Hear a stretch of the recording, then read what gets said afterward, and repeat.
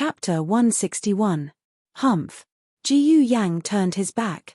He was so angry that the small tuft of hair on the top of his head stood up, expressing his unhappiness in the cold wind. Jiyu Changqing laughed softly. His voice was cold and magnetic, and when he laughed, it had an irresistible charm. Jiyu Yang's small eyes tried to glance behind him. Then he began to walk back. After taking a step, Jiyu Changqing felt that something was wrong. "What's wrong with your leg?" Jiyu Yang pursed his lips and said in a small voice, "It's nothing, it's just a sprain." Their house was in the middle of the alley. It wasn't far from here, but it wasn't close either. A normal person would have sprained their leg, but this was Jiyu Yang. Jiyu Changqing looked at his thin and weak body and sighed helplessly. "Get on." "Achem." Jiyu Yang turned to look at him. His small face was full of cleverness and playing dumb. It was very contradictory. Jiyu Changqing thought of the silly roe deer in the forest, but this time it was the proud one. Jiyu Changqing reached out his large and strong hand and grabbed Jiyu Yang's shoulder. He gently lifted him up and sat him on his saddle. "Don't you usually eat? So thin." Jiyu Yang sat in front of him and wanted to say, "How do I not eat? You're the one who doesn't eat." But when he leaned against his firm and broad chest, Jiyu Yang couldn't speak. Did this person eat 10 buckets of rice a day? How could he be so strong? "Hold on tight," Jiyu Changqing reminded him. The reins were in Jiyu Changqing's hands, so Jiyu Yang could only hold on to the saddle. Originally, Jiyu Changqing was quite satisfied with his own saddle. After all, he was the heir of the Marquis's household. The things that the servants prepared for him would not be too shabby. However, when Jiyu Yang's white and tender fingers were placed on the saddle, it instantly turned the saddle into a piece of rotten wood. The saddle needs to be replaced. Jiyu Changqing thought. "I'll send you back," he said. "I'm not going back," Jiyu Yang said. Jiyu Changqing looked at him strangely. "Why?" Jiyu Yang, "I want to eat something." Jiyu Changqing, "What do you want to eat?" Jiyu Yang, "Sugar-roasted chestnuts." There was a stall selling roasted chestnuts on the streets of Chang'an. It was in the direction he had come from. Jiyu Changqing turned his horse around and galloped towards the stall. Considering Jiyu Yang's health, he did not let the horse run too fast, but it was enough to stimulate Jiyu Yang. This was the first time in his life that he rode a horse. Jiyu Yang was so excited that he had no place to sit on the saddle. "Go, go, go." Although he spoke very softly, Jiyu Changqing's hearing was amazing. He even heard the tone of the martial arts world's overlord. Jiyu Changqing could not help but smile. He sped up a little. Jiyu Yang was overjoyed. Jiyu Yang had wanted to ride a horse for a long time, but in his 15 years of life, he had been sick for 14 years. He had never ridden a horse before, and he had no playmates. Little Jing Kong and Jiyu Xiaoshun were both younger than him. He wanted to play with older people. Jiyu Jiao could calm Jiyu Yang down, but there were some things that Jiyu Jiao could not give him. Jiyu Changqing's appearance happened to fill this gap. Jiyu Yang was very happy riding the horse. After buying the sugar-roasted chestnuts, he still looked unsatisfied. Jiyu Yang took the sugar-roasted chestnuts. "I didn't bring any money. I'll pay you back when we get back." "No need," Jiyu Changqing said. Then, Jiyu Yang opened his mouth. "Did I spend all your money?" "No." "Oh." Jiyu Yang silently chewed on a sugar-roasted chestnut. "I still want to eat roast chicken." Jiyu Changqing took him to buy roast chicken again. He did not want roast chicken from ordinary shops. He had to go around half of the capital to buy roast chicken from Hu Ji's. Jiyu Yang looked at the roast chicken in his hand and opened his mouth. "What else do you want to eat?" Jiyu Changqing asked. Jiyu Yang blinked and said, "Crab roe crisps from Sanyuan Pavilion." Sanyuan Pavilion was in Lingnan. Was this guy going to elope with him? Jiyu Changqing looked at him coldly. Jiyu Yang angrily pinched the saddle. "Okay, then let's eat a stick of sugar-coated haws. I don't care about the shop. The ones from the roadside stalls look cheap and dirty. Eating them will cause diarrhea and make you sick." Jiyu Changqing, There was a sugar drink shop on Vermilion Bird Avenue that sold sugar-coated haws. The price was expensive, but it definitely would not cause any diarrhea. Jiyu Changqing took Jiyu Yang to buy a few sticks of sugar-coated haws. Jiyu Yang's arms could not hold any more. He could not buy any more and could only obediently go home. On the way back, the wind blew and Jiyu Yang shivered. Jiyu Changqing covered him with a fur coat. Jiyu Yang was wrapped in his fur coat, only revealing his furry head. But to be fair, even the back of his head was cuter than his two younger brothers at home. Jiyu Changqing took a deep breath. Perhaps he was possessed. When they reached home, Jiyu Changqing dismounted first, then carried Jiyu Yang down. He took the things in Jiyu Yang's arms and placed them on the stone table in the front yard. "I'm leaving." He walked out and said. Jiyu Yang looked at him expectantly. "Do you want to stay for a meal? My sister's cooking is very good." That girl who was even more cold-blooded than a killer. Jiyu Changqing found it hard to imagine what her cooking skills would be like. He looked at the kitchen behind the hall and a trace of desire flashed in his eyes. But in the end, he restrained himself. "No, I should go home." "Oh." Jiyu Yang was disappointed. Jiyu Changqing mounted his horse and glanced at Jiyu Yang. "Go in." "Okay." Jiyu Yang nodded but did not move. He watched as the horse disappeared at the end of the alley. Only then did he turn around and jump on the spot, feeling refreshed as he entered the house. "That's right." "What sprained ankle?" No. "Okay, your ankle is fine. Stay in bed and rest for the next few days. In 7 days, I'll come and take out the stitches for you." In a house on Vermilion Bird Avenue, Jiyu Jiao finished stitching up a little girl's wound and finished her first house call in the capital. The sky began to snow again. The goose feather-like snowflakes fluttered about, gathering and dispersing. Soon, the street was blocked. This place was not too far from Clearwater Alley, so Jiyu Jiao decided to walk back. Not long after she got off the carriage, she felt that someone was following her. She did not enter Clearwater Alley. Instead, she passed through the entrance of the alley and entered another alley. She held the silver needle in her hand without anyone noticing. Finally, the other party moved. 2 masked men wielding knives descended from the sky and blocked her path. But before they could make a move, Jiyu Jiao shot the silver needle into their chest. The 2 men fainted on the spot. Almost at the same time, an arrow shot from behind her. She took a step forward and stepped on the wall. She turned around in the air and ruthlessly kicked the arrow away. But the other party clearly had more tricks up their sleeves. A large net fell from the roof. Jiyu Jiao pulled out the dagger at her waist and cut the large net in half. But at this moment, a hook came out of nowhere and hooked onto her small basket. With a whoosh, it was taken away. Small medicine box. Jiyu Jiao's eyes turned cold as she looked up at the roof. She saw a man wearing black clothes and a black mask holding onto her small basket as he looked down at her. He gave a disdainful sneer and disappeared from the other side of the roof. Jiyu Jiao quickly chased after him. Jiyu Jiao felt like she had returned to her previous life where she killed and stole from the organization. Her blood was boiling. She could feel that the other party's skills were not simple. The other party had tried to plot against her several times, but she had dodged them all. In the end, Jiyu Jiao chased after the other party to a courtyard that seemed to have been abandoned for a long time. The other party had already hidden inside. The moment Jiyu Jiao stepped over the threshold, a row of sharp arrows flew towards her. She had dodged bullets in her previous life, so this kind of speed was not a problem for her. The arrows that seemed to be flying at high speed seemed to be in slow motion in Jiyu Jiao's eyes. Jiyu Jiao easily dodged them. A cold snort came from the courtyard. "I didn't expect you to be able to chase me all the way here. You really do have some skills." The voice came from behind the mask, so it was slightly different from the original voice. Jiyu Jiao could hear from his tone that he had come here specifically to deal with her. Jiyu Jiao walked into the courtyard and saw the other party on the steps of the corridor. "Who are you?"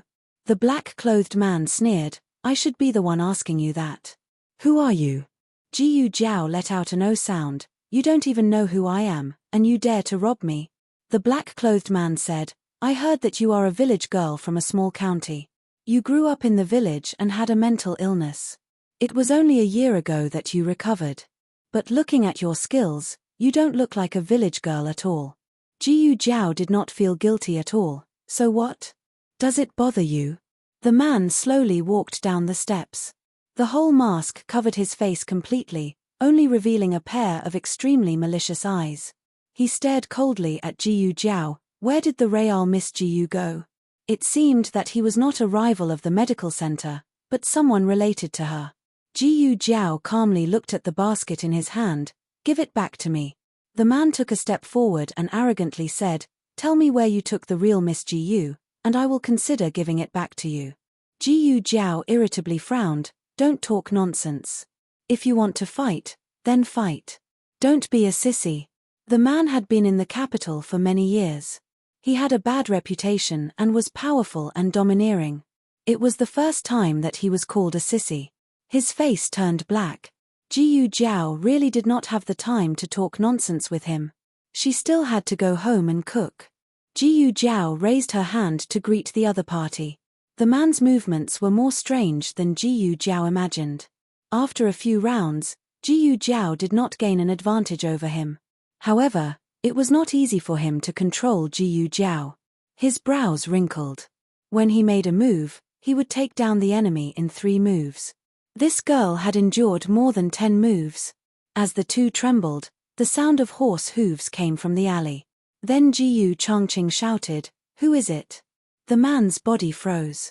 Jiyu Jiao took advantage of the situation and chopped down with her hand. She took back her small basket and raised her other hand.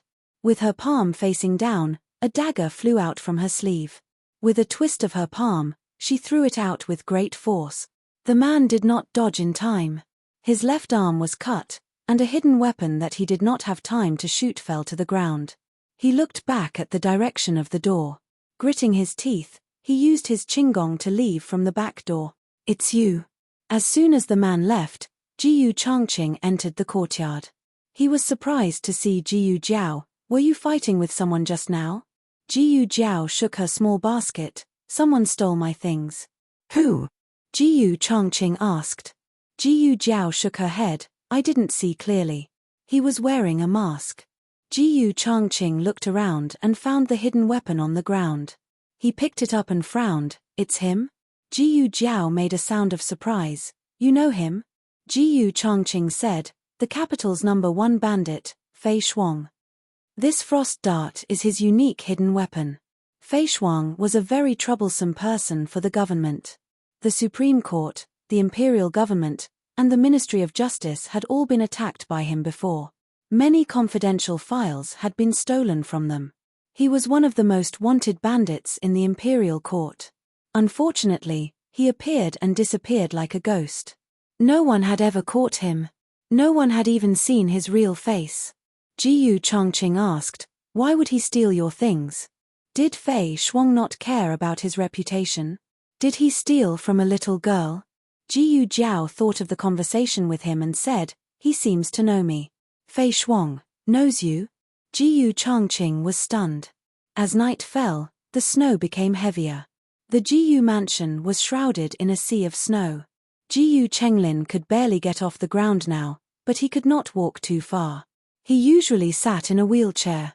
He asked the servant to push the wheelchair out of his room and went to his second brother's place. The children in the mansion all had their own courtyard, so did Jiyu Chenglin. However, he was used to living with his second brother, so he was not in a hurry to move out. Second brother, second brother. He knocked on the door. Jiyu Chengfeng came from the other side of the corridor and looked at him. What's wrong? Jiyu Chenglin said, second brother, where did you go? I was looking for you everywhere. Jiyu Chengfeng said, why are you looking for me? Jiyu Chenglin was not in a hurry to answer. He looked up at him. Are you not feeling well? You look so pale. I went to the storeroom to find something. It's freezing. It's a bit cold. Oh. Jiyu Chenglin did not suspect him. Second brother, do you know where my spinning top went? The one that the 5th prince gave me. I can't find it. Jiyu Chengfeng said, didn't I put it in the 3rd cabinet on the right side of the cabinet? Go look for it. Jiyu Chenglin ordered the servant who pushed the wheelchair. The servant hurriedly went and came back with an exquisite spinning top. It's really there. Jiyu Chenglin took the spinning top and stood up in surprise. Second brother, you're amazing. You remember where I put it? As he spoke, he happily patted his second brother's arm. He heard his second brother groan. He was stunned. Second brother, what's wrong? Did I hurt you? Jiyu Chengfeng calmly put his hands behind his back and said in a normal tone, No, I'm fine. You go play. I'll go back to my room first. Jiyu Chenglin, oh. Second brother is acting weird today. Chapter 162. On the other side, Jiyu Changqing led the horse and sent Jiyu Jiao back to Jadewater Alley. He could not understand why the capital's number one thief, Fei Shuang, would know Jiyu Jiao. Perhaps Jiyu Jiao was overthinking it. Fei Shuang only stole things of great value, whether it was treasures or court secrets. The most valuable thing in her small basket was the medicine box. Even if it was a box of top-quality medicine, it would not be able to enter Fei Shuang's eyes. Could it be that she really came for her? But Jiyu Changqing did not feel that there was a problem with Jiyu Jiao herself. Or perhaps Fei Shuang had set her eyes on Marquis Ding and Manor. We're here. Jiyu Jiao's voice pulled Jiyu Changqing back from his thoughts. Jiyu Changqing looked at the residence behind Jiyu Jiao. This was a residence that was smaller than his courtyard, but this residence had a different atmosphere.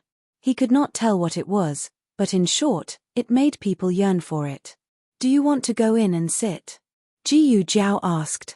No, I need to return to the manor. Jiyu Changqing said. He should have returned to the manor a long time ago. After sending Jiyu Yang back, they encountered a fight. He went to take a look and then sent her back the way they came. Actually, it was already very late. Jiyu Jiao's clear eyes looked at him. Many thanks. I did not do anything. When he arrived, Fei Shuang had already left. He thought, even if he did not appear, nothing would have happened to this girl. Of course, nothing would have happened to Jiyu Jiao, but she would not have been able to smoothly retrieve the medicine box. Of course, Jiyu Jiao did not want to thank him for this. Jiyu Jiao bends her lips. Thank you for taking Jiyu Yang out to play. He is very happy. She had seen Jiyu Yang sitting on Jiyu Changqing's horse when she was making a house call at Vermilion Bird Avenue. She was holding a few sticks of sparkling and translucent candied haws with a smug expression on her face. In fact, Jiyu Yang lacked the role of a father when he was growing up. What Marquis Jiyu couldn't give him, Jiyu Changqing did. Jiyu Jiao had never seen Jiyu Yang so smug. Some stability could be given by Jiyu Jiao, but some courage could only be given by her father and brother. The little sickly girl who couldn't even lift a bucket of water was gradually growing her own wings. Ah, you saw it. Jiyu Changqing cleared his throat. When I left, I didn't expect to go to so many places. I forgot to say goodbye to your family. I don't know if they were worried. Jiyu Jiao smiled. Great aunt knows what to do. Although the old lady did not do her job all day long, her eyes were fixed on the children. Jiyu Yang was waiting for them at the entrance of the alley. Little Jing Kong's 7 fat chicks, 1 baby eagle and Jiyu Yang's puppy were all lying motionlessly on the doorsill. They would bark if he really walked away with a stranger. That's good. Jiyu Changqing was relieved. I'm going in. Jiyu Jiao said. Okay. Jiyu Changqing nodded. He suddenly thought of something and called her. By the way, do you still have more of the golden sore medicine you gave me last time? What? Golden sore medicine? The next day, after hearing Jiyu Jiao's words, the Chunibya boss of the clinic was so shocked that his eyes widened. How much did you say they wanted? More than 1,000 bottles. Jiyu Jiao said lightly. The Chunibya boss fell on the chair and pinched his philtrum. Pinch, pinch, pinch. Finally, she managed to wake herself up this time. This was 1,000 bottles of golden sore medicine. How much money would they earn if they sold it? The Chunibya boss rubbed his hands. Did you lower the price? Jiyu Jiao said, Oh, I didn't lower the price. I sold it to them at the price I sold it to others. The Chunibya boss was confused. No, I sold it to others at the retail price. Why would they sell it at the same price for 1,000 bottles? Who is so arrogant? Jiyu Jiao, the military camp.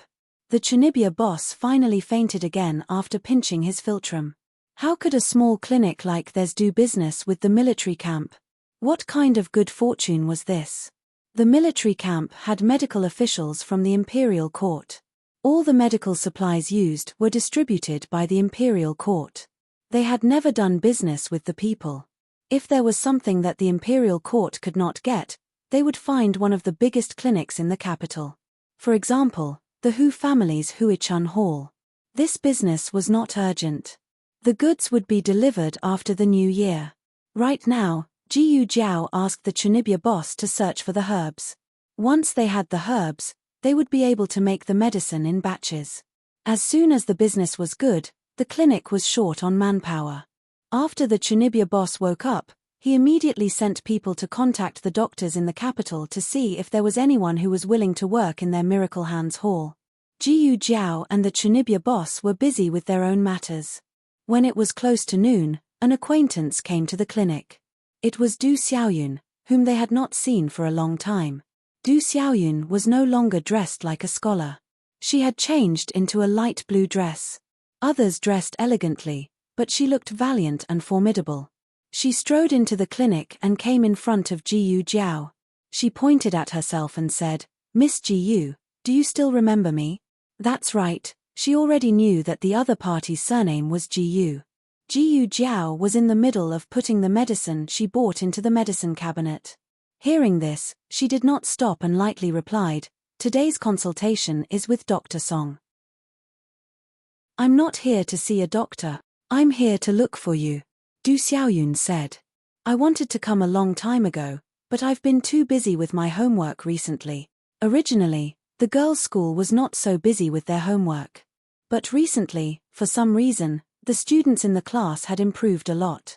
They were almost catching up with Zhuang Yueshi and Jiyu Jinyu. Some of them were copied, but some of them really understood the questions. The teacher asked them to explain and they did not make a single mistake. The teacher thought that he was really good and increased the difficulty of the class. Du Xiaoyun's studies were not bad, but they were not the best. She was the type who would rather be scolded than copy other people's homework. So recently, she had been doing her homework until late at night. She had not gone out for a long time. If her sister had not asked her to come to the clinic, she would still be doing her homework in the classroom. "My sister said that you have medicine to remove scars.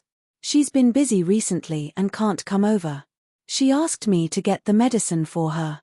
Jiyu Jiao had only mentioned the medicine to one person before, and that was the third princess consort. Yes, the third princess consort said that her surname was Du. There was already medicine in the small medicine box. Jiyu Jiao took out the scar ointment and scar plaster. The scar ointment was squeezed out and put into a well-sealed porcelain bottle. The scar plaster was unpacked. Jiyu Jiao told her how to use it and charged her 3 taels of silver. Du Xiaoyun was shocked. "So expensive? I'm afraid you're not running a shady shop, right?" This was the most effective scar ointment in the research institute. It cost more than 2,000 yuan, which was more than 2 taels of silver.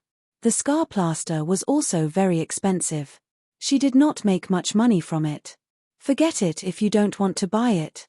Jiyu Jiao reached out to take the medicine back. The medicine in the small medicine box was so precious that she could not bear to sell it. Du Xiaoyun protected the medicine with one hand and put the silver on the table with the other. "Buy, buy, buy. If you don't buy it, my sister will chop me into pieces. There are so many imperial doctors in the palace. I don't know why my sister likes your medicine." The third princess consort's surgery was not made public. Even Du Xiaoyun did not know. Du Xiaoyun only thought that the third princess consort had bumped into something. Today was the last day of the Imperial College's elementary school. It was also the last day of the girls' school. The girls' school had gone through a series of exams. The only exam left was the Guqin. In the music hall, Zhuang Yueshi finished playing the song that she learned this month. There was a round of applause. His performance was simply too spectacular. Zhuang Yueshi came in first place in her poetry and literature exams. She was tied with Jiyu Jinyu for first place in her arithmetic exams. Her musical skills were her weakness. Everyone thought that her performance would not be satisfactory. Who would have thought that she would improve so quickly in just half a month? For this exam, the Crown Princess invited the palace musicians and teachers to invigilate it. The musician's surname was Xie. Musician Xie nodded with satisfaction. Miss Zhuang's guqin skills have improved greatly. The teachers gave her an A grade. Musician Xie was stricter and gave her a B grade. But this result was already very good. The next one was Jiyu Jinyu. Jiyu Jinyu held the lunar shadow Fushi guqin and bowed to musician Xie and the teachers. The teachers also stood up and bowed back. She was the county princess. The etiquette could not be ignored. As a palace musician, musician Xie also had an official rank. His rank was higher than Jiyu Jinyu's. He calmly accepted Jiyu Jinyu's bow. Jiyu Jinyu's lunar shadow Fushi guqin was more beautiful than Zhuang Yueshi's guqin in terms of sound. Furthermore, she had put in more effort than Zhuang Yueshi to practice the guqin. It was not like she had not practiced for a long time. She practiced every day. In the end, musician Xie gave her an A grade. Actually, I gave you an A grade not only because you played well. The better you changed the second half of the song. That's right. Jiyu Jinyu had changed the score. The song they learned was called Chose. It was an incomplete song passed down from the previous dynasty. Only the first half was left. The second half was compiled by later generations. There were many different versions on the market. The version composed by Lord Lunar Shadow was the most highly regarded. The girls' school taught this version. However, Jiyu Jinyu had made some slight changes on the basis of this version. She added a gentle and sad mood to it. It was more suitable for women to play. Lord Lunar Shadow was a man after all. His score was more like it was custom-made for male musicians. It was difficult for women to play with such a bold and unrestrained feeling. I'm crying. Miss Jiyu played so well. A soft-hearted girl wiped her tears and said. She was not the only one who cried. Jiyu Jinyu counted 4 or 5 girls who were wiping their tears. It was obvious that her arrangement was a huge success. Jiyu Jinyu was very happy and proud. With Jiyu Jinyu's performance, the other students could not perform well. They were all inferior. Finally, there was a little girl with a small round face. She was about 14 years old. The girls' school uniform was issued, but the jewelry was her own. She only had a red string on her head, and didn't even have the most common pearl hair clip. She got in through the exam, a teacher said to musician Xie. She was the daughter of a poor family. Her father had studied until he became a scholar. When her father taught her brothers, she listened and learned a little. She was very hardworking. She was passable in other aspects, but her zither skills were a little lacking. Because of her inferiority complex, she did not dare to practice in the brothel. She hid in the quiet pavilion every day. It was so cold that her poor face was frostbitten. The zither she used was the cheapest zither. The tone could not be compared to a good zither, but the pitch was good. She started to play. To be honest, she had improved a lot. If it were not for Zhuang Yueshi and Jiyu Jinyu, the teachers might have taken a second look at her. The first half of the song was ordinary. Musician Xie covered her face and yawned. The last student came. He picked up the D grade board. The other teachers were also sleepy. But at this moment, she suddenly plucked the strings and the tune went up a notch. This was a song that poured out one's heart. On the night of the wedding, the lover was captured to the battlefield and did not return for 10 years. She played the grief of a young girl towards her lover to the extreme. The first half of the song was also a young girl's memories and grief. But the second half of the song suddenly changed. She seemed to know the truth of why her lover had not returned for 10 years.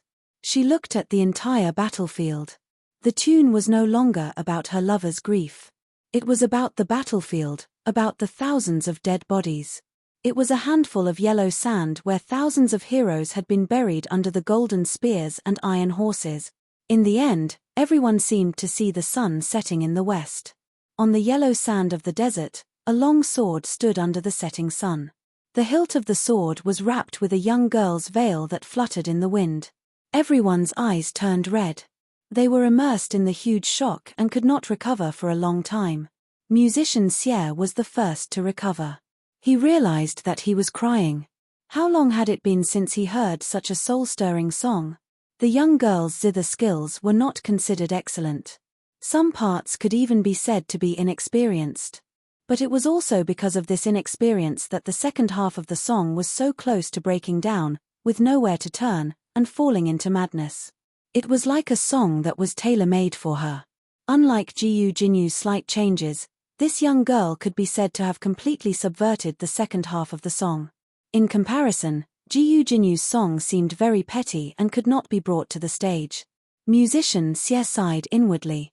Even the top zither player in the 6 countries, Lord Yu Ying, could not change such a majestic song. This was not a song. It was a person's style. Musician Xie suppressed the excitement in his heart and looked at her. "What's your name?" She bowed slightly and said, "Li Wanwan." Musician Xie nodded in satisfaction. The song was changed very well. Li Wanwan opened her mouth. The song, she did not change it. Chapter 163. Novels with substance that cannot be found online are available here. Because Li Wanwan's guqin skills were not as good as Jiyu Jinyu and Zhuang Yueshi, she tied with Zhuang Yueshi in the end and took second place in the exam. Although Jiyu Jinyu managed to secure first place, she could not feel happy. That song was too outstanding. She could feel that she had been completely crushed. She had heard from Consort Shu that the Crown Princess had invited a musician from the palace for the exam. She had changed the song to amaze musician Xie. Otherwise, she could have easily gotten first place in such a small exam. It would not have been so bad if she had not changed it. She would not have been criticized for taking first place with her skilled guqin skills. Now, with Li Wanwan as a comparison, her song became a joke. Jiyu Jinyu would never have thought that her limelight would be stolen by the unremarkable Li Wanwan. After the exam, musician Xie stayed behind to give Li Wanwan some pointers on her guqin skills. He told her where she needed to improve and gave her a guqin. It could not compare to the Lunar Shadow Fushi guqin, but it was much better than the one Li Wanwan had. Jiyu Jinyu gloomily carried the Lunar Shadow Fushi guqin out of the brothel. When she went downstairs, she bumped into Zhuang Mengdai. Zhuang Mengdai had gotten the last place. She had been angry, but after seeing Jiyu Jinyu's situation, she was not angry anymore. She glanced at the Lunar Shadow Fushi guqin in Jiyu Jinyu's arms and mocked, "Aya, what's the use of having such a good guqin? Didn't someone else steal the limelight? You changed the song with that bit of skill? What a joke! Was Jiyu Jinyu's song bad? Not at all. If not for Li Wanwan's song, she would have been the one to amaze musician Xie today." Jiyu Jinyu was not as arrogant as Jiyu Jiao. She was furious and said, "At least I got first place. May I ask what Miss Zhuang's rank was?" Zhuang Mengdia's sore spot. She could not out-talk Jiyu Jinyu and could only twist her words. "You dare to talk back to me?" Jiyu Jinyu scoffed. "Speaking of which, I'm a county princess. Miss Zhuang should greet me when she sees me. However, this is a school and we're all schoolmates. I won't argue with Miss Zhuang over etiquette." Zhuang Mengdai was infuriated. "Jiyu Jinyu, you think you're so great just because you're a county princess? Don't think I don't know what you are. You better not mess with me, otherwise, I will reveal your secret. Let's see who will still look up to you." Jiyu Jinyu's face turned green. Of course, she understood what Zhuang Mengdai was referring to. Back then at the hot spring villa, her father had said in front of An Junwang that she, Jiyu Jiao and Jiyu Yang were triplets. Unexpectedly, Zhuang Mengdai had already known the truth. Jiyu Jiao took out the oil paper umbrella from the basket, but little Jing Kong said that he wanted to be drenched in the snow. Fortunately, Jiyu Jiao brought a small cloak for him. He put on the cloak and looked like a little wizard. The little wizard jumped excitedly in the snow. Wo wo wo, Xiao Liulang took the oil paper umbrella and held it above their heads, leaning more toward Jiyu Jiao. The two of them walked side by side on the main road. The most comfortable way to get along in the world was to not talk and not feel awkward. Both of them enjoyed the tranquility of this moment, as well as the occasional popping sounds coming from the little clear sky. By the way, Jiyu Jiao thought of something and suddenly asked him, "When is your birthday?" It was written on his household register. It was also written on their marriage certificate. The reason why she still asked this question was because she thought that the birthday on the household register was not his real birthday. She was like this. She would not expose all the windows at once, but she would inadvertently tear down his defenses with a gentle tone that he could not refuse. "The 12th lunar month," he said. Oh. It was the 12th lunar month now. Jiyu Jiao turned to look at him, looking a little cute. "What's the date?" Xiao Liulang paused and said lightly, "New Year's Eve." Jiyu Jiao smiled. "Not yet. That's great." The ancient people did not celebrate their birthdays every year. They only celebrated important ones, such as the first birthday, the 15th birthday of a woman, and the 20th birthday of a man. The coming-of-age ceremony was a man's coming-of-age ceremony. It meant that he could tie up his hair and wear a crown, and he was a real mature man. However, in Jiyu Jiao's previous life, the 18th birthday was also a very important birthday. That was why she wanted to celebrate it for him. "Little Jing Kong, when is your birthday?" She stopped little Jing Kong, who was playing in front of her. Little Jing Kong squatted down, grabbed a handful of snow and made a snowball. "New Year's Eve," Jiyu Jiao said. "What a coincidence." Little Jing Kong's eyes lit up. "Jiao Jiao's birthday is also on New Year's Eve." Jiyu Jiao smiled. "I'm not, but your brother-in-law is." Little Jing Kong's smile froze, and the snowball in his hand suddenly did not smell good. Why did he have to have the same birthday as his bad brother-in-law? He did not want this birthday anymore.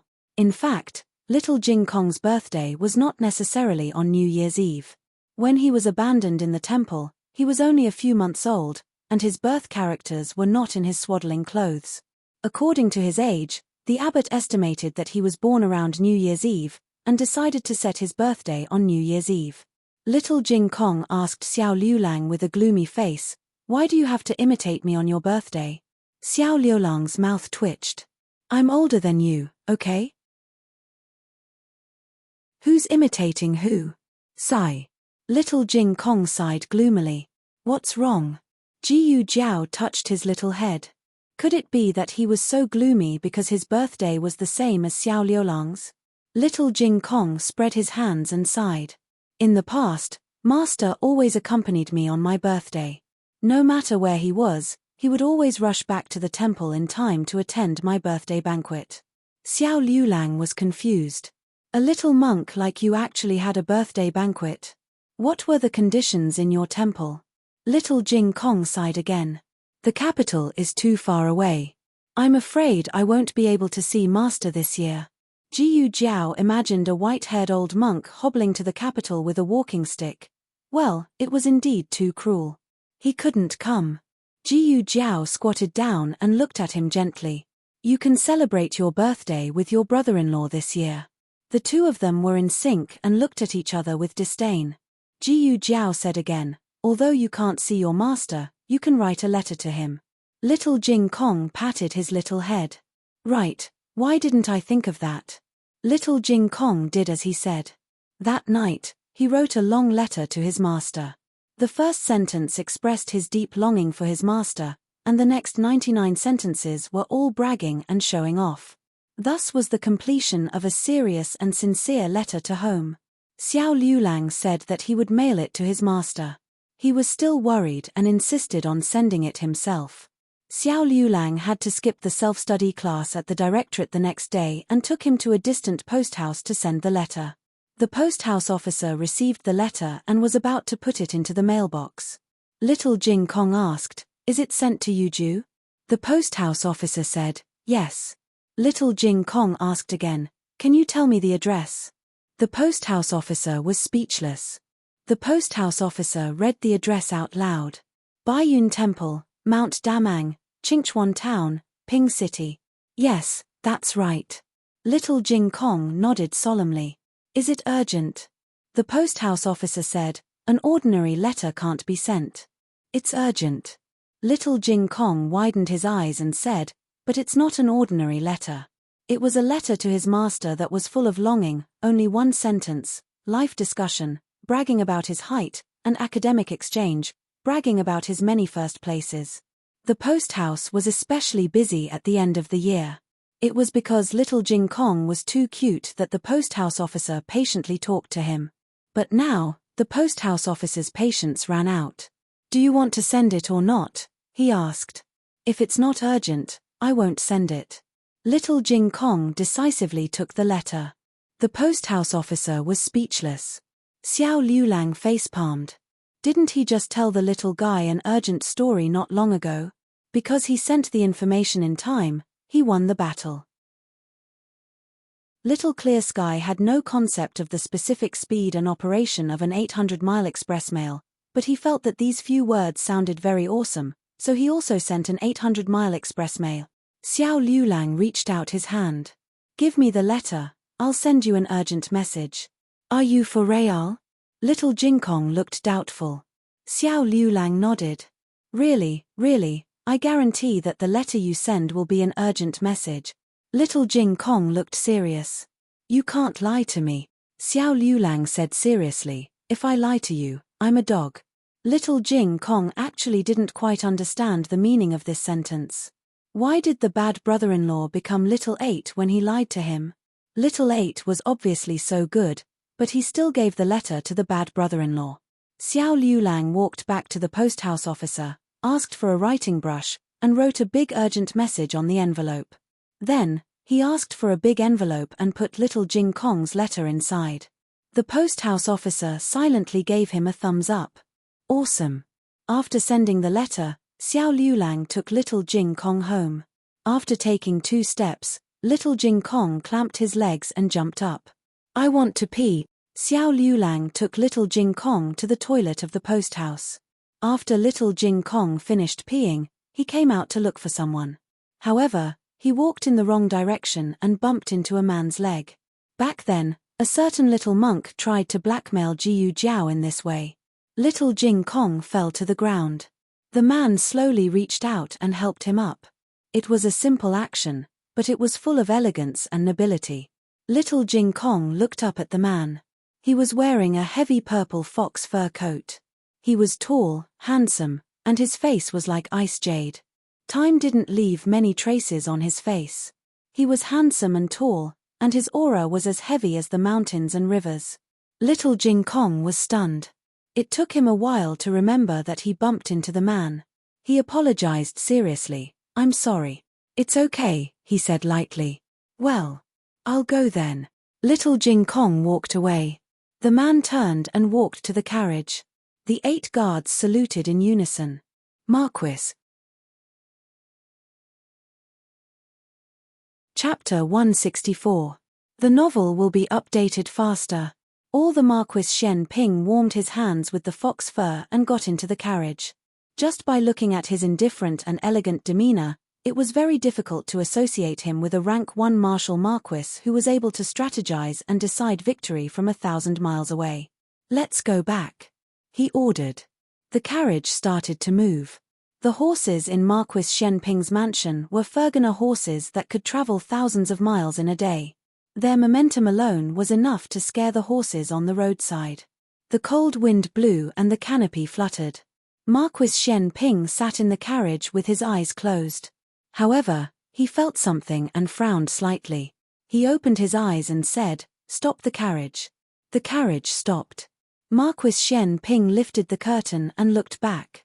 Other than an inconspicuous carriage, there was nothing else. "Marquis, what's wrong?" a guard asked. He put down the curtain suspiciously and said, "Nothing. Let's go back." Yes. The carriage gradually went away. This time, it didn't stop. After a long time, Xiao Liulang finally let go of little Jing Kong behind the carriage that Marquis Shen Ping had seen. Little Jing Kong immediately jumped 3 feet away and looked at his bad brother-in-law angrily. "Why did you keep holding me? Why didn't you let me get into the carriage and covered my mouth? Do you want to do something to me?" Xiao Liulang withdrew his distant gaze and looked at little Jingkong, who was bristling with anger. Where did you learn those words? Don't use them. Little Jingkong stamped his feet and said, You were wrong first. Why do you care where I learned them? Humph. I'm going back to complain to Jiao Jiao. Xiao Liulang looked in the direction of the carriage again and then took little Jingkong to the carriage that he hired from the market. On the way back, Xiao Liulang was very silent. Although Xiao Liulang was a man of few words, little Jingkong still faintly felt that there was something wrong with his bad brother-in-law's state. Bad brother-in-law was like this the first time he saw young master. This time, it seemed to be more serious than last time.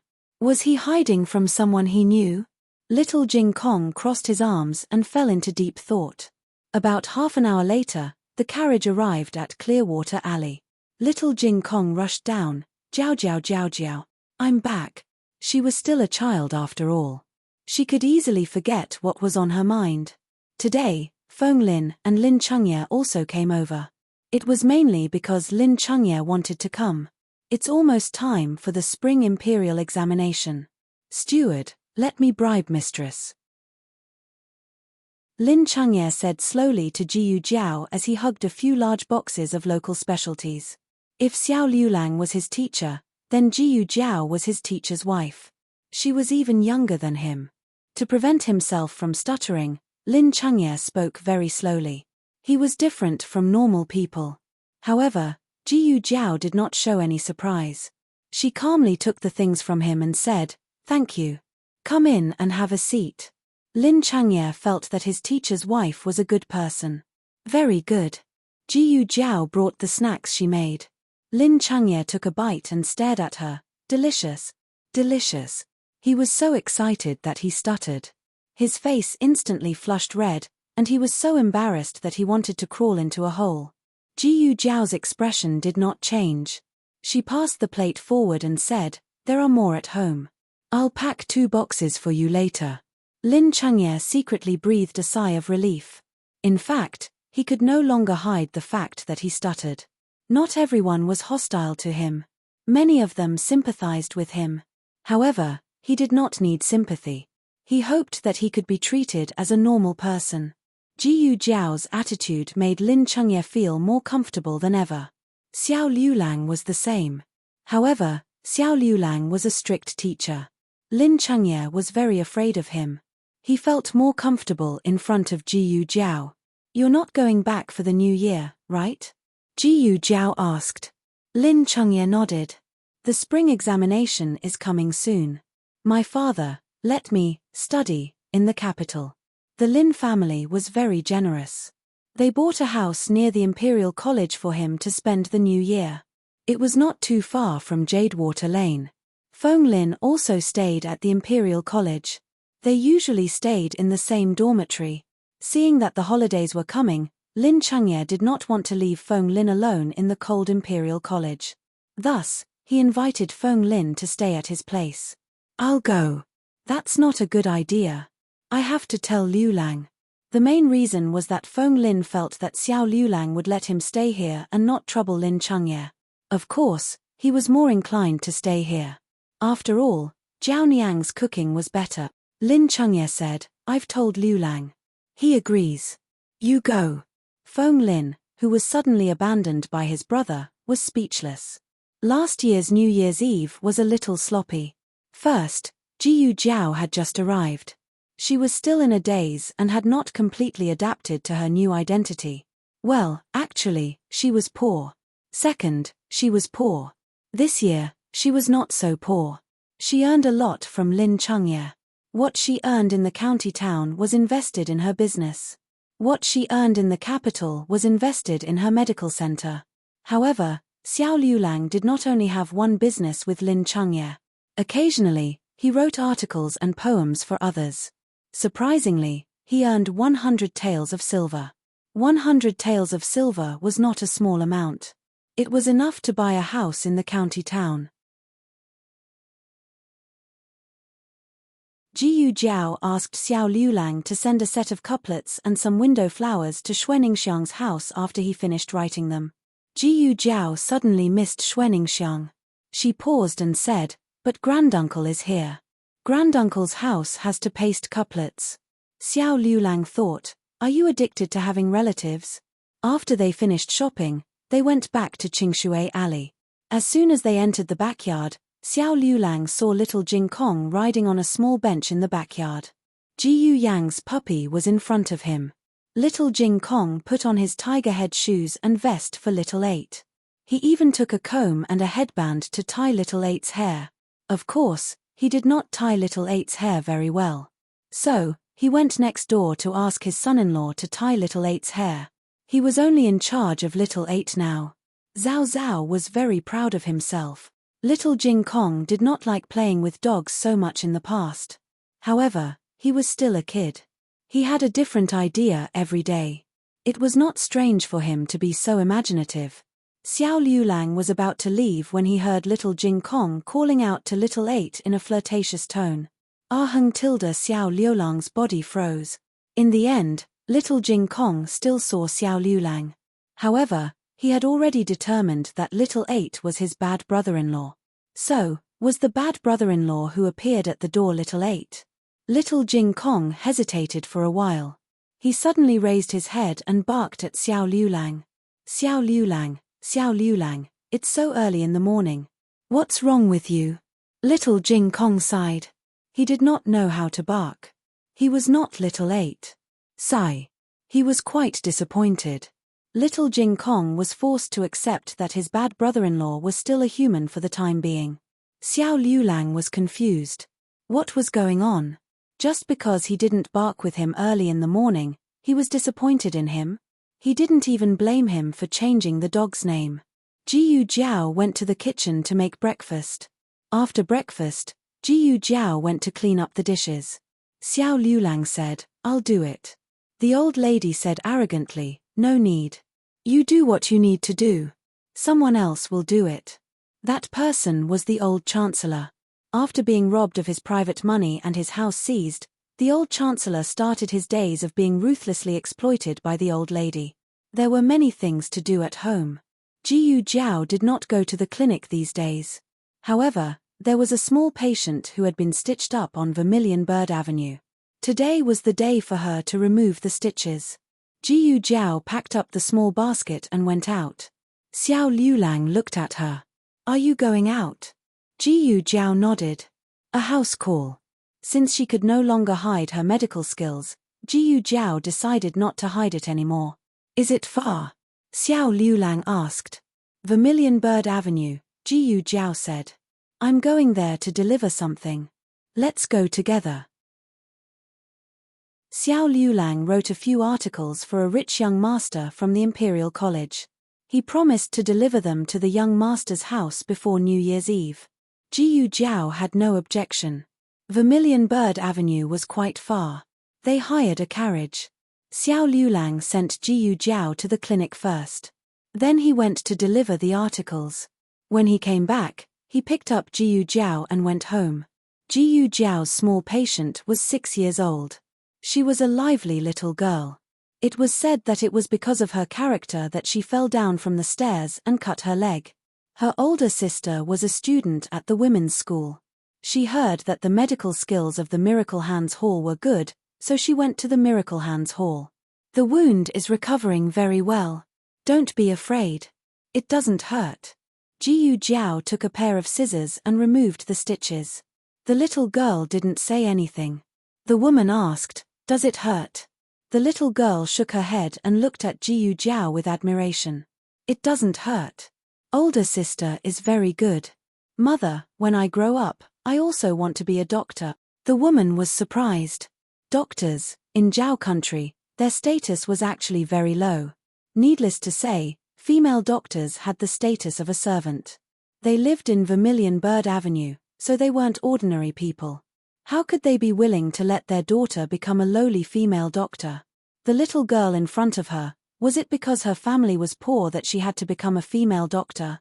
Not every patient was like her daughter, who was injured on the leg. Some lesions occurred in unclean places. How could a person of noble status go to those places? Moreover, she heard that when the clinic was busy, the female doctor had to treat men. Wouldn't her innocence be gone? How could she get married in the future? Any family that paid attention to details wouldn't send their daughter to be a female doctor. Jiyu Jiao didn't look at the embarrassment on the woman's face. Instead, she pinched the little girl's face and said softly, "It's not easy to be a doctor. You have to be literate, study, diligent, and willing to endure hardships. If you make a bad dish, you just miss out on a meal. If you treat someone wrongly, you'll lose a life. The responsibility is very heavy." The little girl seemed to understand. She thought of something and lowered her head. She weakly asked, "But they say that female doctors are lowly." Jiyu Jiao said lightly, "Born as a human, how can there be lowly?" The woman suddenly blushed with shame. She looked down on female doctors. But at this moment, her heart was deeply shocked. She couldn't tell if it was because of the words that came out of the other's mouth, or the belief in the other's eyes. Chapter 165. When Jiyu Jiao walked out of the house, Xiao Liulang was not there yet. Coincidentally, diagonally across the street was a shop that sold sugar-coated haws. This was where she saw Jiyu Yang and Jiyu Changqing last time. The sugar-coated haws they bought were beautiful, clean, and varied. Jiyu Jiao walked over and said, "Boss, give me 3 sticks of sugar-coated haws, 1 stick of sugar-coated tangerine, and 1 stick of sugar-coated yam eggs." Sugar-coated yam eggs were little Jing Kong's favorite. They were round, sticky, and did not require the core to be spat out. The boss smiled and said, "Okay, miss. That will be 100 copper coins." The prices in the capital were really high. In the county, a stick of sugar-coated haws only cost 3 to 4 copper coins. The roadside stalls in the capital cost 10 copper coins, but this shop doubled the price. However, there were more sugar-coated haws in the capital, and it was close to the end of the year. Jiyu Jiao felt relieved. She paid the money, wrapped the sugar-coated haws in paper, and put them in her basket. Jiyu Jiao felt that it was not a bad idea to wait for Xiao Liulang here. Just as this thought flashed through her mind, she sensed that someone was watching her. In her previous life, if she could not discover that she was being watched, she would have died 800 times. Jiyu Jiao turned her head. The other party did not expect Jiyu Jiao's intuition to be so sharp. He did not have time to hide and could only quickly disappear into the crowd. Jiyu Jiao thought that he had left, so she ignored him. Xiao Liulang could come over at any time, and she did not want to miss him. Unexpectedly, the other party did not give up. After a while, he pushed open a window on the 2nd floor of an inn, drew his bow, and aimed at Jiyu Jiao. He even used his bow. It seemed that he was really determined to die. Jiyu Jiao said to the owner of the Tanghulu shop, "Boss, if a good-looking young man comes to find me in a while, the best kind, ask him to wait for me here." "The best-looking?" The boss was a little confused. "Miss, your tone is a bit big. I've been running a shop here for more than 20 years, and I've seen the royal family. What kind of person is the most beautiful? Could he be prettier than a member of the royal family?" The royal bloodline of Zhao country was pretty good. First of all, the emperor was very good-looking. The concubines he married into the palace were all great beauties. How could the princes and princesses they gave birth to not be good-looking? The boss didn't take it to heart. After all, if someone came to ask about her later, he would just tell them the truth. Jiyu Jiao entered the inn opposite. "Miss, would you like to eat or stay?" A waiter came up to her. Jiyu Jiao ignored him and walked up to the 2nd floor. The layout of this inn was a little complicated, with many twists and turns. But Jiyu Jiao's sense of space was very good. In an instant, she calculated that it was the 3rd room on the left in the east corridor. Jiyu Jiao entered the room. That person slipped away quickly, and actually climbed up to the roof from the window. Jiyu Jiao leaned half of her body out of the window and looked up. She grabbed the window frame with one hand and jumped up to the roof. This time, she finally saw the person's appearance. It was a man. He was dressed in black. Jiyu Jiao tiptoed and picked up a tile. She lifted her leg and kicked the tile at the person. That person didn't expect that Jiyu Jiao could use such a move while chasing someone. He couldn't dodge in time and was knocked down to the roof by the huge impact of the tile. Jiyu Jiao heard a crisp sound of collision, as if something iron had hit the roof tiles. It was that person's face. That person was wearing an iron mask. Jiyu Jiao had already guessed who he was. The #1 bandit in the capital, Flying Frost. Jiyu Jiao narrowed her eyes and chased after him in a few steps. It was too late to get up and run. That person looked around and rolled down from the edge of the roof. Oh, he had some brains. He was much better than those idiots in the dojo. It had been a long time since she met an opponent who could give her a second move. Jiyu Jiao's lips curled up in a wicked smile. Below was the courtyard of a brothel. Jiyu Jiao jumped down. The music in the brothel masked the person's footsteps and breathing. It was difficult for a normal person to determine the person's exact location. But Jiyu Jiao was the organization's #1 agent who could accurately identify the person's footsteps from more than 100 different sounds. When she passed by a small cubicle with a curtain, she suddenly reached out and pulled a black shadow out of the cubicle. She slammed the shadow to the ground. That person groaned and felt that his brain was about to scatter. What was this girl's background? Her skills had improved a lot, but he was not someone to be trifled with. He had been careless just now, but he would not be careless now. He threw out a packet of powder and used the powder as cover to escape into the corridor. There were only a few people who had escaped from Jiyu Jiao's hands in her previous life. It seemed that he had not recovered his strength from his previous life. Jiyu Jiao chased after him and entered a dark basement. That person seemed to have disappeared into thin air. Strange. Where did he go? Also, wasn't this a brothel? Why was there such a big basement? Was it a storage room or, while she was thinking, footsteps came from the entrance. Jiyu Jiao hid behind a large cabinet. Someone walked in with an oil lamp. With the weak light of the lamp, Jiyu Jiao could see the scene clearly.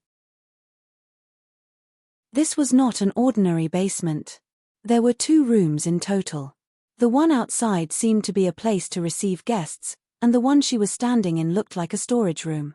There were 2 young women in total. One of them was holding the lamp, while the other lifted the curtain to look into the storage room.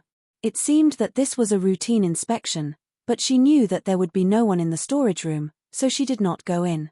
She put down the curtain and said to the other person, "Light the food and serve the tea." "Okay." That person lit the lamp. Because the light outside was very bright, Jiyu Jiao's room was very dark. It was more convenient for her to hide.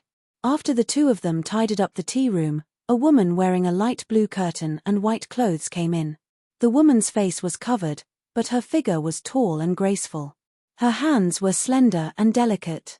She was obviously a daughter of a wealthy family. After she entered the room, she gestured to the 2 maids. The 2 of them tactfully retreated. She was the only one left in the large tea room. Jiyu Jiao was hesitating whether or not she should openly walk out. Just then, a man wearing a heavy purple fur coat walked in. From Jiyu Jiao's point of view, the man was too tall. His eyebrows, nose, and mouth were all blocked by the door frame of the storage room. Only his delicate chin could be seen. The man sat down across from the woman. This time, Jiyu Jiao could not see him at all. The other side of the table was Jiyu Jiao's blind spot. The only person Jiyu Jiao could see was the woman wearing the curtain. But with the curtain covering her, everything about her was faintly discernible. "You've returned to the capital. Is the princess well?" the woman asked. Although Jiyu Jiao could not see her expression, she could hear the respect in her voice. If this woman's voice was in her previous life, it would be considered a heavenly sound. The man across from her spoke.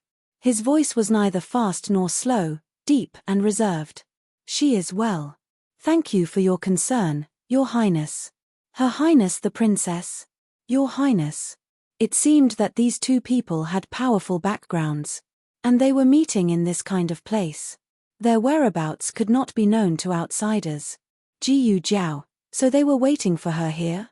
They went through so much trouble to lure her here just to have her clash with these 2 important people so that they could use them to silence her. She just did not know where that guy was hiding. The woman spoke again. "I'm relieved to hear that the princess is well." The man said, "Your Highness called me out." Is there something you need? The woman sighed and said, Empress, it sounds strange. You should call me Linlang like before. The man said, this subject does not dare. Jiyu Jiao thought. Although he said that he did not dare, his aura was clearly higher than the sky and wider than the sea. The woman did not continue to force him. Instead, she pushed a bundle on the table in front of the man. Actually, it's nothing much. It's just that New Year's Eve is approaching.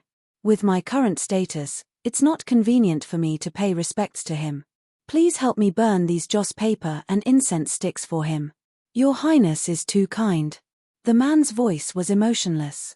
The woman looked at him. Do you blame me? The man said, Your Highness worries too much. The woman said sadly, I'm very sorry that I couldn't call you father as I wished in this life. However, in my heart, you are the same as my father. In fact, I respect you even more. The man said, Your Highness is too serious. She was most afraid of the atmosphere suddenly becoming awkward. The man did not seem to like to talk, so when the woman did not speak, the room became quiet. Suddenly, the woman lowered her head and coughed a few times. The man finally took the initiative to speak. Your Highness, are you feeling unwell? The woman shook her head. It's nothing. It's just a cold. The man said, Your Highness must take care of your body. The woman nodded. I will. Jiyu Jiao could still hear the man's concern for the woman. Speaking of the body, I thought of something. The woman said thoughtfully. Ever since His Majesty and the first prince returned from their southern tour, they never set foot in the imperial harem again. I heard that during their southern tour, they encountered an immortal Daoist priest. That Daoist priest taught His Majesty the art of immortality. He requested His Majesty to burn incense and pray every day and not approach women for 2 years. Even Imperial Mother has not seen His Majesty for a long time. The man said, Your Highness means, the woman said, I suspect that the Daoist priest was arranged by the first prince. This southern tour is not simple. The man said, I understand. I will send someone to investigate that Daoist priest. It's getting late.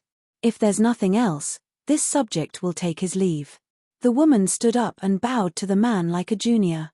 The man returned the courtesy of a subject. After that, the man left the underground tea room. The woman sat in the tea room for a while and planned to leave. However, at this moment, something unexpected happened. With a loud bang, the entire basement's roof cracked open and collapsed. Crown Princess, accompanied by the screams of the maids on the ground, the Crown Princess was buried under the ruins. And buried with her was Jiyu Jiao, who was in the storage room. BKGE mobile reading website, mzhhbqg.com.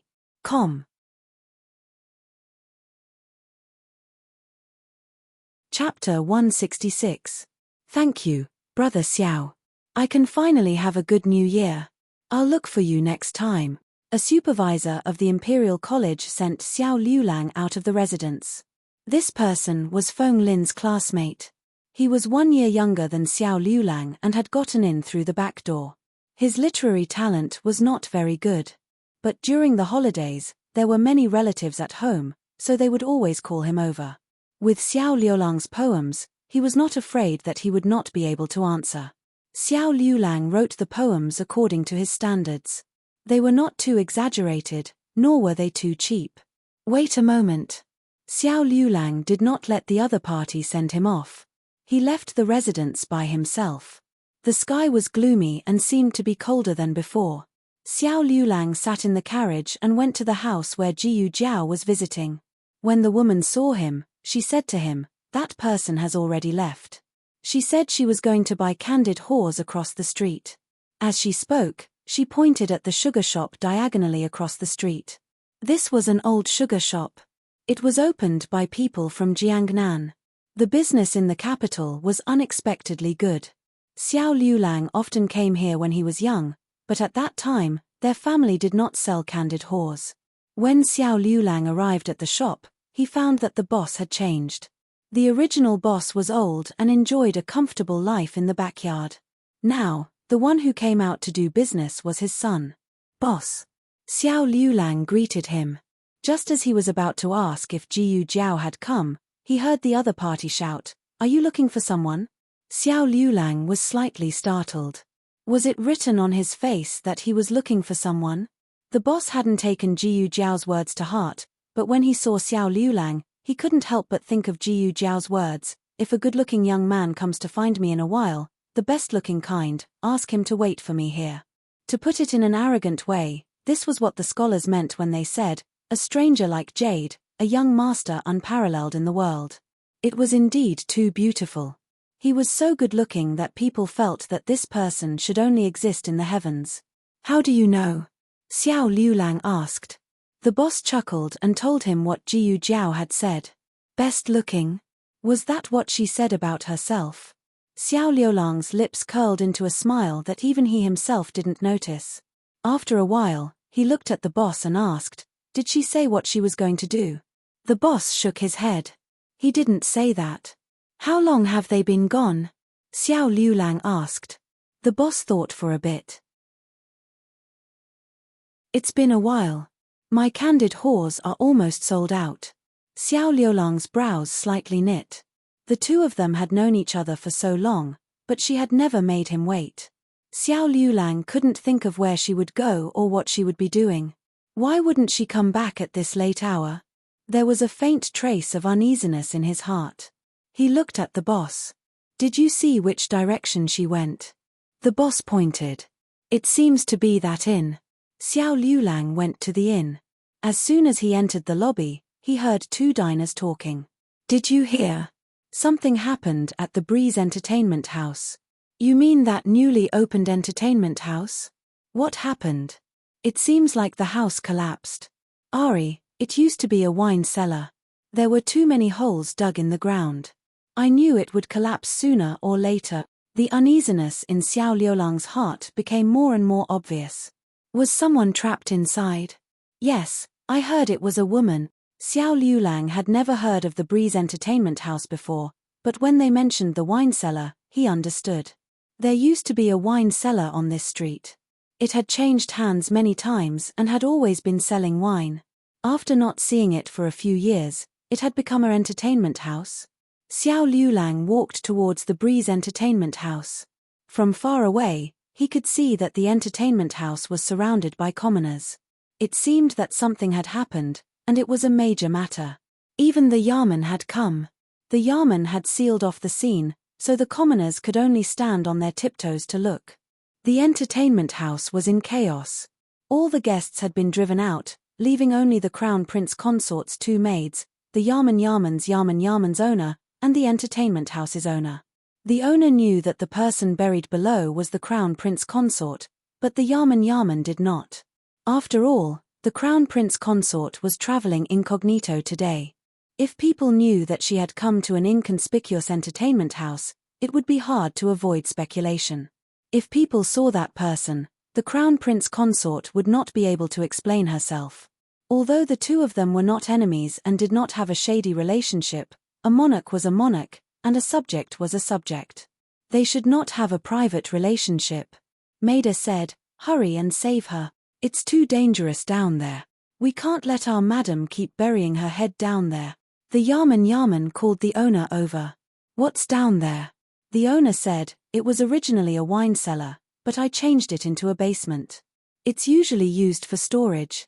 The Yamen asked, "There's only one basement. What's over there?" The owner answered, "There's also a basement over there. It's very small and is used to store miscellaneous items." The Yamen looked at the messy scene. "Is there anyone in the small storage room?" Mayday said impatiently, "Why would there be anyone there? She had checked it, okay?" Maidby pulled on her sleeve, indicating that she had spilled the beans. She coughed lightly and said, "Stop dilly-dallying. My madam is feeling terrible down there. She can't even speak. Didn't you hear?" She was almost unable to speak, which meant that she could speak. That's right, although she was buried underground, she was not injured. She could even move a little. Jiyu Jiao's situation in the small storage room was much worse than hers. There were two stone slabs that formed a horn sandwiching her in the middle. The large stone slab was on top of the horn. Due to the weight of the stone slab, the two small stone slabs were pressing to the side. The horn was growing bigger. When it became flat, the large stone slab on top would completely press down on her, causing her brain to splatter all over the floor.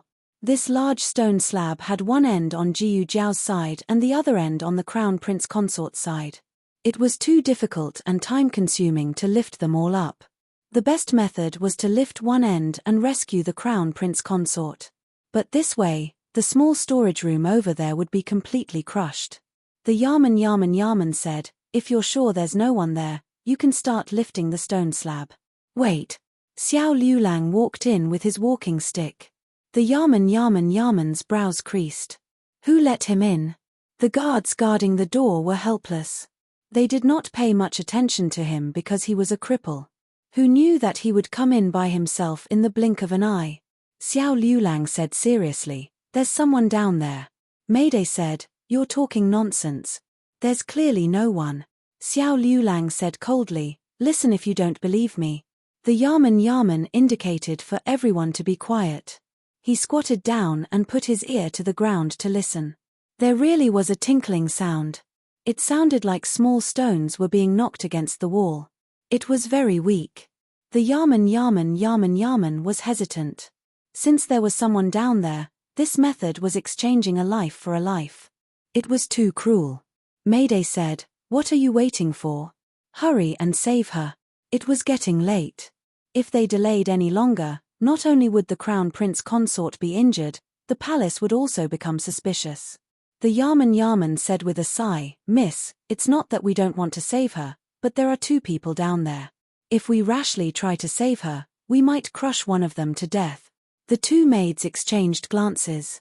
That small storage room was so secretive that there shouldn't be anyone there. If there was, then it had to be a spy waiting there to deal with the Crown Prince Consort. It would be best to crush this kind of person to death. It would save them from ruining the Crown Prince Consort's reputation. Mayday said, "Who said that there's definitely someone down there? Maybe it's some random cat or dog." If you don't believe me, you can ask the hall master if anyone has been to that small storage room. The hall master naturally said no. The Yaman was troubled. Judging from the rhythmic knocking sound, it was unlikely that it was a random cat or dog. It was most likely a person, and a person in a rather dangerous situation. "Then do you have a better idea?" Mayday asked. The Yaman was even more troubled. Of course, he didn't. Mayday pinched her fingers and quietly discussed with her companion. In the end, she decided to reveal her identity as someone from the Eastern Palace. She took out her token. When the Yaman saw the Eastern Palace token, he was so frightened that he fell to his knees. Mayday said, "I'll tell you the truth. The person down there is someone from the Eastern Palace. If you dare to let anything happen to her in your hands, I promise you that the Crown Prince will have all of you buried with her." From her tone, the other party's status in the Eastern Palace was not low. She could be a favored concubine, or a lover, or even the Yaman didn't dare to think any further. One was the young mistress of the Eastern Palace, the other was a commoner. It went without saying who should be saved. The Yaman ordered people to prepare a rope to hang the Crown Prince Consort from the stone slab.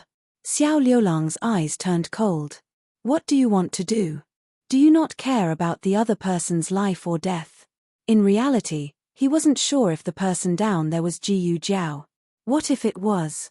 He didn't dare to gamble on that what if. The Yaman said sincerely, "Little brother, I know you have a good heart, but the person down there is someone from the imperial family. We can't afford to pay for the lives of people from the imperial family." Xiao Liulang had heard similar words more than once, but it was only at this moment that he truly understood the importance of status. Sometimes, even if you don't fight for it, you won't be able to live peacefully. Because he was not standing tall enough, no one heard what little Jing Kong said. Because he did not stand high enough, Jiyu Jiao's life was not as important as the people of the Eastern Palace. Xiao Liulang clenched his fists bit by bit. His eyes turned red, and his heart turned cold. The other side had already tied the rope and was ready to lift the stone slab. Xiao Liulang suddenly threw away his walking stick, jumped, and slid down through the gap between the stone slabs. The officer was shocked. "What are you doing? You're crazy. It was very dangerous down there. Get up here. Stop, stop, stop, stop." The Yarman runners who were carrying the stone slabs stopped. Mayday was furious. "What are you stopping for? Who told you to stop? He was courting death. Why do you care about him? Didn't he know it was dangerous?" They were in cahoots. They wanted to murder the Crown Prince's people. Are you all in cahoots with them?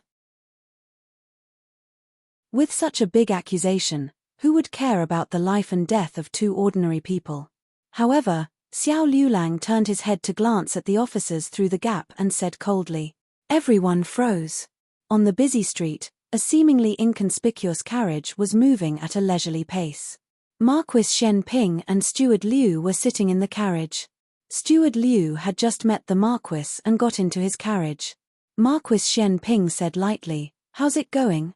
Steward Liu smiled guiltily. When he left the capital, he had boasted that he would bring the illegitimate child back for the new year. Now, it was New Year's Eve, but the illegitimate child did not even want to admit his identity. Marquis Shen Ping said carelessly, "Just tell me if you failed." Steward Liu said embarrassedly, "I know who he is, but the young master may be brooding about what happened in the past, so he doesn't want to come back." "Yes." Marquis Shen Ping said lightly, and no one could tell whether he was happy or angry. "If he doesn't want to come back, then forget it." Marquis Shen Ping did not like to force people to do things. Steward Liu broke out in cold sweat. Good, good, he was not punished. Marquis Shen Ping usually did not punish servants. People who first came to the residence would think that this Marquis was different from the rumors. He was very lenient and did not get angry with servants. That was because the people who made the Marquis angry were all dead. The people who survived had not angered the Marquis. The Marquis was actually a bit temperamental. He could be talking and laughing with people 1 second, and the next second, he would chop them up with a knife. Of course, the Marquis was very lenient in most things. After all, if he did not have that tolerance, he would not be in his current position. Marquis. A personal guard came over on horseback. Marquis Shen Ping looked up. Steward Liu understood and had the carriage stop. Marquis Shen Ping opened the curtain. "What is it?" "Something happened to the Crown Princess. Not long after you left, the basement of the brothel collapsed. The Crown Princess was buried below. In addition, there was another person buried in the storage room. There was someone in the storage room." This was a very important piece of information. It meant that the meeting between Marquis Shen Ping and the Crown Princess was likely to have been discovered by the other party. Marquis Shen Ping's expression did not change. Steward Liu, on the other hand, became worried. The personal guard continued. The two people were pressed down by the same large stone slab. The officials could not lift them and could only choose to lift the stone slab. To save one, they would have to crush the other. The Crown Princess's maid revealed her identity as the Eastern Palace. The officials decided to save the Crown Princess. At this time, a scholar jumped down and said to the officials. At this point, the personal guard glanced at Marquis Shen Ping and hesitated. Marquis Shen Ping said indifferently, "What? This matter is related to this Marquis." The personal guard said embarrassedly, "That scholar said that the other person buried underground was you, Marquis."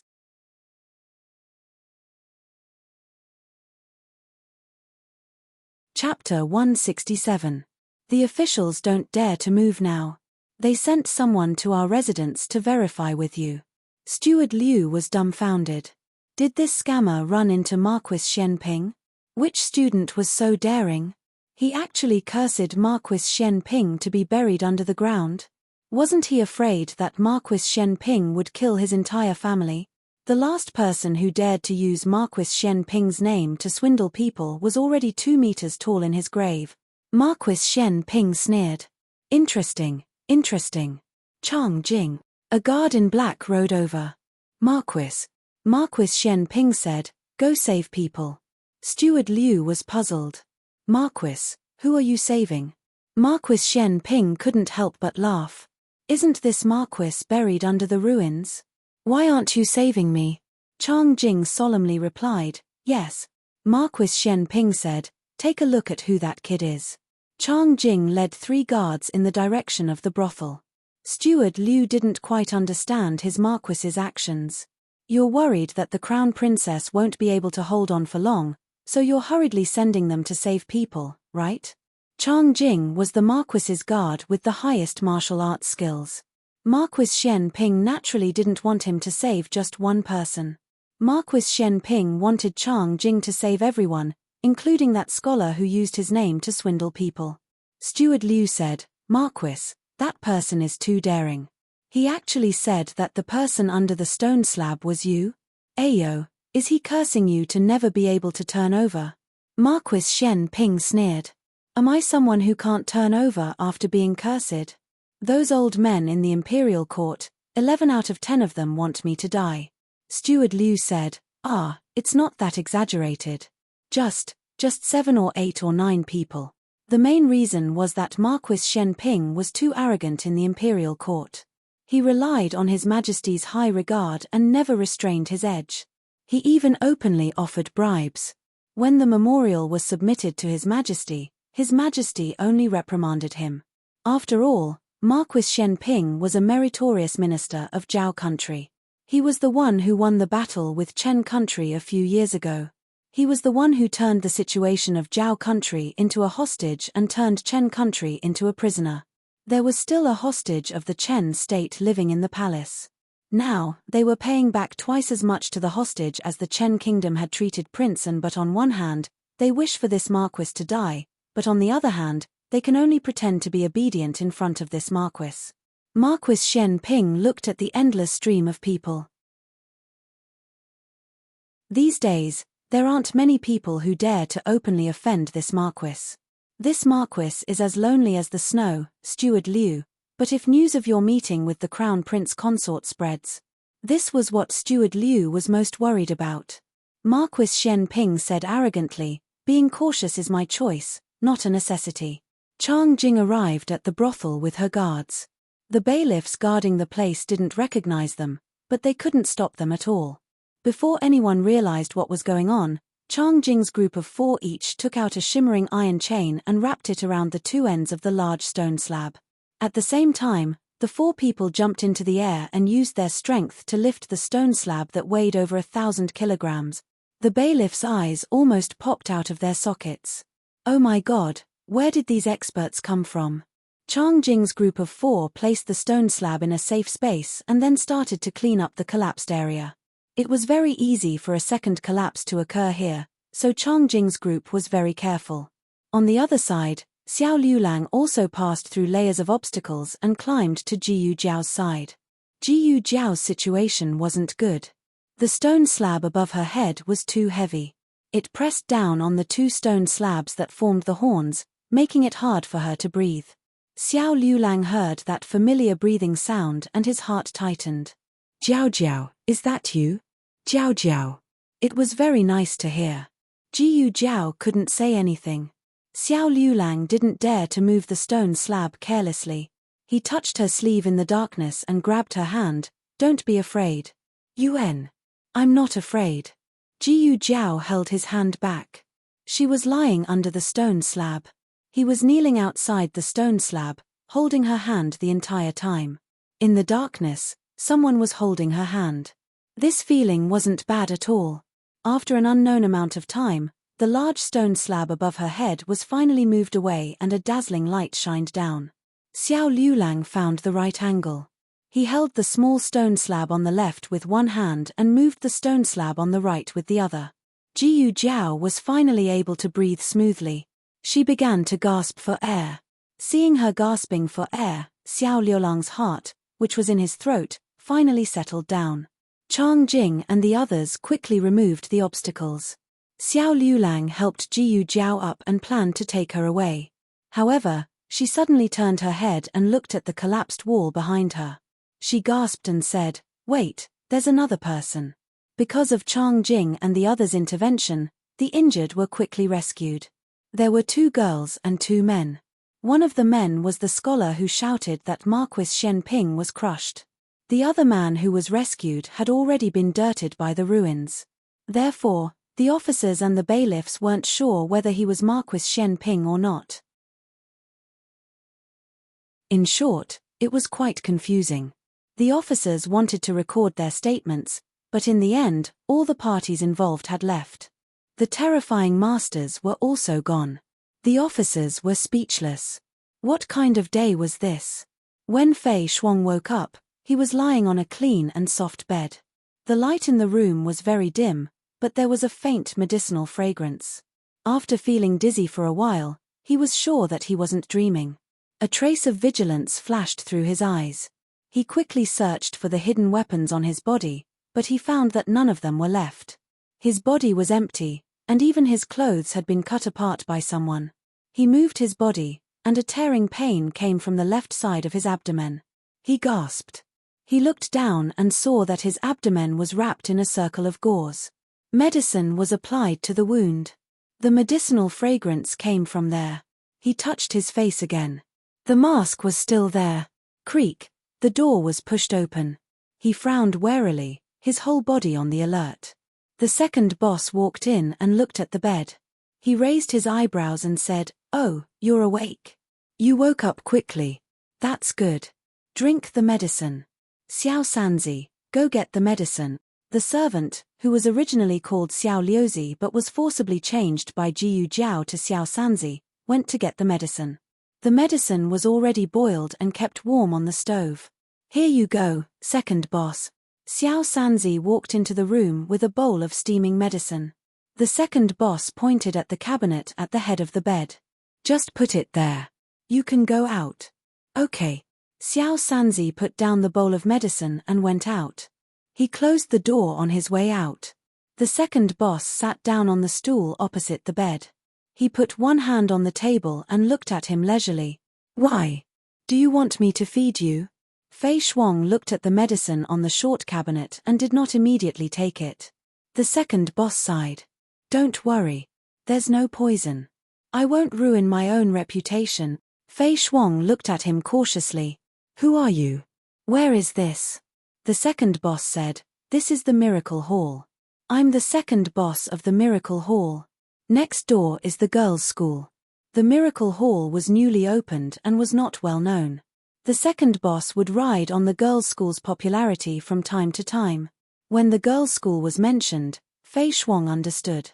He thought for a moment and said, "Why am I here?" If he remembered correctly, he was crushed under the ruins of the brothel. He also heard the officials and maids say that to save the crown princess, they sacrificed the people in the storage room. After that, he fainted. He thought that he was going to die. The second boss said proudly, "Of course, it was my Xiao Jiyu who saved you." Because of their deep cooperation, calling her Miss Jiyu was too distant, but calling her little sister Jiyu was too cheap. Therefore, the second boss had an idea and called her Xiao Jiyu. Fei Shuang frowned. "Xiao. Jiyu. Jiyu what? Jiyu Jiao?" Yes, he heard from the people in the residence that the girl was working as a medicine boy in the clinic next door to the girls' school. Wasn't she also crushed under the big stone slab? How did she save him? Also, why would she save him? Why did she save me? Fei Shuang asked. "I want to know too." The second boss weighed the bag on the table. The bag was filled with Fei Shuang's hidden weapons. "There are so many hidden weapons on you. I can tell that they're not anything good." Fei Shuang did not deny it. He was indeed not a good person. If he was, he would not be the #1 thief in the capital. So why did she save him? Regardless of whether she knew his identity or not, he had schemed against her today. He was the one who lured her to the basement of Qingfeng Pleasure House and let her discover the secret of the Crown Princess. However, he did not expect that the pleasure house would collapse. He was hiding in the dark wall of the storage room and was also crushed under the ruins. He did not expect that she actually guessed that he did not leave the storage room and even saved him in the end. Did she not know that he had schemed against her? No, if she could guess that he did not leave the storage room, how stupid could she be? Fei Shuang hesitated. "My injury, was also caused by her. The second boss laughed. Forget it. You're not qualified for my Xiao Jiyu to treat your injury. It was Dr. Song who treated you. He was also the one who stitched up the wound. It was the first time Dr. Song stitched up someone. Jiyu Jiao strongly encouraged him. Since the person was unconscious, he could do whatever he wanted. In the end, Dr. Song made a mistake the first time. He quickly took it apart and stitched it up again. The stitching was quite ugly. Cough. The second boss did not reveal this to the patient. The second boss waved his hand and walked over to pick up the medicine. All right, don't think about it. I've already asked Xiao Jiyu for you. Fei Shuang took the medicine in a daze. Ask, about what? The second boss said, ask her why she saved you. Does she know you or does she like you? Fei Shuang choked. What nonsense are you talking about? The second boss reminded him. You know that I'm talking nonsense. I'm warning you, don't have any improper thoughts about her just because my Xiao Jiyu saved you. She's not someone you can climb up to. Fei Shuang sneered. Climb up to that girl? He would never do that in his life. Fei Shuang looked at the second boss coldly. Why did she save me? The second boss recalled. I asked her why she saved you. She looked at you and said 2 words. Fei Shuang asked, what? The second boss said, you can take a beating. Fei Shuang was speechless. The sky gradually darkened, and the lanterns in the mansion were gradually lit. Jiyu Chenglin sat in the corridor and looked at the door. The servant beside him advised, Third young master, it's windy outside. You should go in first. Jiyu Chenglin said stubbornly, no, I want to wait for second brother. The servant sighed. I'll wait. Please go in and have a seat. I'll call you when second young master returns. Jiyu Chenglin was unwilling. He was the little tyrant of the mansion. Other than the old Duke and Crown Prince Jiyu Changqing, no one could really control him. The servant had no choice but to get a cloak for his young master. Quickly go to the door and see if second brother is back or not. Jiyu Chenglin urged. Yes, yes, yes, yes. I'll go now. The servant shook his head. He had lost count of how many times he had run to the door. What could he do? He was in despair too. Fortunately, he did not let the servant fail this time. He had just walked out of the courtyard when he saw second young master Jiyu Chengfeng. He bowed excitedly and said, Second young master, you're finally back. Third young master has been waiting for you the whole afternoon. Understood. Jiyu Chengfeng answered in a low voice and stepped into the courtyard. The servant scratched his head. Second young master was not very happy today. Why did he have a cold face? Second brother. Jiyu Chenglin finally saw Jiyu Chengfeng and happily stood up from his wheelchair. Although there were 3 brothers in the mansion, Jiyu Chenglin and second brother Jiyu Chengfeng got along the best. First, they were about the same age. Second, they had always lived together. Third, it was because Jiyu Changqing was too strict and Jiyu Chenglin was somewhat afraid of him. Why are you sitting here in the cold wind? Jiyu Chengfeng's brows furrowed. Isn't that because I'm waiting for you? Jiyu Chenglin pursed his lips. Speaking of which, where have you been all day? You disappeared the moment the holidays started. Did you sneak out of the mansion to play? You didn't even bring me along. I had something to do. Jiyu Chengfeng said casually. What is it? Jiyu Chenglin asked seriously. Jiyu Chengfeng opened his mouth, thinking about how to smooth things over when he heard Jiyu Chenglin shout, Second brother, why is your head so dirty? Ah, and your clothes. Your collar is full of dirt. Where did you go? Did you fight with someone? Jiyu Chengfeng's outer clothes were not dirty. After all, he had changed them. However, his inner clothes were at home and he did not have time to change. Who would have thought that this younger brother of his was not good at anything and had sharp eyes? No. Jiyu Chengfeng denied and pushed open the door to enter the room. Jiyu Chenglin wanted to follow him in, but Jiyu Chengfeng blocked the door. I'll change my clothes. Go ahead. Jiyu Chenglin said.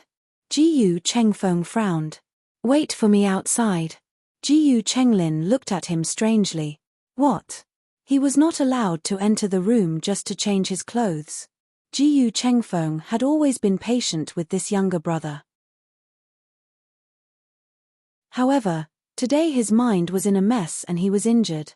He really did not have the strength to argue with him. He closed the door and bolted it. Jiyu Chenglin was stunned. "What are you doing? Bolting the door?" After Jiyu Chengfeng entered the room, he could no longer support himself. He supported himself on the table with one hand and covered his chest with the other. The effects of the anesthetic had worn off.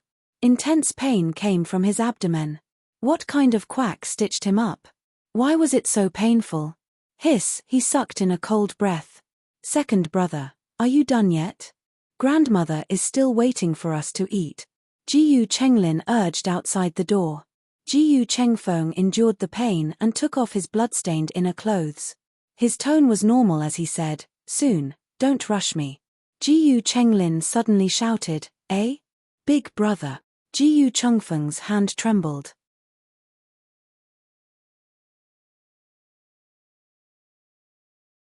Chapter 168.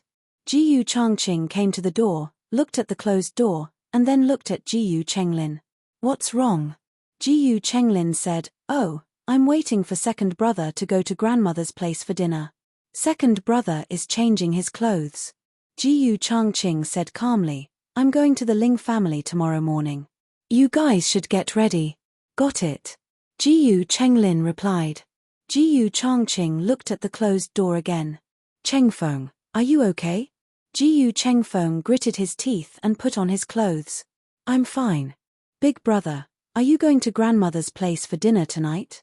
Jiyu Changqing said, "I'm going to the military camp. I won't be coming back tonight." "Are you coming back on New Year's Eve?" Jiyu Chengfeng asked. The day after tomorrow was New Year's Eve. Jiyu Changqing paused and said, "I should be back." Jiyu Chengfeng waited quietly in the room. After making sure that Jiyu Changqing's footsteps were far away, he threw the blood-stained clothes into the charcoal basin and burned them. Clearwater Alley. Jiyu Jiao also came home. There were many scratches and bruises on her body. She couldn't hide it at all, so she had to tell the truth about what happened to her. "The brothel collapsed and I was crushed under it." She didn't say that she was in the underground storage room. Even if she was on the ground, there was a possibility that she fell from the crack and got crushed. "Jiao Jiao, why did you go to the brothel?" Little Jing Kong asked with wide eyes. His big eyes were full of worry and sadness. Jiyu Jiao patted his little bald head. "I was just looking around. It's a pity that the sugar-coated whores I bought for you guys are gone." The basket was crushed. Little Jing Kong plunged into Jiyu Jiao's arms and said sadly, "I don't want sugar-coated whores.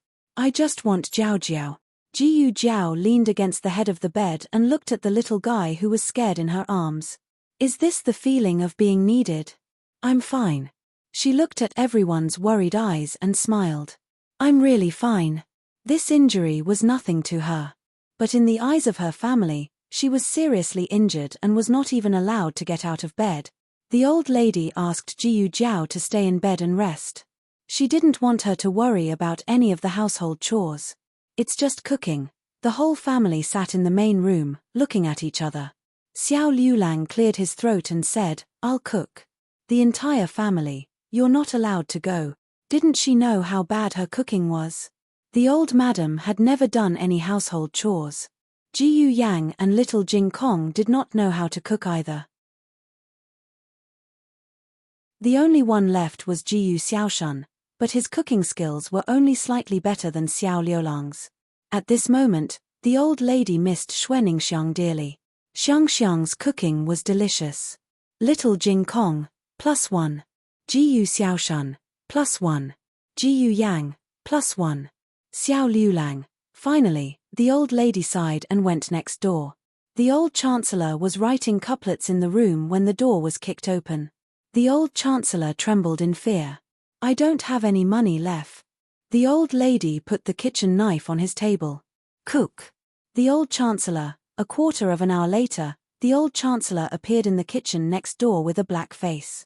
The chancellor of a country had actually fallen to the point of being a cook for his old enemy. Forget it, He just couldn't bear to see his beloved disciple and little benefactor go without food. He didn't compromise with the demon empress. But why were the vegetables so green today? Garlic sprouts, celery, cabbage, mung bean sprouts. The old chancellor chopped on the chopping board with the kitchen knife while saying silently in his heart, "Don't worry, the former emperor, I will never let your head be green." "Granduncle!" Little Jing Kong shouted in the courtyard. The old chancellor put down the kitchen knife. "Coming." The former emperor who almost couldn't hold back his coffin. The old chancellor made 6 dishes and 1 soup, which was more luxurious than Jiyu Jiao's cooking. Little Jing Kong couldn't eat meat, so he made Little Jing Kong besieging Wei to save Jiao, tofu bun with vegetarian meat, taking Chen Kang with wisdom, sesame mung bean soup, brocade plan, fried tofu bun, and tripod stand, mixed vegetables. Little Jing Kong ate heartily. Even the most annoying carrot wasn't left.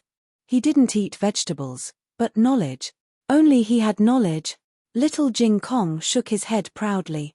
The old chancellor not only named the dishes well, but the taste was also really good. The old lady pondered. I might have taken a fancy to your cooking back then. The old chancellor panicked. No, we didn't. The old chancellor also made a tonic soup for Jiyu Jiao. Xiao Liulang sent the tonic soup and food to Jiyu Jiao. Jiyu Jiao sat on the bed and looked at him with bright eyes. Xiao Liulang was dazed by her undisguised gaze. He lowered his eyes and put the food on the table, then moved the small desk he usually used to do his homework on the bed. He put the table in front of her and set the bowls, chopsticks, and soup. Because she needed to recover, her diet was very bland. Xiao Liulang looked at the colorless dishes on the table, paused, and said, "If you really can't get used to it, I'll bring you some pickled vegetables." Jiyu Jiao didn't say anything, just opened her eyes wide and looked at him. "What's wrong?" Xiao Liulang asked. Jiyu Jiao said, "Aren't you afraid?" "What's there to be afraid of?" Xiao Liulang didn't understand. Jiyu Jiao stared at him. "Aren't you afraid of being pressed down and never being able to get out?" The situation at that time was really dangerous. It wasn't the kind of danger where she would be sacrificed, but the place could really collapse at any time. However, he jumped down without hesitation and crawled towards her in the darkness and danger. Xiao Liulang didn't think so much at that time. After he rescued her, he didn't think too much. It was as if this was something he should do, and he didn't realize there was anything special about it. But when she asked, it made him speechless. Jiyu Jiao curved her lips. "You looked so handsome when you jumped down." She used to think that he was good-looking, his face, his figure, everything was good-looking. But the moment he jumped down, he was a really brave man. Her little husband had grown up. Xiao Liulang's ears turned red from the praise. He handed the spoon and soup bowl to her. "Eat it while it's hot. It'll get cold soon." Jiyu Jiao took the spoon and drank small mouthfuls. Suddenly thinking of something, Xiao Liulang said to Jiyu Jiao, "The scene was too chaotic. Your basket was crushed and some things weren't found." Jiyu Jiao didn't care. "It's okay. If you lose the candid haws, you can buy them again." "It's not candid haws, it's..." Xiao Liulang was halfway through his words when he saw the small medicine box beside her. He made a sound and frowned in confusion. Perhaps he had remembered wrongly. "Marquis." Chang Jing returned to the manor. "Why did it take so long? Was it difficult to save people?" Marquis Shen Ping was having Steward Liu play chess with him. Steward Liu played the game and he played 2 people by himself. Chang Jing said, "It's not difficult to save people, but it's difficult to find out their identities. Those people left as soon as they were rescued. The Yamen couldn't record their statements even if they wanted to. However, the Yamen was the Yamen and Chang Jing was Chang Jing." A commoner who was watching the show happened to see Xiao Liulang. He was the one who sold tea eggs across from the Imperial College. "They're students from the Imperial College," Chang Jing said. "Their names?" Marquis Shen Ping asked. "I didn't find out." Chang Jing shook her head. The one who sold tea eggs had only seen Xiao Liulang and hadn't spoken to Xiao Liulang. Steward Liu, however, furrowed his brows thoughtfully. Students from the Imperial College? Could it be the young master of his family? No, no, no, it's impossible. This is too deceptive. It must be someone else. For the next 2 days, Jiyu Jiao was recuperating at home. New Year's Eve was coming. Not only were the academy and the Imperial College on holiday, but the shops on the street were also closing. The day before New Year's Eve, all the Yarmans and political departments were also on holiday. Marquis Jiyu happily went to his superior's library and waited to receive his results for this year's political performance evaluation. After sending so many gifts, it should be an outstanding one, right? Marquis Jiyu walked with the wind. Minister Zhao coldly threw the document in front of him. He picked it up and opened it. He suspected that he had read it wrong and read it carefully again. He wondered, Lord Zhao, did you make a mistake? Did you mistake someone else's evaluation results as mine? He had sent out such valuable gifts and received a bad evaluation. If this was brought to the emperor, he would be scolded again. Minister Zhao's eyes were cold. If it wasn't for the old marquis, he would have executed this guy on the spot. He actually dared to instigate his daughter to beat up his son? How rebellious. Marquis Jiyu was confused. How did I offend Lord Zhao? Minister Zhao, oh, you didn't offend him. It's just that your daughter almost beat up my son to the point where he can meet his ancestors. Marquis Jiyu didn't know that he had been tricked by Jiyu Jiao again and thought that the gifts he sent weren't valuable enough. Lord Zhao, if there's anything, we can slowly discuss it. Discuss my ass. Minister Zhao directly swore and threw Marquis Jiyu out. Marquis Jiyu received the first bad evaluation in his official career and felt stifled and wronged. On the other side, Marquis Shenping also suffered his first blow after returning to the capital. Everyone knew that transporting salt was a lucrative job and mining was the same. Marquis Shenping's subordinates had taken down a mine with great difficulty. In the end, when they were about to start mining, there was a report that accused one of Marquis Shenping's retainers of improper conduct. He had abused the local people and bullied innocent women. The evidence was irrefutable and the emperor immediately dismissed that dog official. That official was recommended by Marquis Shenping. The current dynasty implemented the system of punishment. If the recommended official did something wrong, the recommender would also be punished. How could he be punished? He couldn't scold him like before. Thus, the emperor took back the mining rights of the mine and gave it to someone else. Marquis Shenping gritted his teeth. It really hurt. After the court, Marquis Shenping called out to the old man in front of him and said with a playful smile, Imperial Tutor Zhuang, did you do it? Imperial Tutor Zhuang turned around and coldly glanced at him, mocking, if you don't want people to know, don't do it in the first place. Besides, am I the only one in the world who doesn't like Marquis Xiao? Marquis Xiao has offended too many people. It's better to go back and reflect on it. Marquis Shenping's hands were warm. Why don't you dare to admit it? I can't stand scholarly people like you the most. You have the guts to do it but don't admit it. Marquis Shenping, Imperial Tutor Zhuang's hair stood on end from the indescribable obscenities. This is the Imperial Palace, the throne room. Please be careful with your words. Marquis Shenping looked at him indifferently and walked away with a cold smile. Marquis Shenping got on the carriage. What's the situation? This marquis has just returned and is rushing to make things difficult for this marquis. The guard said, it seems, it's because of the matter with Zheng Xie not long ago. Zheng Xie had originally been about to become the Chancellor of the Imperial College. However, there was suddenly news of his misconduct and disrespect for his teachers. Furthermore, there was a bribery account book from a few years ago that circulated wildly in the Imperial College. In the end, it fell into the emperor's hands. His Majesty temporarily put aside the matter of appointing him as the Chancellor of the Imperial College. Marquis Shenping narrowed his eyes, so he thinks that this marquis did it? The guard was silent. Does this marquis need to deal with a small seer? Marquis Shenping took his hands out of the warm and picked up a snack from the table. Chang Jing, this marquis has been tricked. Outside the carriage, Chang Jing cupped his fists. This subordinate will go and kill him. Marquis Shen Ping threw the snack back onto the plate. Boring. Chang Jing felt wronged.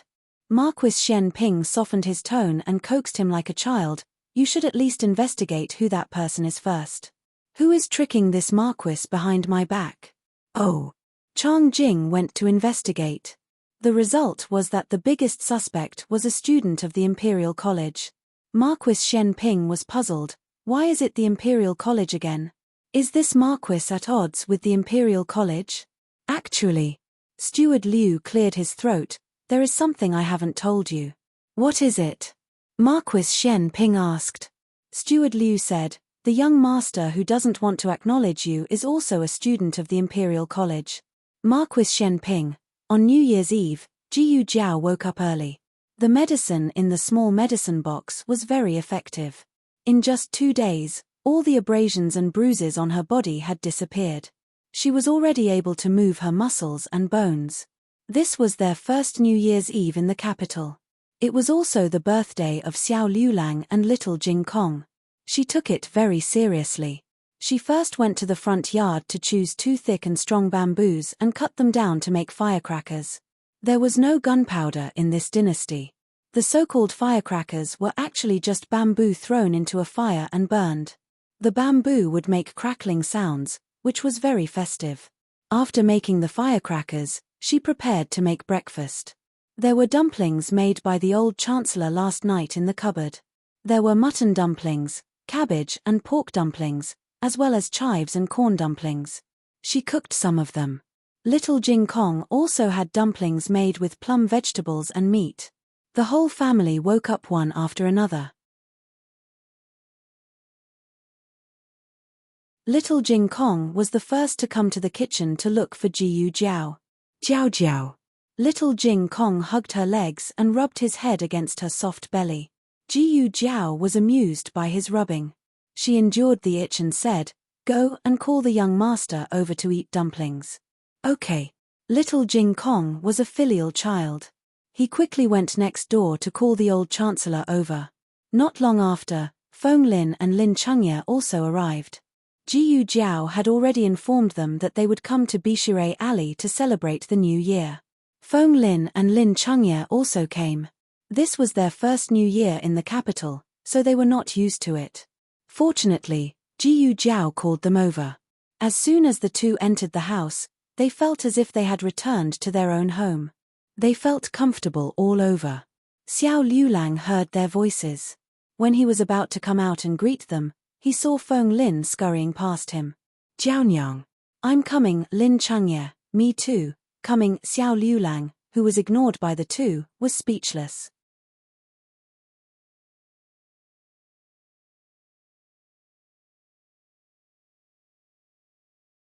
Chapter 169. Novels with content that can't be found online will be available here.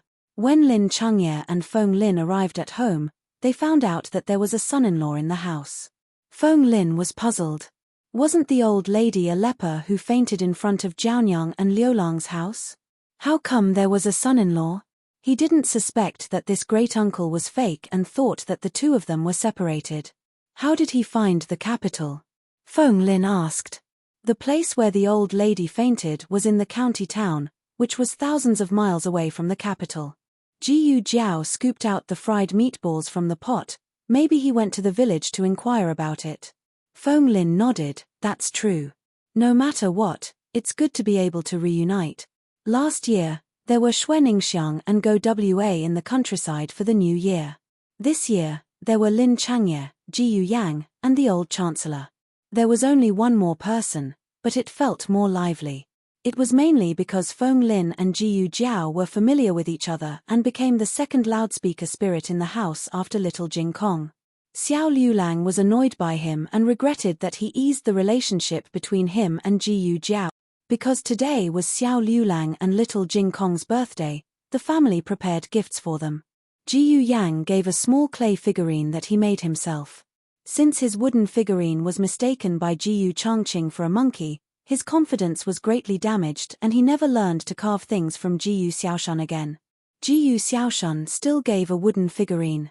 He carved a Buddhist scripture for little Jing Kong and a poetry book for Xiao Liulang. His skills had improved since Jiyu Jiao's birthday 2 months ago. Jiyu Jiao deeply felt that her brother's talent couldn't be delayed any longer. After the new year, she would find a reliable carpenter master for him to tutor him after class. The old lady also gave him a purse, and her purse was better than the last time. "Great aunt, you're amazing," Jiyu Xiaoshan praised. The old lady raised her chin proudly. Then, she heard little Jing Kong say, "Granduncle embroidered it. I saw everything. Great aunt only cut the end of the thread." "Old lady, little monk, can't you just shut up?" "Old chancellor, exactly. Do you think I don't care about my reputation?" For the first time in his life, the old enemy that he had been fighting with for half his life finally let out a sigh of relief. The old chancellor gave Xiao Liulang a set of 4 treasures of the study. Jiyu Jiao didn't understand this, but from the look of surprise in Xiao Liulang's eyes, this set of things obviously had a great history. Even though the old chancellor was an honest official and didn't leave behind much money, he was favored by His Majesty and had a lot of royal gifts in his hands. Any one of them would be of extraordinary value. "Great-uncle, granduncle." Little Jing Kong looked at him cutely.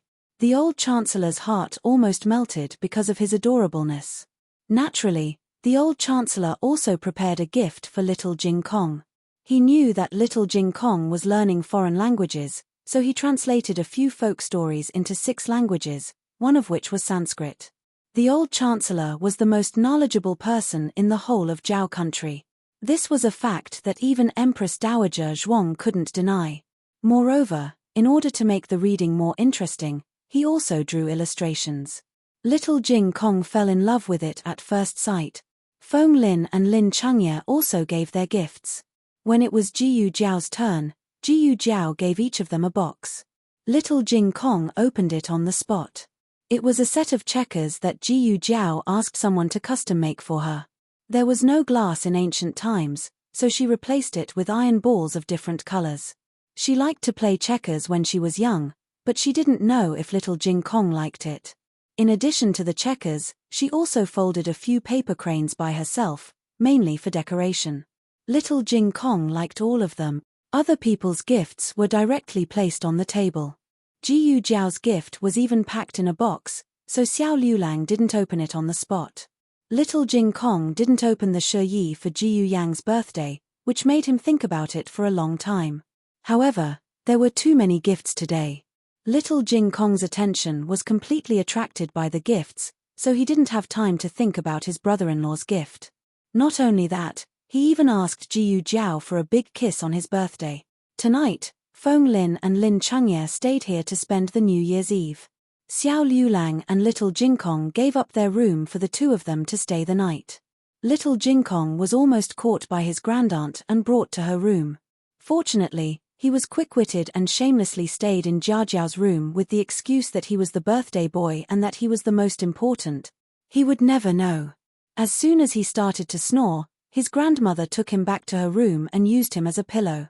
They didn't really stay up for the whole night. When it was almost midnight, everyone went back to their rooms to rest. Xiao Liulang and Jiyu Jiao also went back to the east room. The room was not too cold because of the silver charcoal. Jiyu Jiao made 2 quilts, one for each of them. Xiao Liulang walked in with the box. Jiyu Jiao looked back at him and asked, "Do you want to sleep?" "Yes." He nodded. Jiyu Jiao went outside to check the bolts of the front and back doors. When she returned to the room, he was opening her gift. Jiyu Jiao had never seen that curious and careful look on his face. Not long ago, she felt that he had grown up and was an adult, but now she felt that there was still a child living in his heart. "Do you like it?" Jiyu Jiao's voice sounded at the door. Xiao Liulang was shocked. He calmed himself down and turned to look at her without changing his expression. "Why is there a checkers set?" "That was an extra set she made."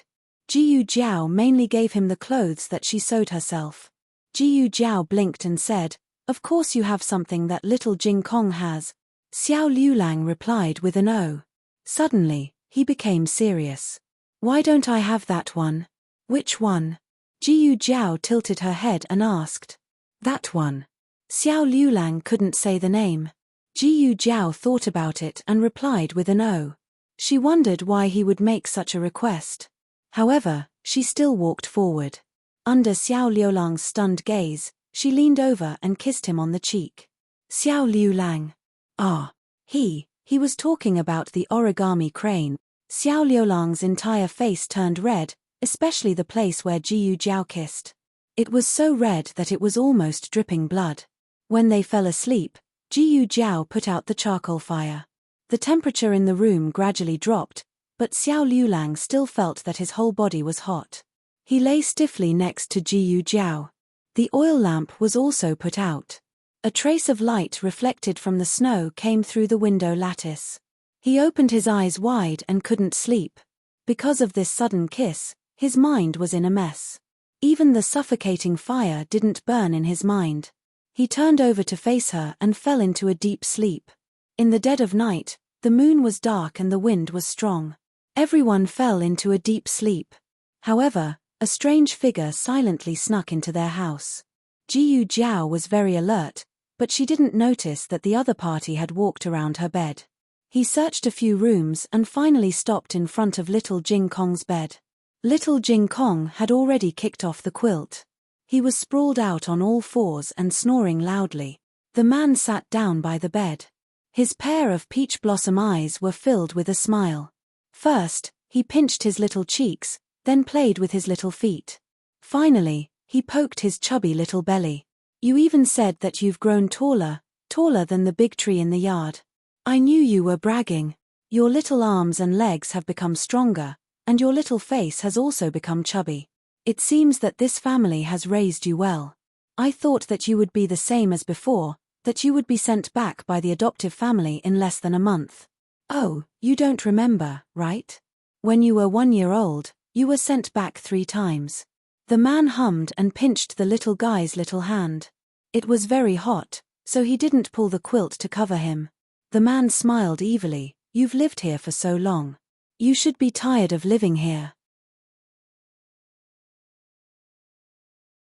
Call me master, and I'll take you away. Little Jing Kong, master. The man's face changed, and he flew up to the beam. No one could be faster than him in running away. Little Jing Kong turned over and continued to sleep. So it's just sleep talk.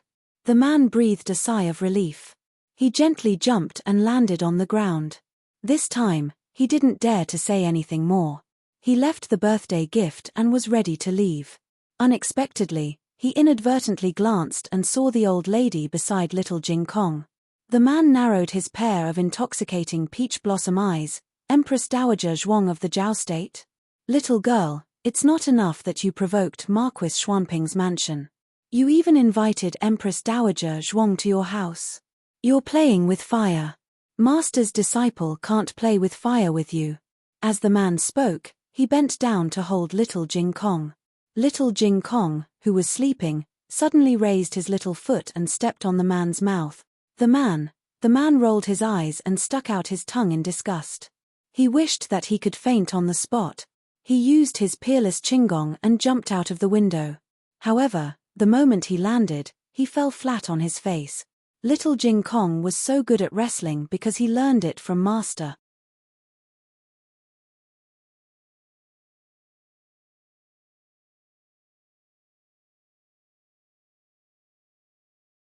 Chapter 170. Before dawn, Fenglin woke Lin Chengye up. Stop sleeping, it's time to burn incense. Lin Chengye was in a daze for a while. Burn incense for what? Fenglin quickly jumped out of bed and put on his clothes. Did you forget that today is the first day of the new year? We agreed to go to Puji Temple to grab the first incense. Puji Temple was a very famous temple in the capital. Other temples were famous for praying for marriage or children, but Puji Temple in the capital was different. It was famous for praying for Jinsha. There was a rumor in the capital that the scholars who managed to grab the first incense at Puji Temple all became Jinsha. Fenglin did not expect to become a Jinsha. He prayed that he could pass the metropolitan examination. If he could become a tribute scholar, he would be praying for Buddha. Lin Chengye seemed to have forgotten about this matter.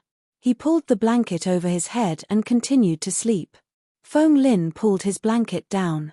Don't sleep. Don't sleep. Get up quickly. We still have to call Liu Lang. Upon hearing that she was going to call Liu Lang, Lin Chengye woke up from his drowsiness. Okay. Feng Lin went to knock on the door of the east room. Xiao Liu Lang was awakened.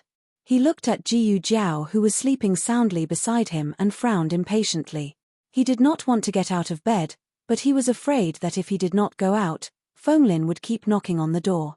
He got out of bed and opened the door for Feng Lin. A gust of cold wind blew in. He quickly went out and closed the door behind him. What's wrong? Feng Lin rubbed his hands and said angrily, Go burn incense. Hurry up. It will be too late if we don't leave now. We are going to grab the first incense. Even if we can't grab the first incense, we will still be able to do it within 100 incense stick. But, Liulang's leg, is it okay? Lin Chengye walked over and asked. Feng Lin said, It's okay. We can't walk much. The carriage can go straight to the river. We just need to cross a bridge to reach the temple. Moreover, Xiao Liulang's surgery was very successful. Jianyang said that his foot didn't hurt anymore. He just needed to exercise more. The matter of offering incense was something that Xiao Liulang had promised Feng Lin on New Year's Eve last year. At that time, Feng Lin had said that if he had the opportunity to go to the capital in the future to take the imperial examinations, he would definitely go to Puji Temple to pray. How could Xiao Liulang have expected that he would really come to the capital? How did he get to where he was today, step by step, after swearing that he would never step foot in the capital again? All right, stop arguing.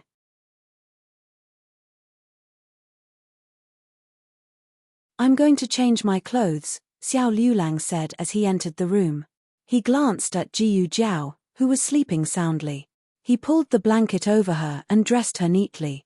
He then went to the backyard to wash up before leaving with the other two.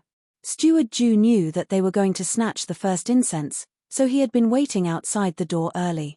Breakfast had also been laid out, and it was all in the carriage. The few of them boarded the carriage and rushed towards Puji Temple. Not long after they left, Jiyu Jiao had a dream. This time, she dreamt of Xiao Liulang. The last time she dreamt of him was when he went to take the imperial examinations in June. In the blink of an eye, half a year had passed. He did not have any bad luck, so she thought that nothing bad would happen to him. On New Year's Day, Xiao Liulang and the other two went to a temple called Puji Temple to snatch the first incense. The saying of snatching the first incense did not only exist in ancient times, it was also quite popular in her previous life. Originally, it was nothing much, just offering incense. If they could snatch the first incense, it would be a good sign. If they could not snatch the first incense, it would also be good to pray to the Bodhisattva. Moreover, Xiao Liulang himself did not place his hopes on the Bodhisattva.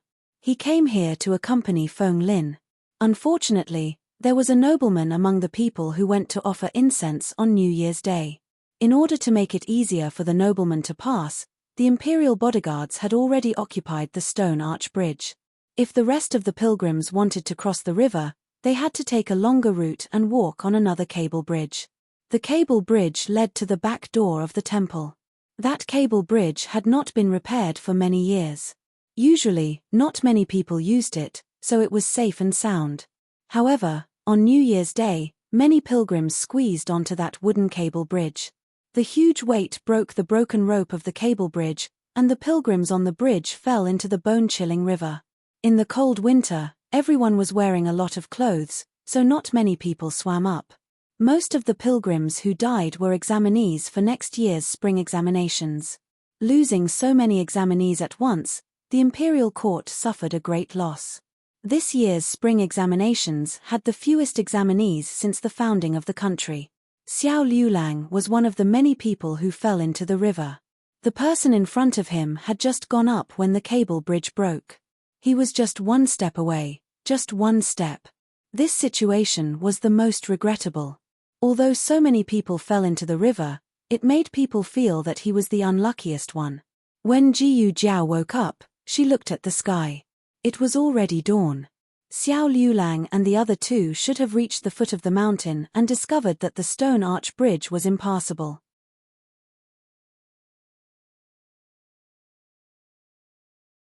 In that case, they would go to the cable bridge. Because there were many people, the road was congested and they walked especially slowly. She might still be able to catch up. No, she had to catch up. The market wasn't open on New Year's Day, so she couldn't rent a carriage. However, the old man next door had one.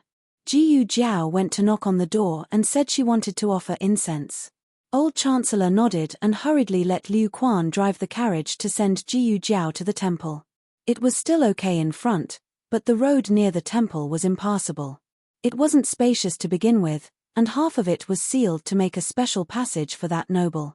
Jiyu Jiao opened the curtain. Uncle Liu, you go back first. I'll walk over myself. Will it work? Liu Quan looked at the vast sea of people and was slightly worried.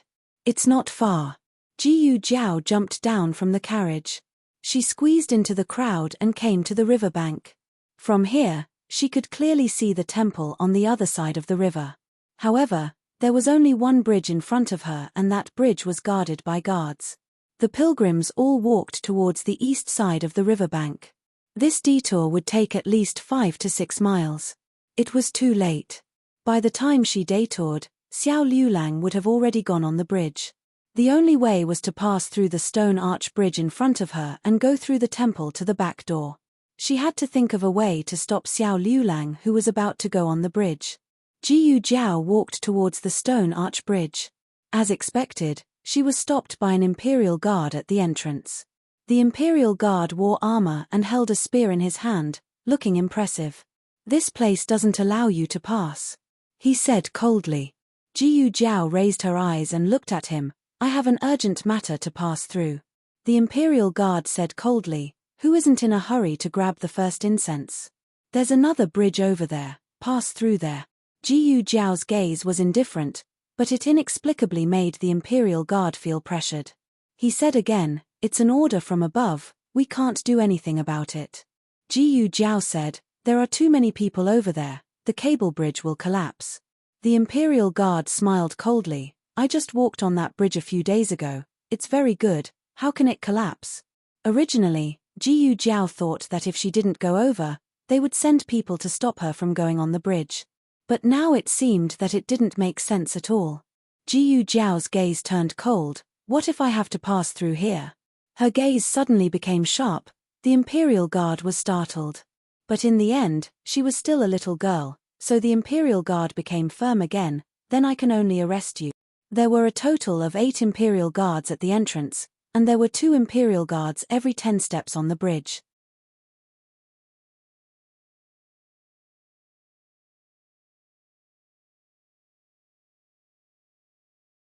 The third princess consort ignored the imperial guards who bowed to her and walked quickly to Jiyu Jiao. "Are you okay? Miss Jiyu? Did they hurt you?" "No," Jiyu Jiao said. The third princess consort looked her up and down. Seeing that there was no blood on her body, she believed her. But wasn't she a doctor? How could she use a sword? The third princess consort was frightened by her skills just now. "Miss Jiyu, are you also here to offer incense?" The third princess consort looked at her and asked. In fact, the third princess consort was also here to offer incense. But she didn't want to come. It was her family who urged her to come. Seeing that there were so many people, she didn't want to join in the fun. So she asked someone to stop the carriage in the nearby forest to rest. She planned to go when there were fewer people. But she didn't expect that she would hear the noise on the arch bridge. Jiyu Jiao nodded. "I have something urgent to do. I need to cross the bridge." The third princess consort said, "Then go ahead." "Third princess consort." An imperial guard said, "This bridge." The third princess consort arrogantly interrupted him. "What? I'm the third princess consort. Can't I walk on this bridge?" The imperial guard said, "Of course you can." The third princess consort waved her sleeves coldly. "Then get out of the way." The imperial guards looked at each other in dismay and finally made a path for him. The third princess consort said to Jiyu Jiao, "You walk faster than me.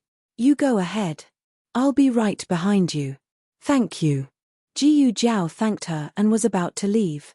Then she thought of something and turned to the third princess consort. "Did you bring the imperial guards?" "Yes, the third princess consort said. Jiyu Jiao said, call all the imperial guards who can swim and go to the cable bridge at the back of the temple. Why? The third princess consort wanted to ask the reason, but Jiyu Jiao didn't have time to explain. She ran across the bridge with the sword in her hand until she reached the other side. Then she threw away the long sword in her hand and quickly walked into the temple. The third princess consort watched her silently and guarded her to cross the bridge. She wanted to chase after her. However, it took 100 days to recover from a serious injury. She had just finished the operation a month ago. Although she had recovered well, she didn't dare to use too much strength. Thinking of Jiyu Jiao's words, she frowned suspiciously. Why do you need imperial guards who can swim? What does Miss Jiyu want to do? After Jiyu Jiao entered the temple, she quickly asked a monk, where's the back door? Over there. Go around the Heavenly King Hall. You'll see a small garden at the end. Go to the left. The monk didn't finish his words before Jiyu Jiao disappeared.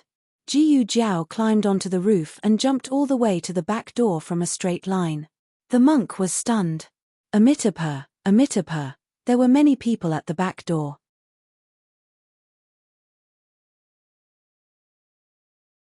Jiyu Jiao went against the flow and came to the cable bridge. She looked at the rope hanging on the bridge. It was really about to break. She moved a few steps to the side and saw the figure in the crowd. He was about to walk onto the bridge. Jiyu Jiao shouted, "Don't come over." The cable bridge was full of people. The other end of the bridge was not to be outdone. It was a boiling cauldron of voices. In an instant, the shout from the other side of the bridge was drowned out. However, Xiao Liulang seemed to have sensed something. His heart skipped a beat and he subconsciously raised his head. One of his feet was already on the bridge. He stared blankly at the other side of the bridge. He saw Jiyu Jiao looking at him anxiously across the mountains and rivers. Jiyu Jiao was not expressionless, but she rarely had any emotional changes. It was the first time he saw such an anxious look in her eyes. "Don't come over," she said.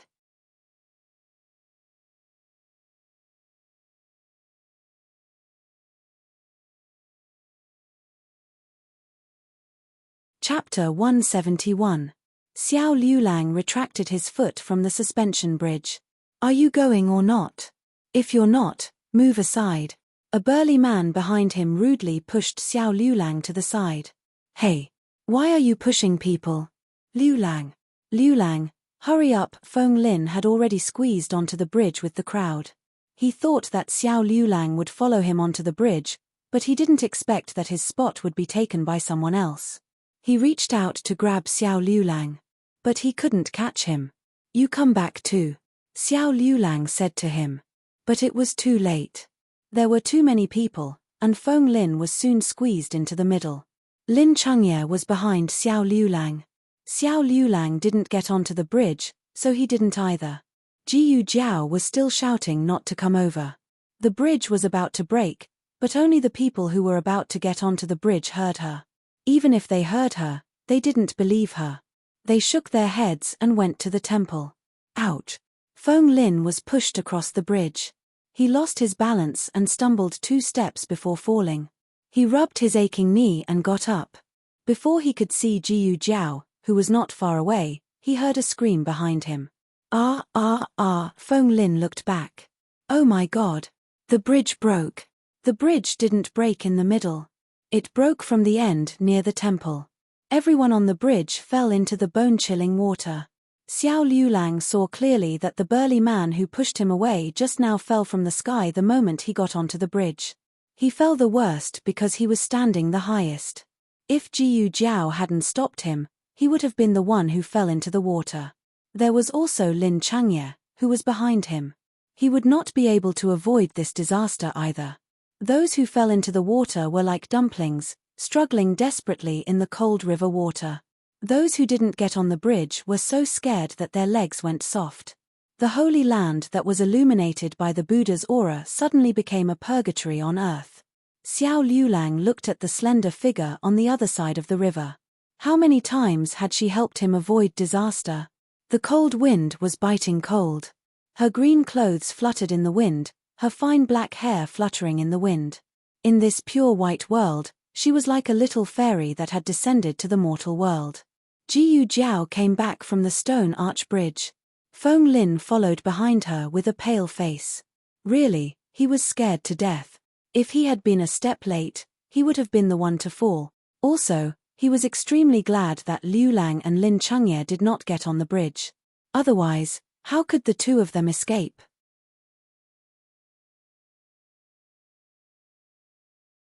Thinking of this, Feng Lin's legs felt as though he had done many bad things.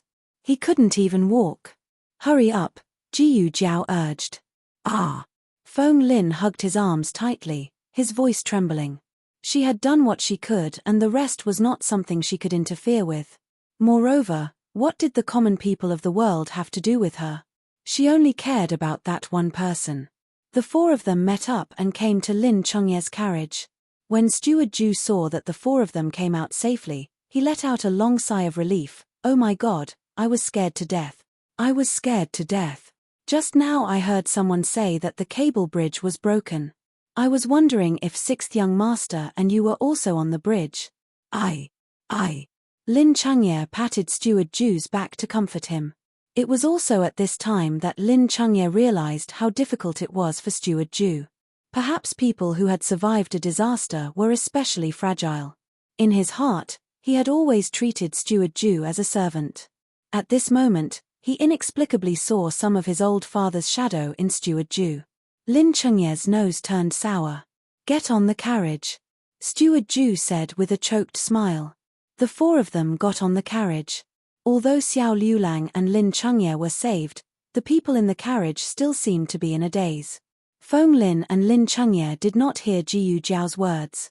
They only thought that Xiao Liulang could not get on the cable bridge because he was pushed away by someone. The two of them were too shocked by the incident and forgot to ask Jiyu Jiao how she came to be here. She even arrived at the temple before them. The carriage quickly arrived at Lin Chengye's house. Steward Ju lifted the curtain and smiled at Lin Chengye and Feng Lin. Sixth young master Feng, please get off the carriage first. I will send top scorer Xiao and Lady Xiao back. Oh. Lin Chengye replied and got off the carriage with Feng Lin.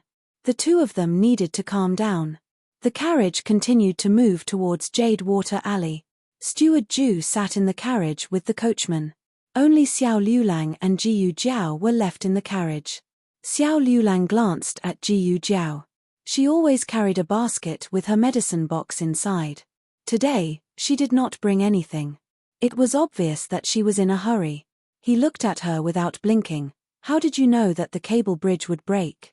Jiyu Jiao said without changing her expression. Oh, a few days ago, a patient came to the clinic. He just came back from Puji Temple. He said that the cable bridge had not been repaired for a long time. He was afraid that it would not last long. Today is the first day of the new year. With so many people fighting for the first incense, the cable bridge would not be able to withstand your weight. In her previous life, she had undergone lie detection training. She could even control her facial expressions.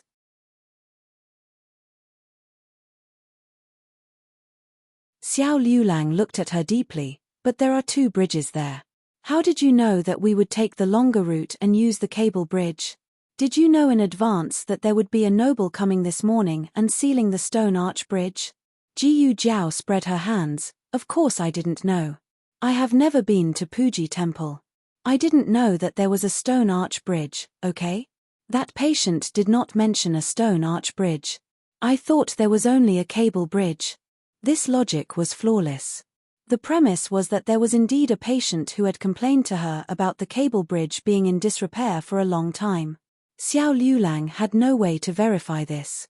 However, Xiao Liulang felt that this matter had nothing to do with evidence. He looked at Jiyu Jiao. Are you what? Xiao Liulang didn't believe his own words. He thought that a small medicine box was enough for him to think about, but who knew that it was far more than that? Her secrets were no less than his. Xiao Liulang finally swallowed all his doubts. He was happy that he got away with it. Jiyu Jiao shook her head and showed the same proud expression as little Jing Kong. Xiao Liulang thought. Is it really good to expose myself so quickly? Don't I care about my reputation? Top scorer Xiao, Lady Xiao, we have arrived. Steward Ju said from outside the curtain. The two got off the carriage. Xiao Liulang thanked him. Suddenly, little Jing Kong's howl came from the courtyard. The two were startled. The last time when little Jing Kong made a scene with his great-aunt was still vivid in his mind. Today, Jiyu Jiao left in a hurry and forgot to wake the little guy up and tell him that she was going out. If he woke up and found that he did not sleep on Jiyu Jiao's bed last night, he would feel that he had slept in vain. However, when the two of them entered the backyard anxiously, they saw little Jing Kong playing happily in the snow with the family's puppy, 7 chicks, and a baby eagle. Jiyu Jiao thought, "Hey, am I not important anymore?" Little Jing Kong saw Jiyu Jiao and Xiao Liulang. He ran over. "Jiao Jiao, Jiao Jiao," he said excitedly. "Bad brother-in-law," he said in a low voice. Jiyu Jiao opened her mouth. "Well, just now little Jing Kong said cutely, I know. Jiao Jiao went to burn incense. Jiao Jiao wanted Buddha to bless me and make me grow taller." Jiyu Jiao thought, what's going on? Little Jing Kong's eyes seemed to be filled with stars. Master, he has been here before. The topic changed a little too quickly. Jiyu Jiao blinked in surprise. Little Jing Kong took out a piece of paper from a small box in the snow and handed it to Jiyu Jiao. "Jiao Jiao, look. It was what?" Jiyu Jiao couldn't understand the words on it. Xiao Liulang looked at it and was a little surprised. "It's a house deed from the state of Liang." Jiyu Jiao thought, did they go abroad to speculate in real estate?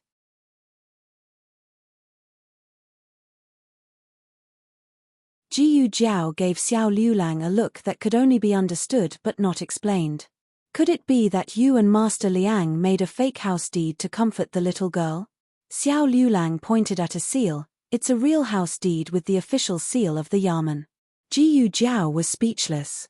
Jiyu Jiao found out from little Jing Kong that Master came in the middle of the night and left after leaving a gift. Jiyu Jiao asked, "Did you see him?" Little Jing Kong thought for a while. I saw him. Children were always very firm in their beliefs. As long as they wanted to see him, they would see him even if they didn't. Jiyu Jiao asked again, "Were you the one who opened the door for him?" Little Jing Kong said, Yes. Sometimes, children could really say whatever they wanted. Little Jing Kong believed that he was the one who opened the door for Master Liang. He even had a good night with Master Liang. Little Jing Kong shook his head and went to play. There was a letter in the box with Jiyu Jiao's terrible handwriting. In the letter, she said that she was going to grab the first incense and asked Buddha to bless Jing Kong and make him grow taller. She was afraid that he wouldn't be safe if he slept alone, so she carried him to her grandaunt's bed first. Jiyu Jiao looked at Xiao Liulang. "This can't be real, right?" Xiao Liulang shrugged. "It's not me. He really couldn't write this kind of handwriting." The old chancellor next door finally recovered from his exhaustion. It was easy for him to imitate famous names and paintings, but imitating his little benefactor's handwriting almost cost him his life. The news of the broken cable bridge was so big that it couldn't be suppressed. It spread to the palace at night. The person who blocked the road was also found out. It was the Crown Princess. The Crown Princess spread the news that she was going to Puji Temple to burn incense, so the vice commander of the Imperial Guards blocked the road, the bridge, and even the streets for her. In the past, this wasn't a big deal. After all, the imperial family couldn't travel without ostentation. As long as nothing happened, everything was fine. But the problem was that something happened, and it was a matter of life and death. His Majesty couldn't sit still anymore. He had nowhere to vent his anger, and it wasn't good to scold a woman. So he called the Crown Prince to the imperial study and scolded him. "Look at what you've done. It's the first day of the new year, the beginning of the country's fate, and you two have caused me such a big trouble. Do you think my throne is too stable? Do you want to find fault with me?" The Crown Prince also felt wronged. Which imperial family didn't have ostentation when traveling? Moreover, that was the Crown Princess, the future mother of Zhao State. Not to mention that she only blocked a road and a bridge, Even if she blocked the temple and didn't allow anyone to burn incense, it wouldn't be a mistake.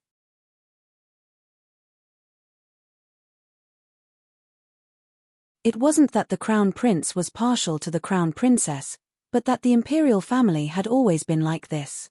This was the imperial family's ostentation and also the imperial family's rule.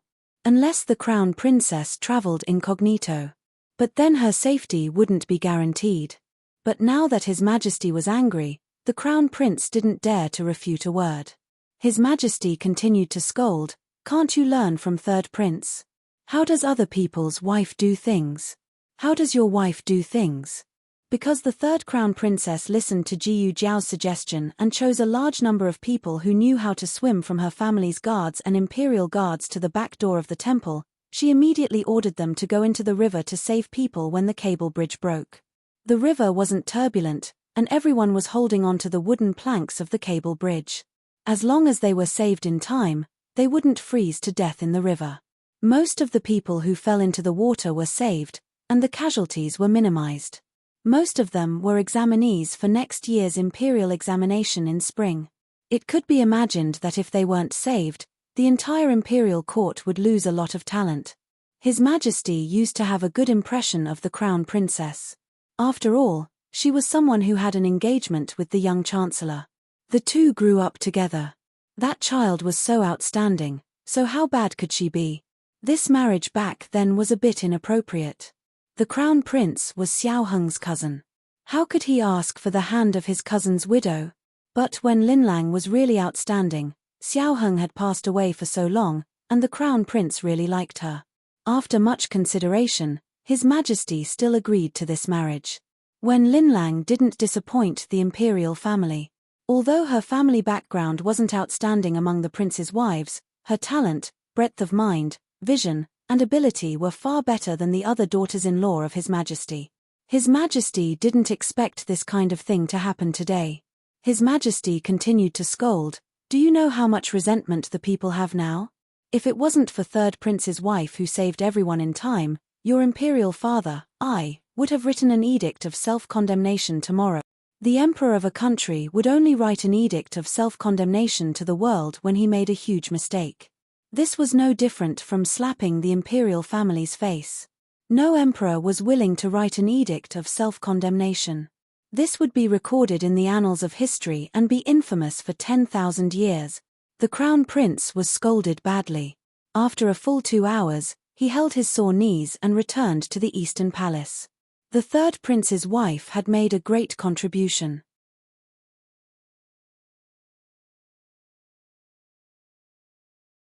His Majesty rewarded her with 1,000 taels of gold and issued an imperial edict, conferring the third prince the title of Rui Wang and the third prince's wife the title of consort Rui Wang.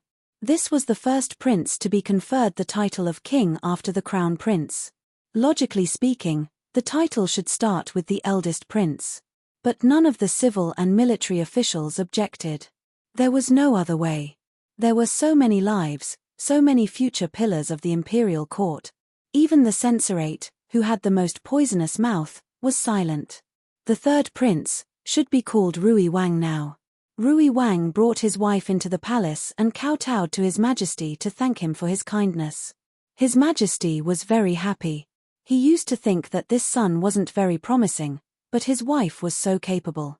At least he and consort Yu had good taste in choosing people. His Majesty asked Rui Wang to play 2 games of chess.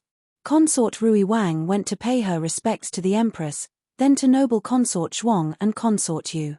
After that, she wandered around the imperial garden. After a while, she arrived at the entrance of the Eastern Palace. "You." She pointed at Maid Shu. "Go in and report that this Wang Fei requests an audience with the crown prince consort." "Yes." Maid Shu braced herself and went in. Not long after, female official Shu walked out, followed by a granny with a smile on her face. The granny said, "So it's consort Rui Wang. Apologies for not going out to meet you, but it's not convenient for the crown prince consort to receive guests right now."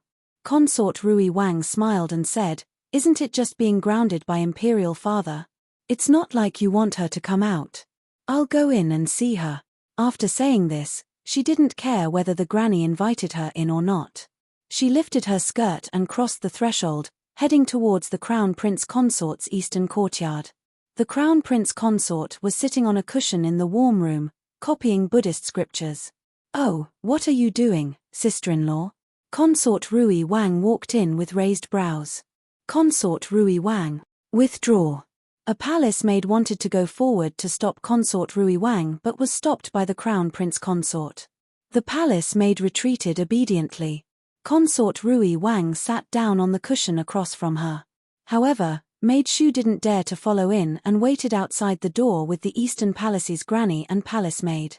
The Crown Prince Consort gently put down her brush and looked at Consort Rui Wang with a composed expression. "May I ask why Consort Rui Wang has come to find me today?" Consort Rui Wang said with a smile, "I heard that you were grounded. I was afraid that you would be bored, so I came to relieve your boredom. Don't blame me for coming late. I also only heard this morning that you were grounded." The Crown Prince Consort didn't respond. She picked up her brush and continued to copy Buddhist scriptures.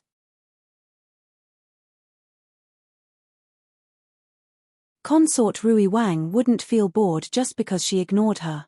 She had lived in Wen Linlang's shadow for 20 years. Finally, she didn't have to be suppressed by Wen Linlang. Consort Rui Wang said with a smile, "If you're uncomfortable, just say it. There's no need to pretend that you don't care." "I'm not uncomfortable," the Crown Prince Consort said calmly. Consort Rui Wang smiled. "I heard that it wasn't you who wanted to travel. It was your maternal family who used your name. Why didn't you explain clearly to Imperial Father?" This was where Consort Rui Wang was stronger than the Crown Prince Consort. Consort Rui Wang's maternal family never dragged her down because her maternal family had the backing of Duke Luo's estate. It was already powerful enough. However, Wen Linlang was different. The Wen family had already declined. Her father was seriously ill at home, and her elder brother was only a minor registrar of the Supreme Court. Consort Rui Wang naturally understood that the Crown Prince Consort couldn't explain. Some things would only make things worse the more they were explained. It would also give His Majesty the impression that she could only shirk responsibility if something happened. The Crown Prince Consort said carelessly, "I heard that before the cable bridge broke, Consort Rui Wang was already gathering people. I don't have any other intentions. I just want to ask how Consort Rui Wang could predict the future." Consort Rui Wang glared at her. "What do you mean? Are you suspecting that I purposely broke that bridge?" "I'm not that black-hearted," the Crown Prince Consort asked. "Then how did you know?" The third Prince Consort choked. Actually, she also didn't understand how Miss Jiyu knew. She had already left after saving people. She was also worried that Miss Jiyu had something to do with the broken cable bridge, so she had never mentioned her to anyone out of caution. The medical center hadn't opened yet, and she didn't know where Miss Jiyu lived. The Crown Prince Consort pursed her lips and continued to copy Buddhist scriptures. Consort Rui Wang realized that she had been led by the nose and flew into a rage out of humiliation. She quickly regained her senses and said, "Do you think that Imperial Father didn't investigate? That bridge looks like it hasn't been repaired for a long time. You also drove all the pilgrims there. It would be strange if nothing happened. His Majesty did investigate, and there were no traces of tampering." However, the Crown Prince Consort still didn't show the frustration that Consort Rui Wang wanted. Consort Rui Wang narrowed her eyes. It wasn't easy for her to suppress her. How could she not see that dazed look? Consort Rui Wang put her elbows on the table and slowly approached her. "Actually, I just heard about something not long ago. I don't know if it's true, so I came to ask you." The Crown Prince Consort ignored her.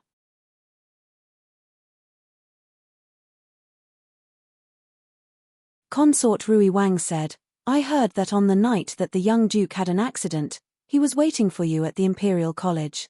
If that's true, then you killed him." The Crown Prince Consort's brush made a hissing sound and drew a long ink mark on the paper.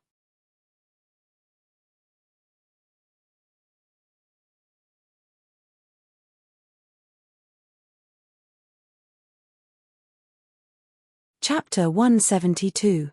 The news of the cable bridge collapse quickly spread in the streets. Even the old matriarch and the old chancellor knew about it. However, their child was fine, so the two didn't look into it too deeply.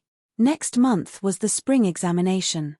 Although the Imperial College hadn't started school yet, Jiyu Jiao would urge her husband to study every day. Xiao Liulang, who was pressed into the study, had unspeakable bitterness. On the 10th day of the lunar month, Jiyu Jiao went to the Marquis's estate. She didn't tell Madame Yarrow about the shocking events at home. Nanny Fang came to Jade Water Alley every few days, so she knew a bit. Jiyu Jiao told her not to say anything. Nanny Fang listened to Jiyu Jiao more and more now, so she really didn't say a word. Madame Yarrow's condition was good. Jiyu Jiao thought that if this continued, it wouldn't be long before she could stop taking antidepressants. The flowers in the plum garden have bloomed. Let's go take a walk in the plum garden, Madame Yarrow said to her daughter. Jiyu Jiao grunted, okay. After a pause, she thought of something and said to Nanny Fang, call Jiyu Jinyu over. Ah! Nanny Fang was stunned. Didn't eldest miss always get along with second miss? Why did she suddenly call her over? Madame Yarrow also looked at her daughter in surprise, then said to Nanny Fang, go. Yes.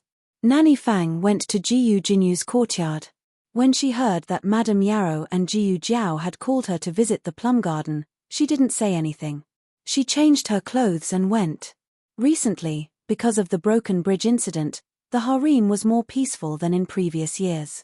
Every year, Consort Shu would call her into the palace to accompany her at this time, but not this year. She went to the plum garden. Seeing Madame Yarrow and Jiyu Jiao sitting intimately together, her heart ached, but she smiled and walked over. Mother, older sister. Madame Yarrow's gaze fell on her thin jacket, and she said angrily, why did you come out wearing so little? Aren't you afraid of catching a cold? How do your maidservants serve you? Jiyu Jinyu smiled innocently. I was too anxious to see mother and elder sister. I was too happy and forgot. Yarosha quickly had the madam's servants bring her a cloak and put it on.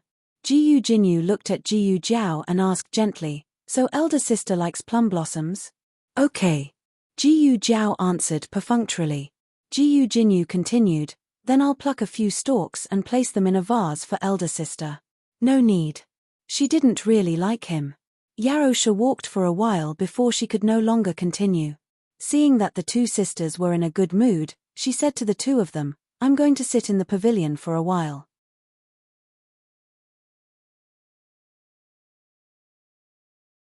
You can give me your rewards, don't worry about me.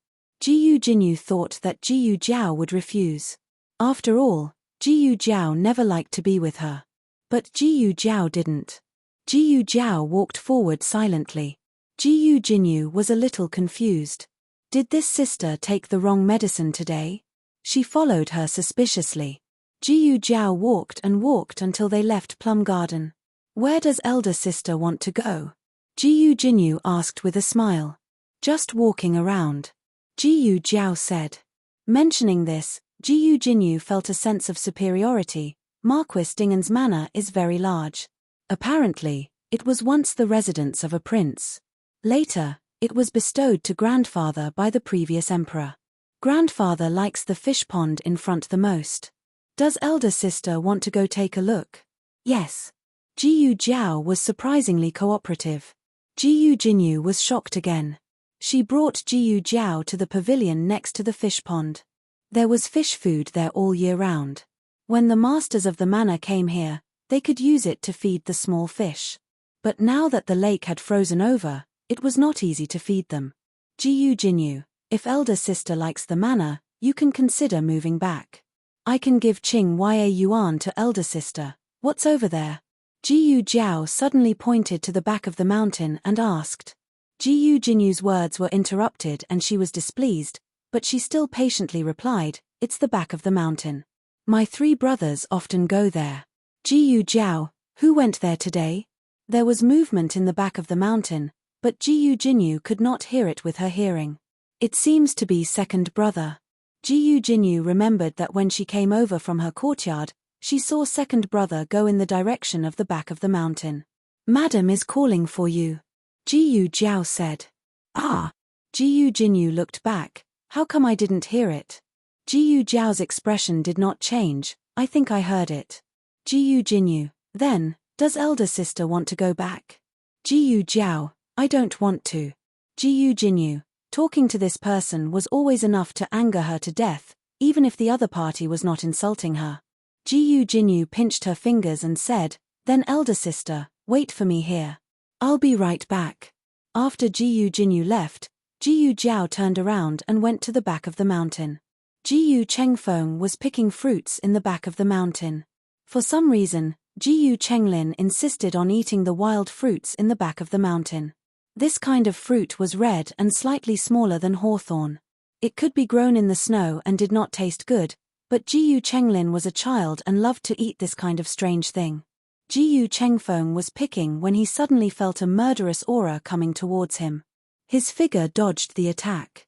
Then, he tapped the ground with the tip of his foot and quickly turned around. When he saw that the person who came was Jiyu Jiao, his expression instantly froze.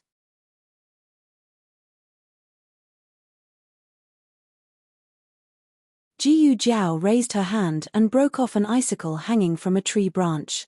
It was as long as an arm. She used the icicle as a blade and coldly slashed it at Jiyu Chengfeng. Jiyu Chengfeng was vigilant to see if she had attracted anyone else and almost did not dodge.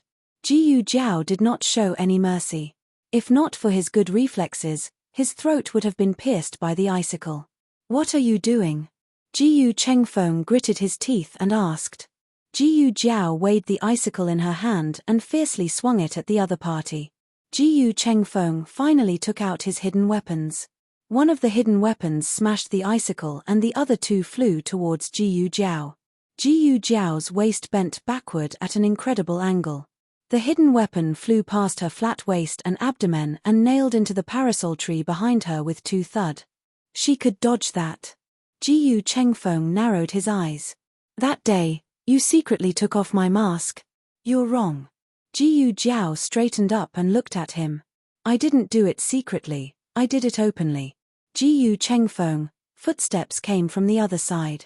Jiyu Chengfeng thought of the hidden weapons he left on the tree and hurriedly flew over to retrieve them, but Jiyu Jiao kicked them away. Jiyu Chengfeng knelt on one knee and slid back a dozen steps in the snow, but he was not injured. Jiyu Jiao was very satisfied. You can really take a beating. Jiyu Chengfeng. The footsteps were approaching. Jiyu Chengfeng was not in the mood to continue fighting and quickly left. However, Jiyu Jiao took a step forward and pulled him down from the sky. Jiyu Chengfeng had too many scruples and could not use his fists and feet. He was pulled into a small wooden house by Jiyu Jiao. Yarrow Sha had poisoned concubine Mother Ling in this room. The person who came was Jiyu Changqing. He heard the noise at the back of the mountain and came to check it out. But there was no one. But there were footprints on the snow and traces of a fight. He did not find the hidden weapons on the Chinese parasol tree for the time being. Jiyu Chengfeng looked at him nervously and cold sweat appeared on his forehead. I'll give you a chance. Jiyu Jiao crossed her arms. Answer my question. Otherwise, I can save you and bury you again. Ha, if you had the ability, why didn't you do it earlier? I dare to do it, but do you? Jiyu Chengfeng choked. He looked at Jiyu Changqing who was investigating in the snow. What do you want to know? Jiyu Jiao asked. There's a person called a Heng in the Shenping Marquis residence. If he's not a servant, who is he? Jiyu Chengfeng looked at her warily. Who are you? Why are you inquiring about the Shenping Marquis residence? Jiyu Jiao said calmly, just answer. Jiyu Changqing came under the Chinese parasol tree and only needed to turn around to find the hidden weapons on the tree. Jiyu Chengfeng clenched his fists and said coldly, the only one with the word Heng in his name is the young Marquis of Zhaoju who has already passed away. His name is Xiao Heng.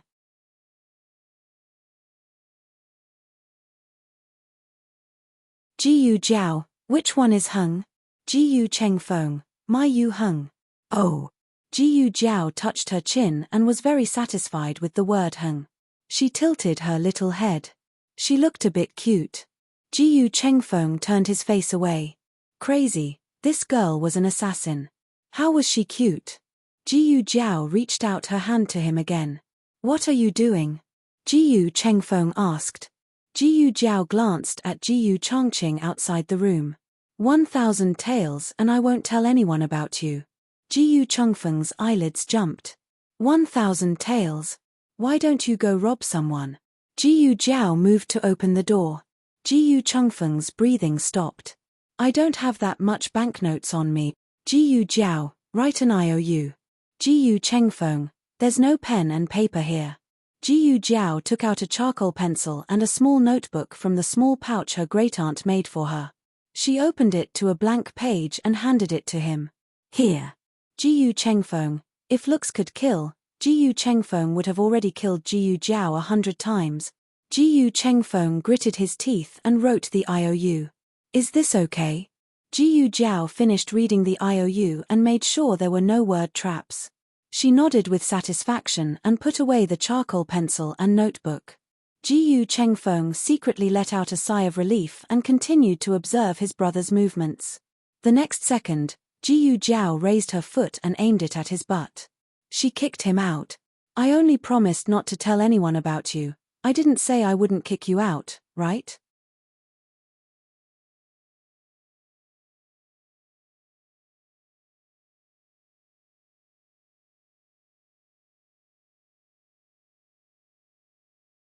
Chapter 173. Jiyu Chengfeng stumbled out and fell into the snow, falling at Jiyu Chongqing's feet. Jiyu Chongqing, Jiyu Chengfeng. Jiyu Chengfeng was too careless. He didn't expect that girl to be so despicable. She took his IOU and kicked him out. Jiyu Chongqing frowned and looked strangely at his brother lying on the ground. What are you doing? As soon as he said that, Jiyu Jiao walked out of the wooden house. Jiyu Chongqing's expression became even more strange. Jiyu Chengfeng had never been schemed against like this before, nor had he been so humiliated. This girl. Was she taking revenge for that day when he schemed against her? Jiyu Chengfeng got up from the snow angrily. He glanced at Jiyu Jiao and said angrily, "It's nothing. I accidentally fell." Jiyu Chongqing asked, "Why are you here?" Jiyu Chengfeng said, "I came to pick fruits for third brother." There was indeed a basket on the ground and scattered red fruits. These were Jiyu Chenglin's favorite, and Jiyu Chongqing had picked them for him before. Jiyu Chongqing looked at Jiyu Jiao. "What about you?" "Passing by," Jiyu Jiao said. "Passing by?" Jiyu Chongqing looked at the traces of a fight in the snow and thought that the two of them might have fought before. But soon, he felt that this guess wasn't very reliable. He had seen Jiyu Jiao's skills before. It was more than enough to beat up a weak scholar like Jiyu Chengfeng. So, if she really did make a move, Jiyu Chengfeng would already be half dead. "Did you see anyone else here?" Jiyu Chongqing still felt that some expert had come here. Jiyu Chengfeng decisively denied, "No." Jiyu Jiao came to the bottom of the wutong tree, one hand slowly reaching for the hidden weapon on the tree, and the corner of his lips curled up sinisterly. Jiyu Chongfeng's eyebrows jumped. 1,000 taels. Jiyu Chongqing frowned and looked at his younger brother. "What did you say? What 1,000 taels?" Cold sweat broke out all over Jiyu Chongfeng's body. He retracted his gaze, composed himself, and said to his eldest brother, I've taken a fancy to something. I want 1,000 taels." "What's so expensive?" Jiyu Chongqing asked. Their family didn't lack money, and he never mistreated his two younger brothers in terms of basic necessities. However, there was a limit to everything, and they couldn't be too extravagant. Jiyu Chengfeng opened his mouth and said with a calm expression, "It's an antique painting." Jiyu Jiao pulled out the hidden weapon and put it in his pocket. Soon, she looked at the second hidden weapon and smiled evilly. Jiyu Chongfeng's entire body felt unwell. Add another 1,000 taels. This brother of hers must have taken the wrong medicine. Jiyu Chongqing raised his hand and touched his forehead.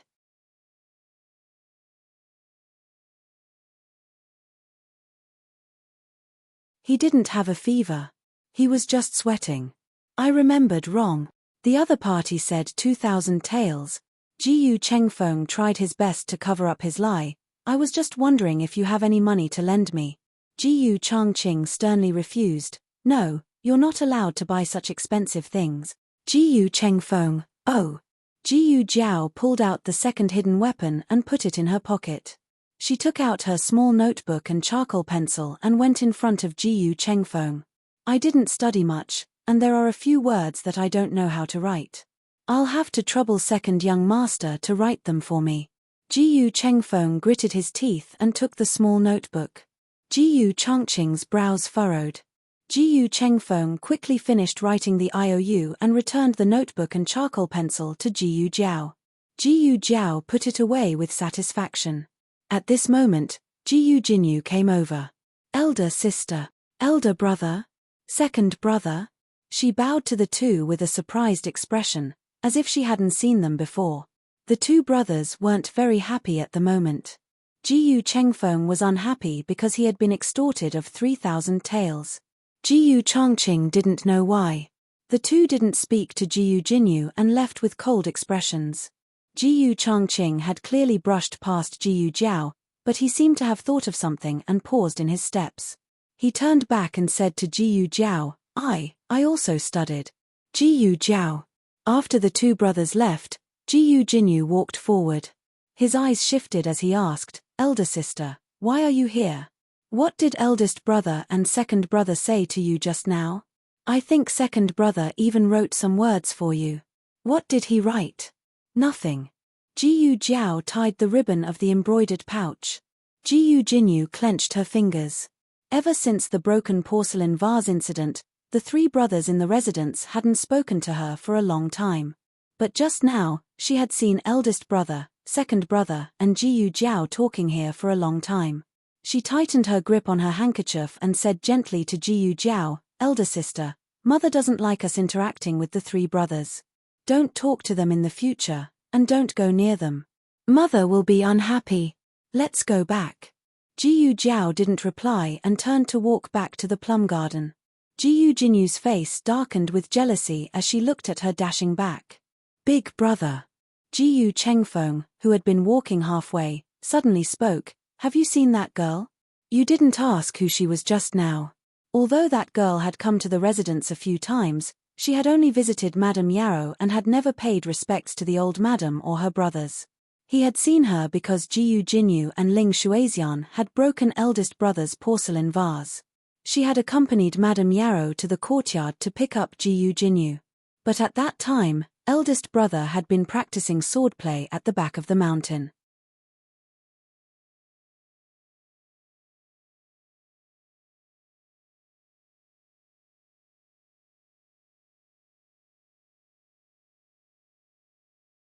By the time eldest brother had returned to the courtyard, she had already left the residence. Could it be that the two of them had acknowledged each other at that time? And had instantly turned from enemies to friends? He hadn't sensed any repulsion towards that girl from eldest brother today. Jiyu Changqing paused and said, I have. Jiyu Chengfeng. When? Jiyu Changqing. Why are you asking this? I haven't asked you yet. Why were you with her at the back of the mountain just now? Were you fighting in the room? Jiyu Chengfeng cleared his throat. Why would I fight with her? I'm her older brother, after all. Why would I bully her? But if she isn't my younger sister at all, then it's a different matter. After that, the two brothers didn't speak again. Jiyu Chengfeng's courtyard was closer, so he arrived first. The moment he stepped over the threshold, he suddenly turned around and looked meaningfully at Jiyu Changqing. Eldest brother, you didn't say just now that we only have one younger brother and no younger sister. Jiyu Changqing's pupils shrank. Jiyu Chengfeng smiled coldly. Eldest brother, have you forgotten how mother died? Jiyu Changqing opened his mouth and stopped talking. Jiyu Chengfeng snorted and turned to enter the room. Jiyu Chenglin had fallen asleep on Jiyu Chengfeng's bed. Obviously, he was too bored waiting for fruit and fell asleep. Jiyu Chengfeng looked at him with a complicated expression and walked over to cover him with a blanket. After a while, the servant reported that concubine Ling had arrived. The late madam had passed away early, so concubine Ling had been taking care of the three brothers all these years. Jiyu Changqing was more independent and had been by the old duke's side all year round. He wasn't as close to concubine Ling as the Jiyu brothers. Concubine Ling carried a food box and entered the room with a smile on her face. She saw Jiyu Chenglin on the bed and smiled in surprise. "Oh, why is Lina sleeping?" Jiyu Chengfeng invited her to sit at the table. "It's so cold today. Why did concubine Ling come over?" Concubine Ling smiled gently. "The kitchen roasted venison. I brought some over. By the way, you don't look well these days. Do you miss your mother? Sister's death anniversary is coming soon. I was thinking of taking the three of you to the cemetery to light incense for her." Jiyu Chengfeng nodded. "I'll listen to concubine Ling." When concubine Ling first entered the Marquis's mansion, the three brothers were actually a little repulsed by her.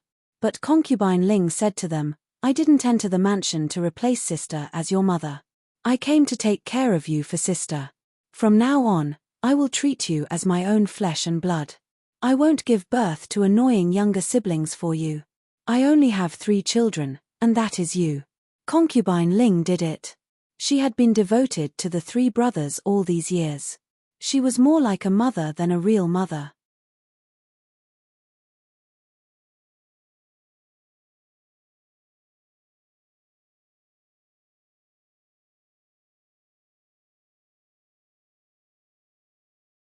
It was only because they already had a place for their mother in their hearts that they couldn't treat concubine Ling like a real mother. However, it was also because of this that they felt guilty and wanted to make it up to concubine Ling in other ways. Jiyu Chengfeng once asked concubine Ling if she wanted anything. At that time, he thought that as long as concubine Ling asked, he would even get the position of head wife for her. But concubine Ling shook her head. She patted his head and said gently, "Concubine Ling doesn't want anything. As long as the 3 of you are well, concubine Ling will be satisfied." Such a selfless and kind woman was much better than that evil woman, Yarosha. Yarosha killed their mother, stole their father, and gave birth to an annoying younger sister and brother with their father. Their father no longer had any eyes for them. There was a saying that was right. If you had a stepmother, you would have a stepfather. Every time Jiyu Yang argued with them, regardless of whether it was their fault or not, their father would only punish them. Their father couldn't bear to touch a single hair on Jiyu Yang's head. When their mother was alive, she said that she loved plum blossoms the most. Their father found it troublesome. It went in one ear and out the other. After Yarosha entered the manor, she only took a few more glances at a plum blossom. Their father specially made a plum garden for Yarosha. Towards Yarosha and her child, Jiyu Chengfeng was both jealous and hateful. However, their father didn't seem to like Yarosha's biological daughter. Instead, he doted on Jiyu Jinyu, who had been by his side since young. This was really interesting. "Feng-er, Feng-er," concubine Ling called out to him. "Ah!" Jiyu Chengfeng came back to his senses. Concubine Ling smiled. "Do you have any objections to what I said just now?" Jiyu Chengfeng said seriously, "No, concubine Ling has always done things well. Just do as concubine Ling says." Concubine Ling stood up and said gently, "Okay, then I'll get someone to prepare the offerings." This was a great opportunity to take back her position. She would definitely do it beautifully.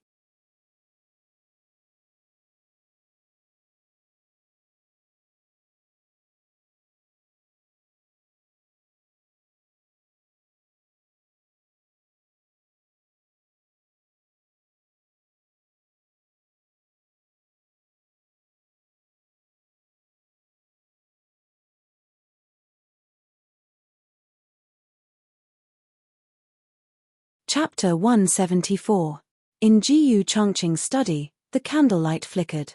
A secret guard entered in a flash and bowed to him with cupped hands. "Your Highness." Jiyu Changqing's face was hidden in the dark, and his entire person seemed cold. He looked at the shadow guard. "How is the investigation going?" The shadow guard bowed. We haven't found them." Jiyu Changqing's thick brows furrowed. "Not a single one? Back then, my mother had at least 7 or 8 servant girls and 4 or 5 nannies in her room. How come we can't find them?" This was really strange. Just like the servants that accompanied Yarosha when she gave birth, They had all disappeared. Yarosha didn't have many servants with her when she gave birth. There were 2 young servant girls and an old nanny. The old nanny had passed away, and the young servant girls had married far away and couldn't be found. Yarosha didn't have a high birth, so her servant girls didn't have a strict background. However, Madame Ling Ling's servants had all been carefully selected and could be traced back to the previous 3 generations. It was impossible for them to disappear without a trace. The shadow guard said, those were the servants that the previous madam brought over from her maternal family. If we really want to investigate, we have to start with the Ling family. However, the Ling family was Jiyu Chongqing's tenant. He had always trusted them. If he really wanted to investigate, he couldn't get over it. Investigate, he said. The shadow guard was startled. Jiyu Chongqing said seriously, I need the truth. The shadow guard looked deeply at the air and bowed. Yes. After the shadow guard left, Jiyu Chongqing took out the evidence from that year, the letter that Yarosha had written to Marquis Jiyu. The letter said that Madame Ling Ling's illness wouldn't last much longer. When would Marquis Jiyu marry her? She didn't have a high birth. If this marriage wasn't settled early, there might be changes in the future.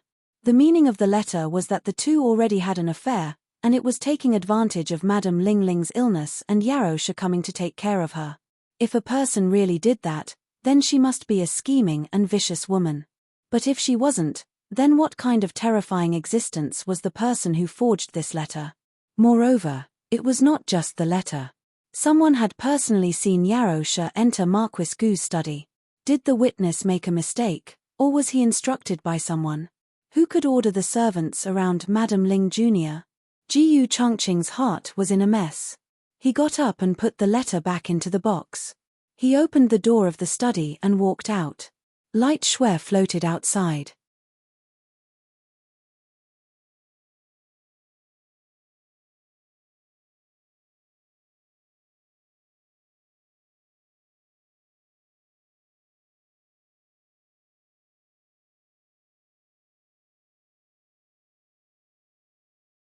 He mounted his steed and left the Marquis estate, galloping in the wind and snow.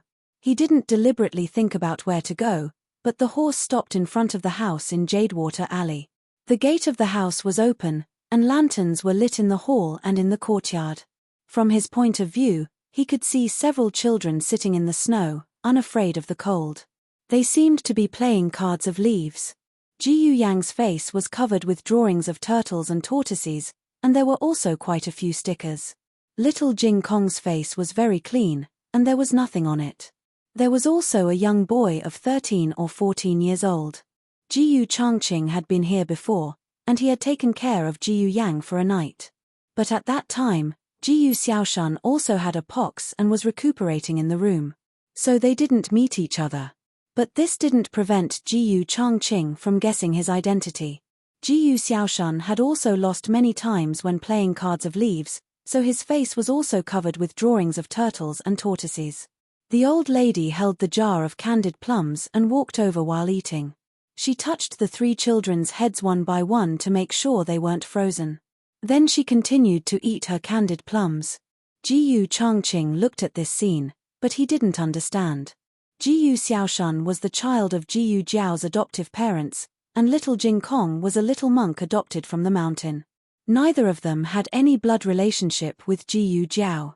But their status in the family was the same as Jiyu Jiao and Jiyu Yang. Could it be that they could get along so well even if they weren't their own children? Aya, brother Yang, you cheated again.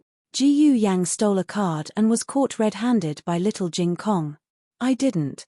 Jiyu Yang denied seriously. Then what's this? Little Jing Kong decisively found the leaf card that Jiyu Yang had stuffed in the snow. Jiyu Yang acted shamelessly. How would I know? I didn't hide it. It's you. It's you. I saw it. The little boy was so angry that he climbed up the stool, put his hands on his waist and stomped his feet. He even jumped up. The 2 of them quarreled fiercely. Their pets also started to quarrel, and the yard was in a mess. Suddenly, Jiyu Xiaoshan looked at the door. Is there someone here? The 2 of them stopped quarreling and looked at the door together. Jiyu Changqing was originally watching quietly from the side, but he was so engrossed that he actually stood at the door. It was too late to avoid him. The two of them saw him. Wow! Big brother! Little Jing Kong instantly forgot about his unhappiness just now. He jumped down from the stool and ran towards Jiyu Changqing. Jiyu Yang wanted to go over too, but he suddenly thought of something. He threw away the leaf card in his hand and pulled the paper off his face in a flurry. After that, he remembered that he had drawn a turtle on his face. He pasted the paper on his face again in despair. Big brother! Make a fortune! Make a fortune!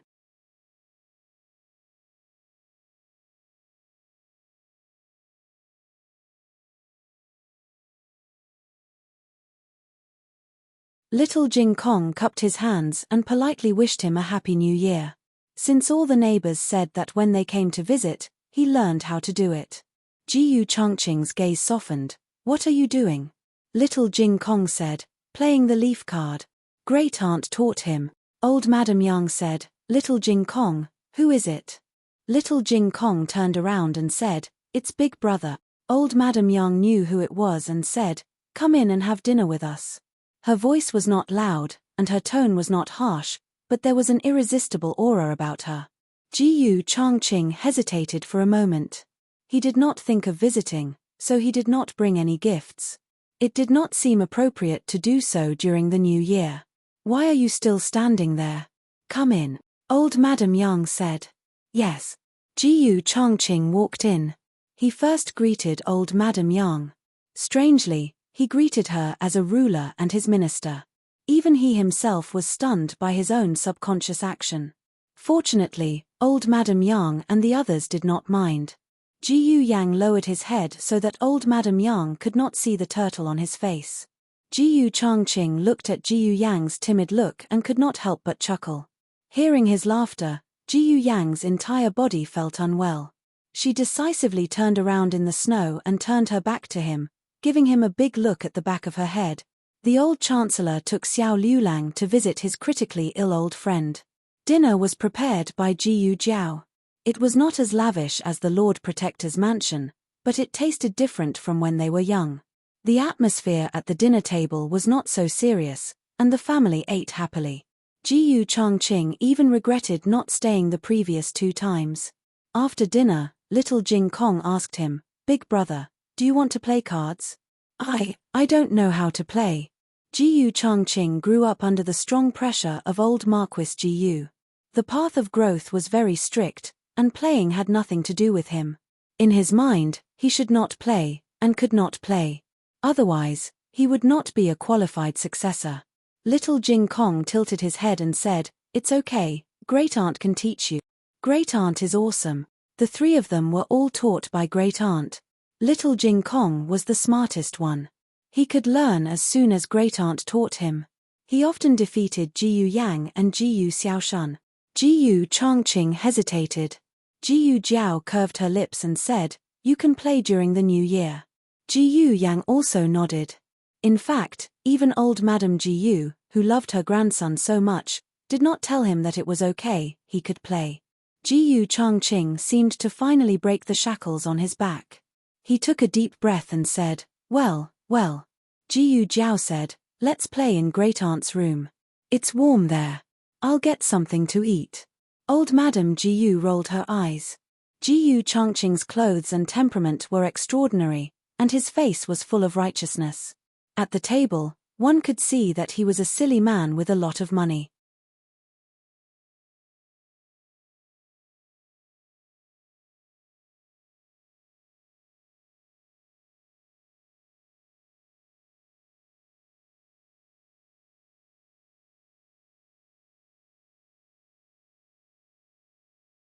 Old Madam Jiyu said, Aya, it's too embarrassing to draw a turtle in front of the guests.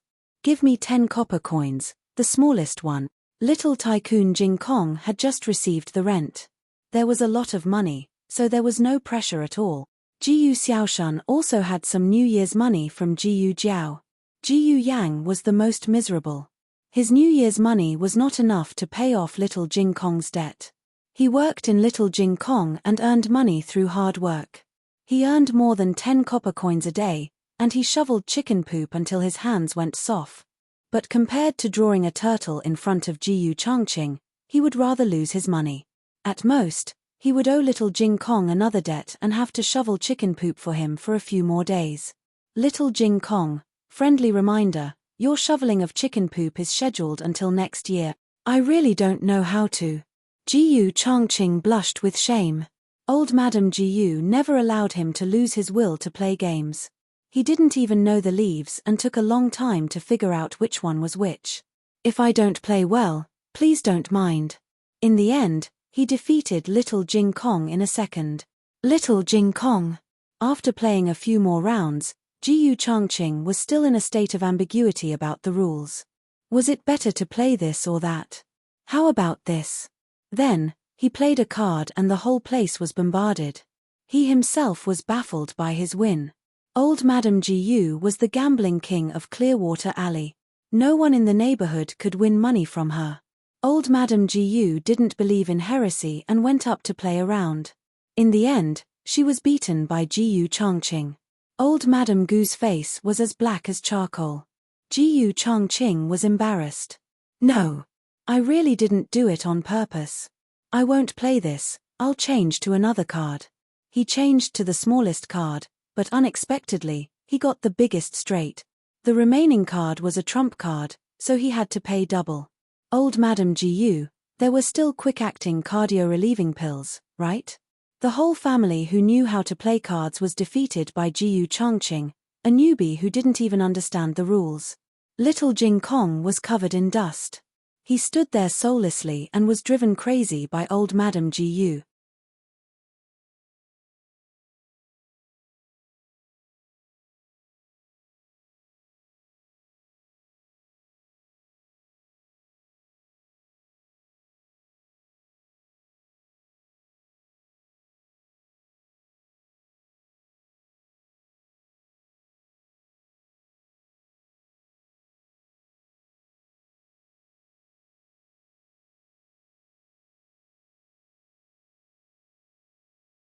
Chapter 175. Jiyu Changqing won so much money that his hands went limp. Old Madam originally wanted to find a spendthrift to empty his wallet, but who knew that she would lose everything. She held little Jing Kong's head and couldn't wait to howl to the sky, "Little Jing Kong, I finally grew a few strands of hair, but you almost blew them all away." Jiyu Changqing was like a child who did something bad behind his parents' back. His cold handsome face was flushed with excitement. No wonder his younger brothers liked to play so much. It was really interesting. Of course, he enjoyed the process, not the money he won. It was already embarrassing to come empty-handed, how could he take away the money? But old Madam was a gambler. She could afford to win and lose, so she was determined not to accept Jiyu Changqing's returned bet. Jiyu Changqing thought for a while and wrapped the money as New Year's money for the children. Jiyu Jiao looked at the crushed money in her hand and asked doubtfully, "I have one too?" "Yes." Jiyu Changqing nodded. In his eyes, Jiyu Jiao and Jiyu Yang were the same age and were both children. If Jiyu Yang had one, then she would naturally have one too. Jiyu Jiao, who had always given out New Year's money to her family, received it for the first time. Actually, most of the money came from old Madam. She gave out the most money today and lost the most. Although she also received a red packet from Jiyu Changqing, she couldn't make ends meet. Old Madam went back to the house and sharpened her kitchen knife.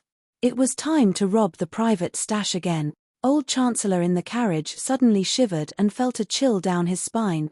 The old friend that the old Chancellor brought Xiao Liulang to visit was surnamed Feng.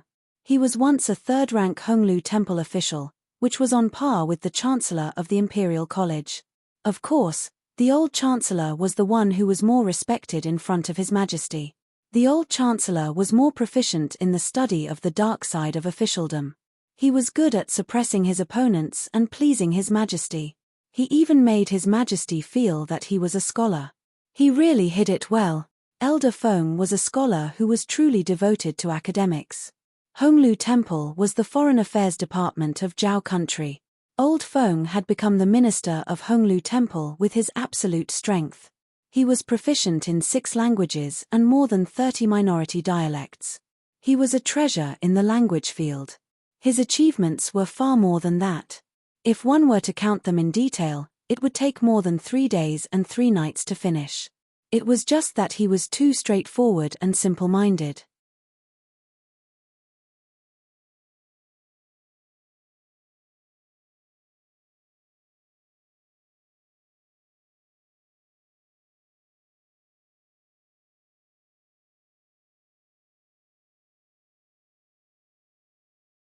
He was not suitable for the treacherous officialdom.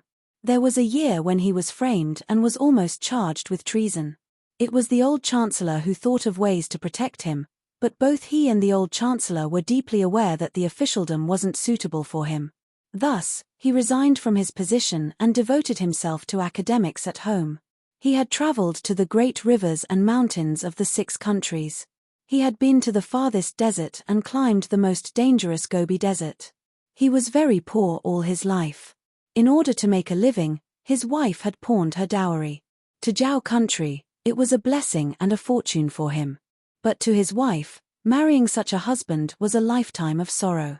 Elder Feng had 3 sons, but they were all mediocre. Of course, it was also possible that Elder Feng only cared about his academics and neglected to nurture his children. Elder Feng felt that he didn't have much time left, so he wrote a letter to the old chancellor. He wanted to ask him to help find a suitable successor. After thinking about it, the old chancellor brought along Xiao Liulang. Elder Feng was paralyzed on the bed. When he heard the footsteps, he said with a hoarse voice, "Brother, you're here?" The old chancellor said to Xiao Liulang, "Wait for me outside for a while." Xiao Liulang agreed. The old chancellor stepped into the room. "Hey, I'm here. How do you feel today?" Elder Feng's speech was actually not very smooth. He had difficulty pronouncing the words, but his complexion was very rosy, much better. The old chancellor sat down on the chair in front of the bed. "I think so too. In another 2 days, you will be able to get out of bed." Elder Feng shook his head slightly. "My lifespan is coming to an end. I know what to do." The old chancellor sighed secretly. A person who couldn't even speak much suddenly became so energetic. Who wouldn't understand what was going on? "Did you bring the person?" Elder Feng asked. "Yes, he's my disciple." The old chancellor took a look at him and said, "This time, I had to bear the pain and give up my disciple." "That one with the surname Li?" Elder Feng shook his head. No, he's too old." The old chancellor, "No, you're picking him? Which one of you is older?" Headmaster Li wasn't considered old. He wasn't even 40 years old and was in the prime of his life. Although the old chancellor brought along his youngest disciple, his eldest disciple was despised by Elder Feng. He couldn't help but mock. "Why, are you looking for someone so young that you can squeeze water out of it?" Elder Feng snorted. The old chancellor actually understood what he meant. The younger a person was, the more time he had. The knowledge he had in his lifetime wasn't something that could be studied in 10 or 20 years. "Come in," the old chancellor said to the door. Xiao Liulang walked in. Elder Feng's gaze landed on Xiao Liulang's face and his body stiffened.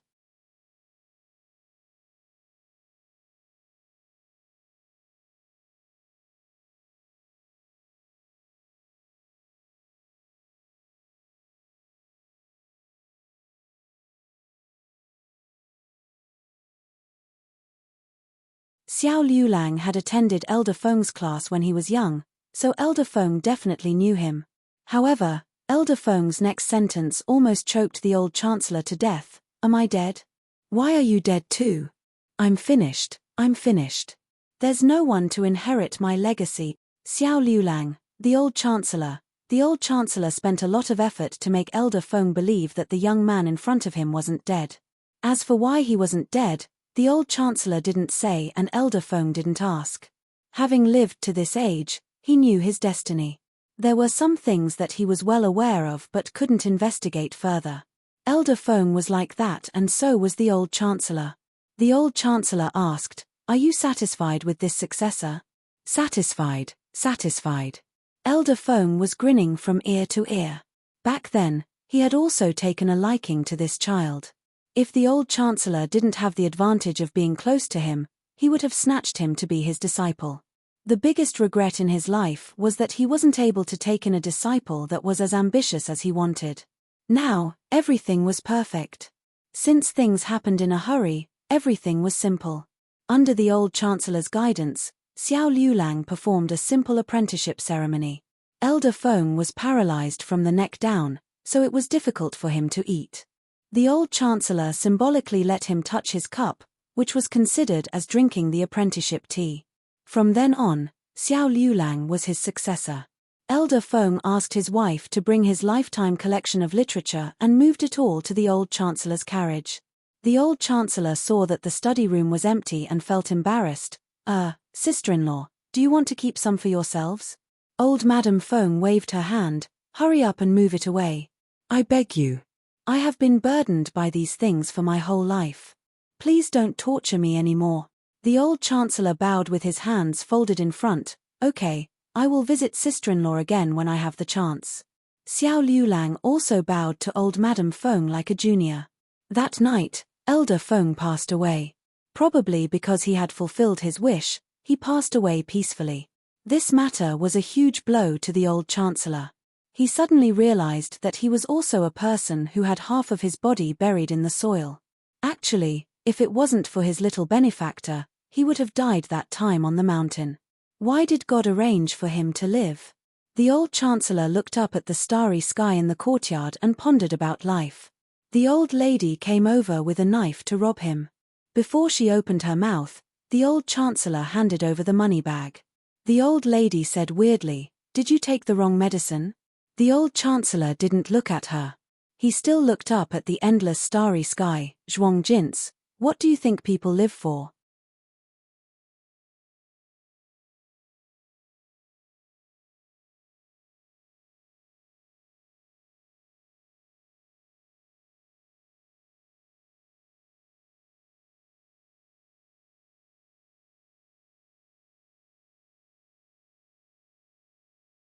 We don't bring it with us when we are born and we don't take it with us when we die.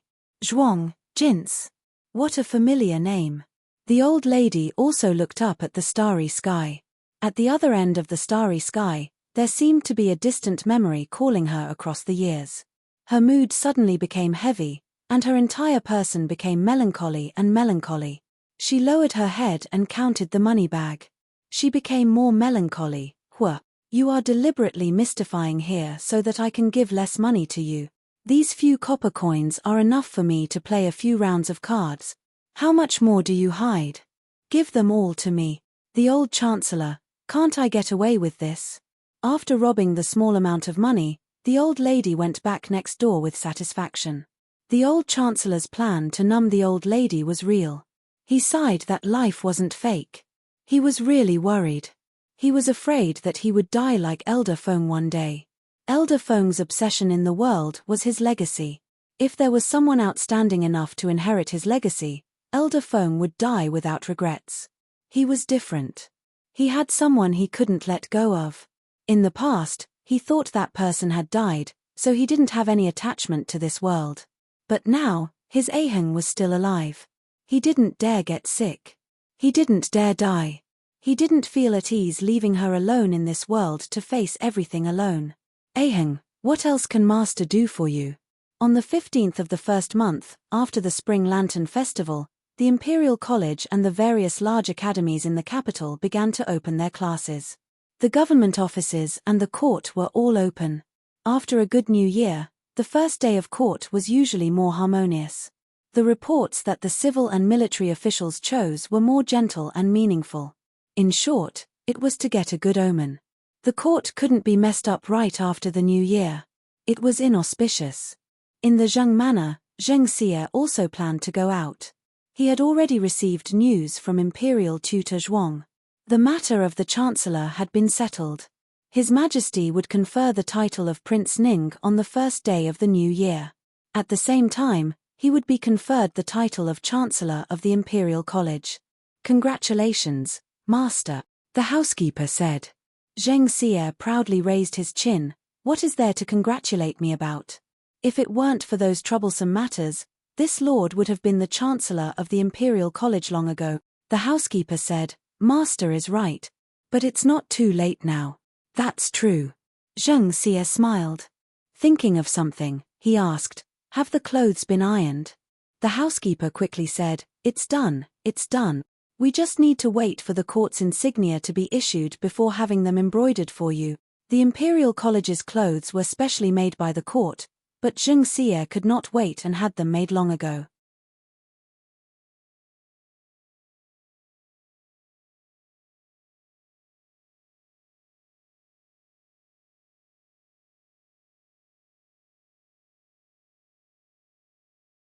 It was just that they did not have the insignia of the Imperial College's chancellor. "Bring them out for me to see," Zheng Xie said. "Yes." The housekeeper smiled and brought the clothes over. Zheng Xie's eyes glowed with green light. The housekeeper said, "Master, do you want to try them on for size?" Zheng Xie cleared his throat. "Cough, that's fine. If the size is not suitable, you can change it in time." The housekeeper smiled and said, "That's reasonable." Zheng Xie could not wait to change into the chancellor's clothes and spread his arms, allowing the housekeeper to admire him. "How is it?" The housekeeper gave him a thumbs up and flattered, "It's suitable, it's suitable. Old master looks so majestic in this set of clothes." Zheng Xie was infuriated. He walked in front of the bronze mirror and looked at himself. He flicked his sleeves and smiled, "All that's left is the insignia." The housekeeper smiled, "You'll have it when you come back from court." Zheng Xie reluctantly took off the chancellor's clothes. After today, he would be able to wear them every day. Zheng Xie arrived at court. The sky was dark and the doors of the imperial palace were not open yet. All the officials were waiting outside. Seeing Zheng Xie come over, the Minister of Personnel first congratulated him, followed by the Minister of Revenue, the Minister of Dependencies, and the others. It was obvious that everyone had heard that Zheng Xie was about to be conferred the title of Chancellor. This was a done deal. Zheng Xie did not even bother to pretend to be modest and smiled as he returned their greetings. His official position was now below the several officials, but after the court session, he would be on equal footing with them. Thus, his salute was now an equal salute. Soon, the palace doors opened. "Lord Zheng, please," an official said with a smile. Zheng Xie smiled and walked into the throne room with his head held high. The first court session of the new year was as harmonious as the previous years. The memorials submitted by the civil and military officials were all praising the emperor's achievements. The emperor was very happy. Similar to the rumors from the palace, he first praised the eldest prince and conferred him the title of Prince Ning. Soon, it was the Imperial College's turn. Since the Imperial College has been reopened, the position of Chancellor cannot remain empty.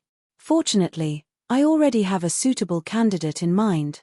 The emperor's dignified voice echoed throughout the throne room. Zheng Xie was so excited that he straightened his back. He had been waiting for this day for so long. He had been waiting. He had been waiting. He had been waiting. At this moment, his feelings could only be compared to that of a married girl. He was like a bride waiting to be married, waiting for the groom to come and bow to him. Then, he saw a eunuch hurriedly walk over and kneel outside the throne room. "Your Majesty."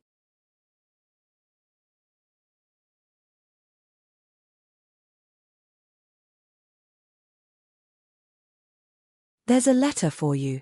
A normal letter would not rush to the throne room unless it was extremely urgent. Everyone thought to themselves, could it be that there's another urgent report from the border? "Present it to me," the emperor said. The eunuch presented the letter to the emperor. After reading the letter, the emperor actually stood up from the dragon throne. Everyone was stunned. What kind of major event had happened? Did the border fall? The next second, everyone heard the emperor say excitedly, "The old chancellor has returned to the capital. He sent me a letter and asked if I was well." Zheng Xie's heart cursed. Didn't the old chancellor retire and return to his hometown 800 years ago? What did he mean by writing a letter to seduce the emperor at this juncture? It was an affectionate letter with very particular words and sentences. Roughly translated, it was, "Your Majesty, I haven't seen you for many years. Are you well? Please forgive me for my willfulness. Every time I think of how much Your Majesty loved me, I feel guilty. Now that I'm back, may I ask Your Majesty, is your heart still the same? A proper green TX. The Emperor was so moved that tears filled his eyes. Let's talk about the Chancellor later. Court is dismiss. Zheng Xie was like a bolt from the blue. Scumbag.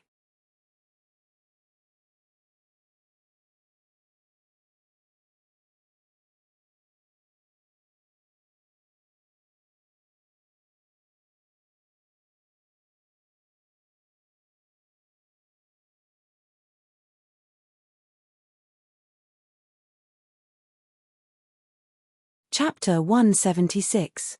His Majesty left the incumbent who was about to take office and left without looking back. He went to find the old Chancellor. The old Chancellor didn't indicate his address on the letter, but His Majesty wouldn't be incapable of this. The person who delivered the letter said that a guest of East Arrival Inn asked him to run an errand. East Arrival Inn, very good. His Majesty went to East Arrival Inn personally, but when he arrived, the old Chancellor had already left. When did he leave? The Chamberlain beside His Majesty asked. The shopkeeper said, he left for a while. He goes out every day during the day and comes back very late. How many days did he stay here? The Chamberlain asked again. The shopkeeper flipped through the account book and said, 5 nights. East Arrival Inn was a very inconspicuous inn. It belonged to the kind that would be despised even if it was used as a toilet for the Emperor. Thinking that the old Chancellor actually stayed in this kind of place for so many days, His Majesty felt deeply pained. The first essential skill of a green tea, act pitiful. The old Chancellor grasped the green tea very well. His Majesty patiently waited for half a day at East Arrival Inn, but he still didn't see the old Chancellor come back.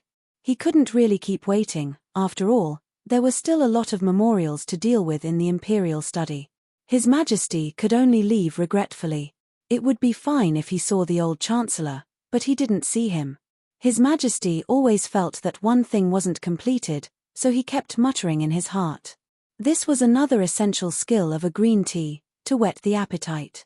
In the field of thick black tea in the officialdom, the old Chancellor had never disappointed anyone. Back then, he made the former emperor a green tea step by step, and then banished the demon empress into the cold palace. Although the demon empress came out in less than half a year, he still became the first person in this dynasty to pull down the demon empress. As soon as His Majesty left, the old Chancellor returned to the inn.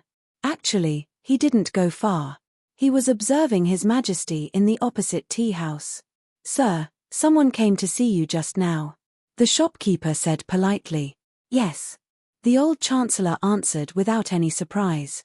The shopkeeper said, are you still staying in the inn tonight? Shall I ask someone to prepare dinner? Or should I send her to her room? The old Chancellor said, no, I don't want to stay anymore. Wouldn't it be a waste of money if he stayed after achieving his goal? Even though the inn looked shabby, it still cost 200 to 300 copper coins a night.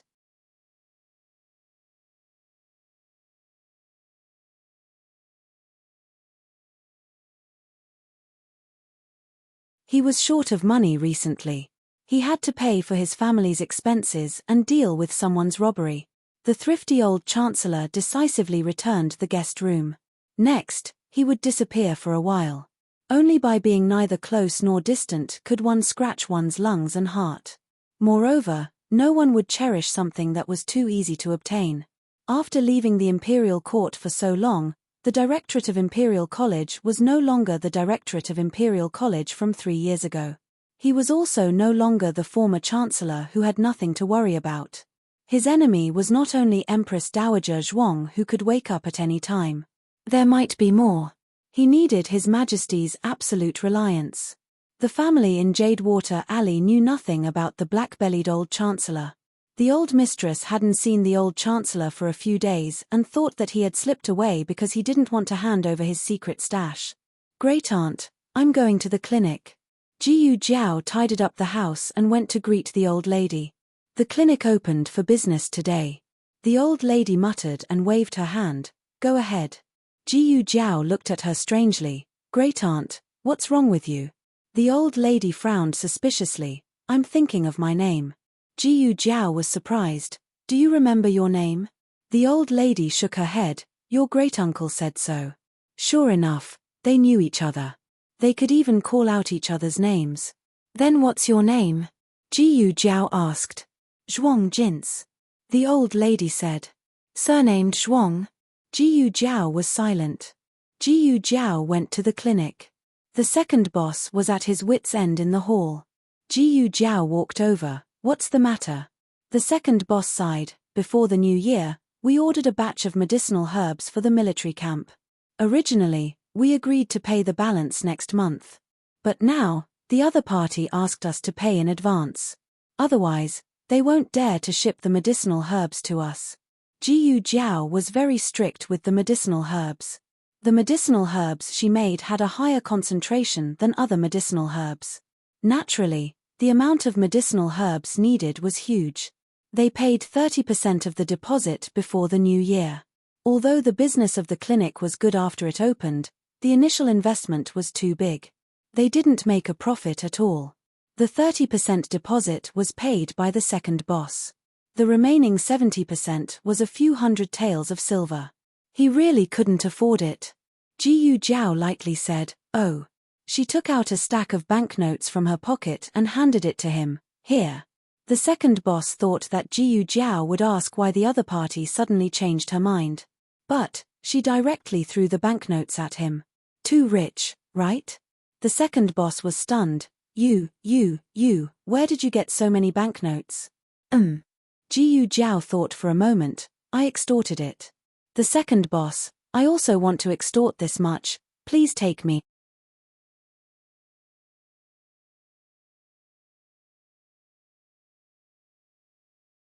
In fact, Jiyu Chengfeng was not that rich. The silver in his hands was not more than 1,000 taels. The other 2,000 taels were borrowed from someone. In order to repay the money, he began to secretly take private jobs. This was not as simple as shoveling a few pieces of chicken dung. Those tasks were like licking blood on the knife's edge. During the day, he was squeezed by homework. At night, he was squeezed by tasks. He lived a life worse than death. It can be said that he was miserable. On the first day of the new year, there were a lot of things to deal with in the clinic. Jiyu Jiao and Dr. Song took out some of the medicinal herbs in the cabinet to dry. The second boss was busy with the balance. With the money, he had more confidence to do things.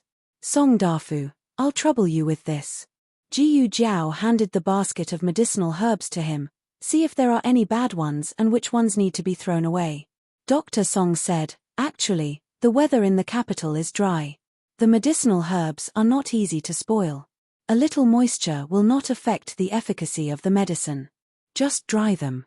Jiyu Jiao said, you still have to pick them out. Dr. Song understood that Jiyu Jiao's requirements for medicinal herbs were so strict that it made people's hair stand on end.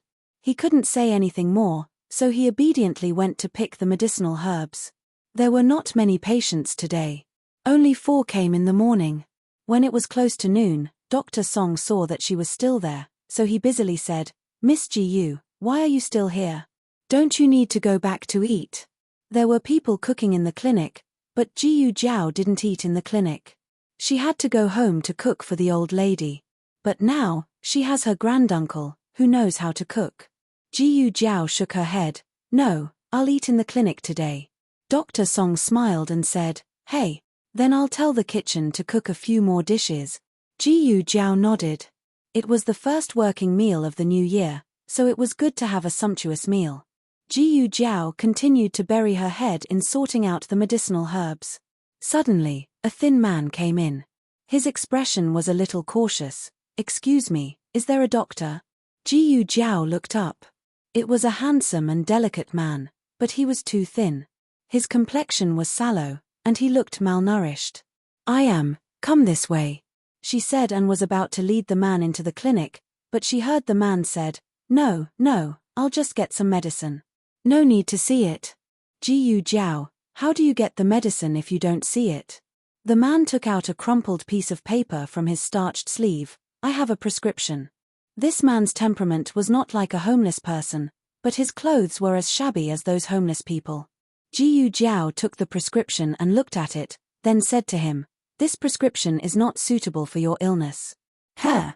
The man was startled. "But, you don't know what disease I have."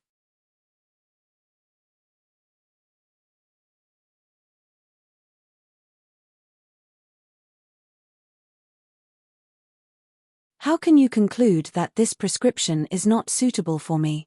Jiyu Jiao returned the prescription to him. "This piece of paper is so old. It's been used for a long time, right? But your situation doesn't look good at all. If this prescription is effective, you won't be like this now." The man felt pain in his right upper abdomen again. He covered the pain and his brows furrowed tightly together. Alas, appearance is justice. This man is so good-looking, it's a pity to let him die of illness. Jiyu Jiao stretched out her hand. "Give me to me." "Huh?" The man was in so much pain that he didn't recover for a while. Jiyu Jiao directly pinched his other hand and put her fingertips on his wrist. The man's face changed color. Men and women shouldn't touch each other. He tried to pull his hand back, but found that he couldn't exert any strength. Do young girls have so much strength these days? After Jiyu Jiao felt his pulse, she used her hand to open his eyelids. He was so scared that he stepped back again and again. Shopkeeper Wang put a stool behind him in time. He bent his knees and fell on the stool. No girl had ever done this before. He was dumbfounded. Jiyu Jiao calmly withdrew her hand. "Do you often feel dry and bitter, and have an anorexia of oily food?" The man nodded. "Jiyu Jiao, how long have you been in pain?" The man, 1 or 2 months, I don't remember the specific time.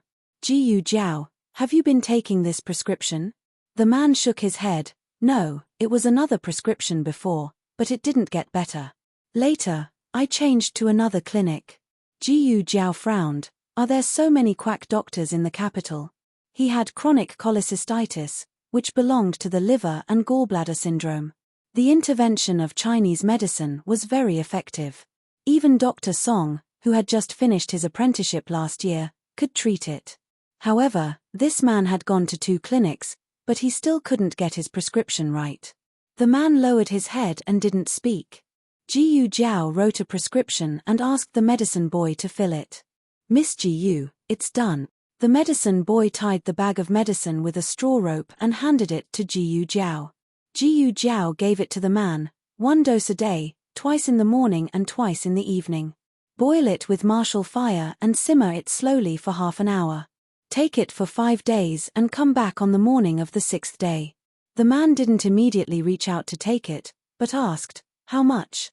Jiyu Jiao, 100 copper coins. The man was surprised. Jiyu Jiao looked at him. "What's wrong? Is it expensive?" The man shook his head in disbelief. Are you sure you're not selling fake medicine?" Jiyu Jiao, a dose of medicine only cost 20 copper coins, which was rare in the capital.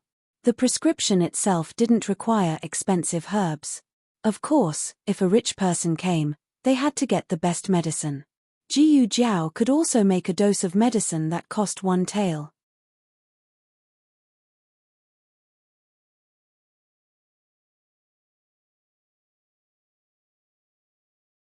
The man paid the money and walked out with the bag of medicine. As soon as he stepped out of the door, he was bumped into by someone.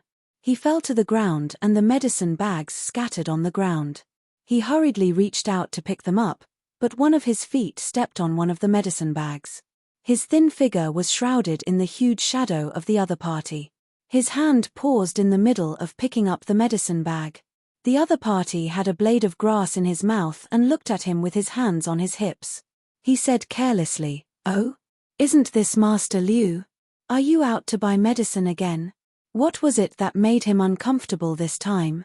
"Why don't you talk to us brothers? Can we help you treat it? The kind that doesn't cost money." The men behind him roared with laughter. The man's face turned red in humiliation. He pressed his fingers on the ground, his knuckles faintly turning white. The big man spread his legs and said to the man, "Crawl under my crotch, and I'll buy medicine for you." Ha ha ha ha. Crawl. Crawl. Crawl. The men fiercely jeered. The man's eyes revealed endless humiliation and fierceness. All of a sudden, A small figure walked out and sent that burly man flying with a kick. "Who are you?" One of the men rushed over. Jiyu Jiao didn't want to dirty her hands by touching him, so she picked up the stick at the door and hit him away. The rest of the men weren't too troublesome to deal with. In the blink of an eye, everyone was beaten down. The big man was the best, but he didn't have the strength to fight back. He could only barely stand up with his legs trembling. He looked at Jiyu Jiao with fear and hatred. Where did this bitch come from? Jiyu Jiao casually waved her hand and swung the stick at the big man. 4 teeth in the big man's mouth were smash. The big man was in so much pain that his whole body twisted. He covered his mouth full of blood and roared incoherently. "Do you know who we are?" Jiyu Jiao said indifferently, "I don't care who you are. He's a patient of the Miracle Hand Hall. You caused trouble in front of the Miracle Hand Hall, so you deserve to be beaten." The big man laughed fiercely. "You don't know who he is, right? He's Liu Yisheng. All the doctors in Beijing don't dare to treat him. If you dare to treat him, you'll have a good time."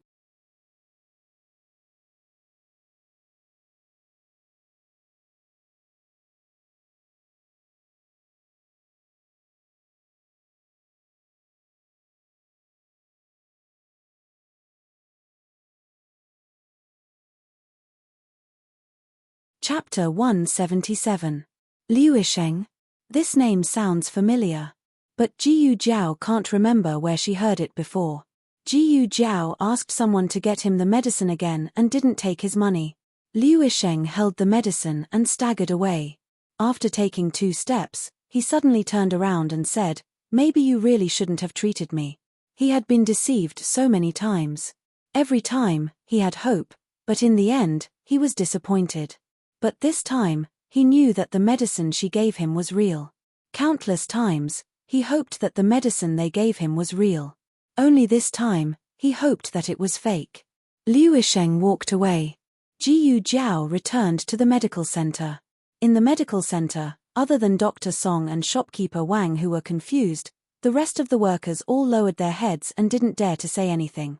"Xiao Jiyu. I'm back."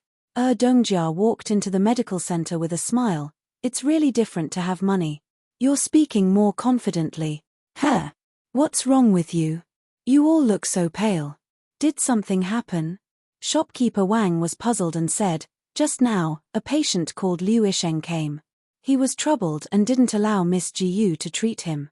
Dongjia's expression changed. Then did Xiao Jiyu treat him?" Shopkeeper Wang said, "Yes, she treated him. She also cleaned up those bastards." Dongjia pinched his philtrum and fainted. When Dongjia woke up, he was already lying in his room on the 2nd floor. He quickly went downstairs to find Jiyu Jiao. The medicine boy went to eat, and Jiyu Jiao was filling the medicine for a patient.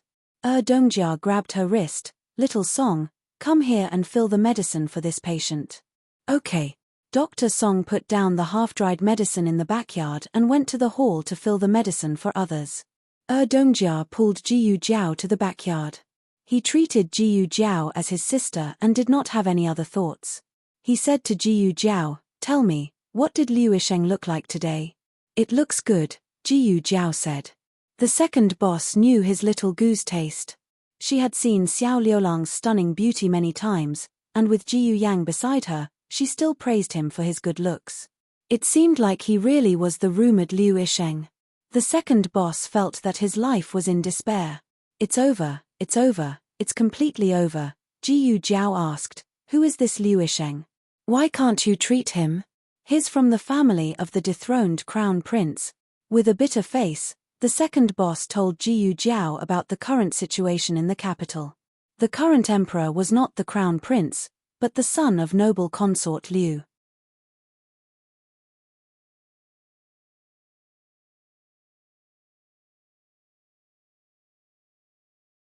Later, Empress Dowager Zhuang defeated the Liu family and dethroned the crown prince. Then, consort Jing's adopted son was put on the throne. Jiyu Jiao listened carefully. The second boss continued, the Liu family was not convinced, so they plotted to kill the current emperor.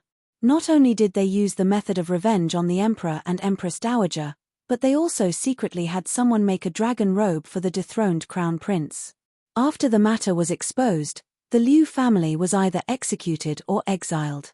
The crown prince and his wife were imprisoned and died within a few years. The evidence was conclusive, and no one in the court dared to speak for the Liu family. This Liu Yisheng is the only legitimate son of the Liu family. Now you understand why the doctors in the capital don't dare to treat him, right? Jiyu Jiao nodded. No wonder the prescriptions he got before were fake. The second boss glanced at his little Jiyu. Don't you have anything to say? For example, he wanted to repent. Why did he save this jinx that everyone wanted to avoid? Jiyu Jiao thought about it and said seriously, "Oh, don't put too much salt in tomorrow's food. It's too salty." The second boss was speechless. After Jiyu Jiao sorted out the herbs, she went back to her yard to drink some water. The moment she picked up the teacup, an idea flashed through her mind. I remember where I heard this name before. In her dream. In that miserable dream, she returned to the Marquis's mansion.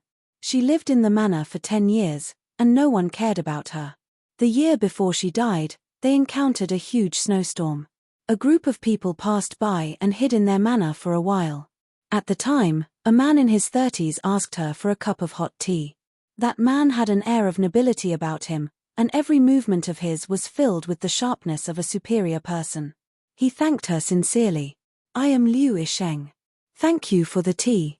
When she took back the teacup, she accidentally touched his fingertips. It was as cold as bone. 2 hours later, the snowstorm stopped, and he left with the guards. Before she got into the carriage, she vaguely heard someone call his name. Liu Xiong. As the saying goes, good news never leaves the house, but bad news travels 1,000 miles.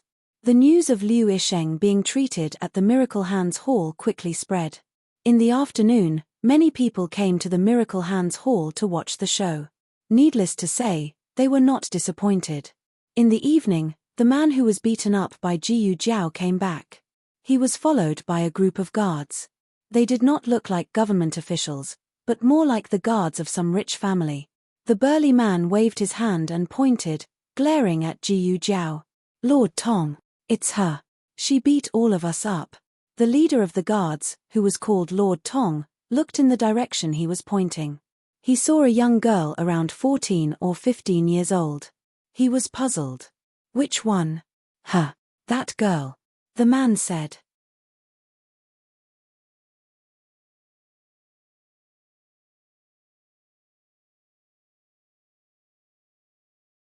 Guard Tong frowned. He looked at Jiyu Jiao, then looked at the man. "Are you telling me that you were beaten up like dogs by a little girl?" What dog?" The man refused to admit it. But when he thought about how they were looking for their teeth on the ground, they were indeed more miserable than stray dogs. Bodyguard Tong asked, "Are there any other experts behind her? Did she beat him up herself?" He did not believe it. The man was so anxious that he became angry. "Lord, it's really her." Bodyguard Tong walked over and walked into the medical hall. The commoners immediately surrounded him, blocking the entrance of the medical hall so tightly that not even a drop of water could trickle through. "I heard that you injured someone." Guard Tong looked at Jiyu Jiao, who was looking at the account book behind the counter. Jiyu Jiao flipped through the account book and did not pay attention to him. The second boss saw that the situation was not good and quickly walked forward with a smile. "Lord, it's all a misunderstanding, a misunderstanding." "What misunderstanding?" "She beat me and my brothers up like this." "Are you blind?" The man was blind, so he had more confidence now that he had someone to back him up. The second boss quickly smiled apologetically. "We will pay for everyone's medical expenses, Pa." Jiyu Jiao slammed the account book on the table. The second boss panicked. It's over. Little Jiyu is going to flip out again." "Little Jiyu, calm down. This is not the county or the hot spring villa. This is the capital. This group of people seems to have a strong background. We can't afford to offend them." Jiyu Jiao stood up and rubbed her ears impatiently. "One by one, or all at once?" She then said, "All at once." "Annoying." The second boss, No, little Jiyu, don't, you're wrong. Guard Tong was shocked by Jiyu Jiao's words for a while before he realized what she was referring to. She was just a little girl. How could she be so arrogant? Guard Tong said coldly, I'm a man. I don't bully women. Call out the person in charge. Before he could finish, Jiyu Jiao had already dashed out of the counter, grabbed him by the collar, and dragged him all the way out of the medical center. Guard Tong was not an ordinary guard. He did not want to expose his identity, so he wore the clothes of an ordinary person. However, his identity was enough to let him do whatever he wanted in the capital. There was no need to talk about his martial arts. He had never been treated like this before. Before he could react, he had already crashed into the stone lion at the door. He flew into a rage out of humiliation and pulled out his sword. However, before he could unsheath his sword, Jiyu Jiao kicked it back into the scabbard. A stick rolled in front of Jiyu Jiao's feet. Jiyu Jiao tiptoed and stepped on the end of the stick. The stick immediately stood up. Jiyu Jiao grabbed it with her hand and performed a dog-beating stick technique on the spot. The man quickly rushed out of the room.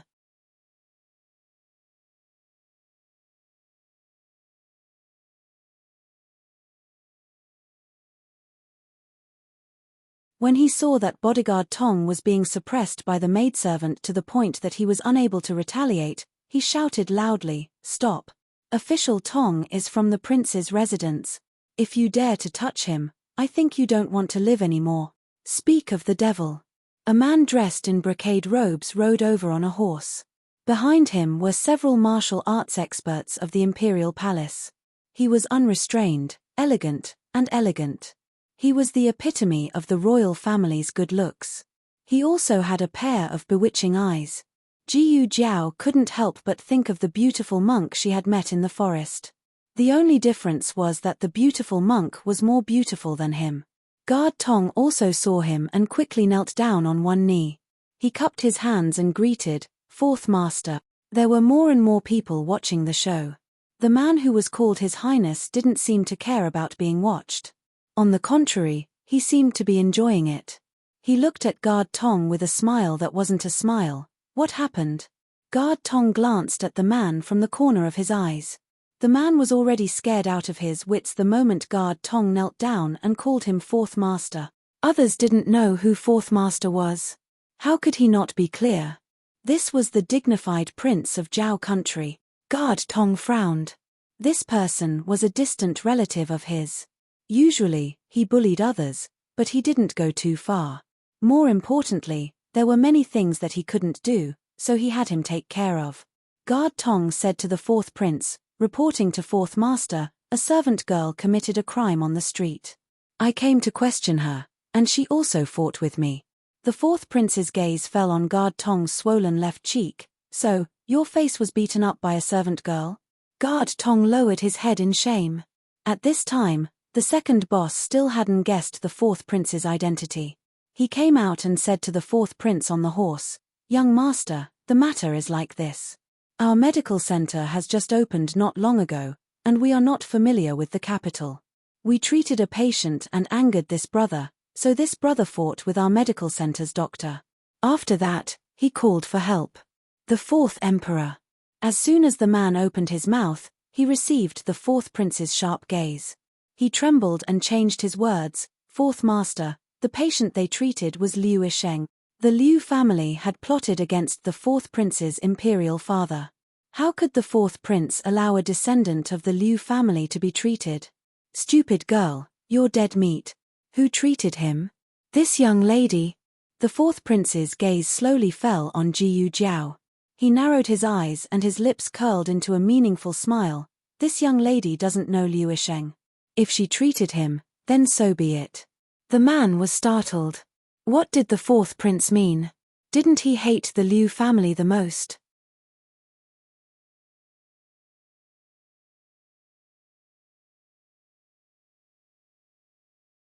Last time, the owner of a rice shop had bought several catties of good rice for the Liu family, but the fourth prince had smashed the shop. But Guard Tong understood his master's thoughts. There was a saying in the capital's circle of nobles, the fourth master had a slim waist. Although that servant girl's appearance wasn't satisfactory, With such a large red mark on her face, her waist was really slim. The fourth prince had taken a liking to her. The fourth prince rode his horse in front of Jiyu Jiao. He looked down at Jiyu Jiao from his horse's back. He slightly bent his body and asked with a smile, "May I ask for this young lady's name?" Jiyu Jiao ignored him and turned to leave. One of the imperial guards beside the fourth prince suddenly dismounted from his horse and raised his hand to block Jiyu Jiao's path. "Jiyu Jiao, get out of my way." The imperial guard, "Answer my master's question." The remaining three experts also glared at Jiyu Jiao like tigers eyeing their prey. Jiyu Jiao slowly walked a few steps towards the fourth prince and looked up at him.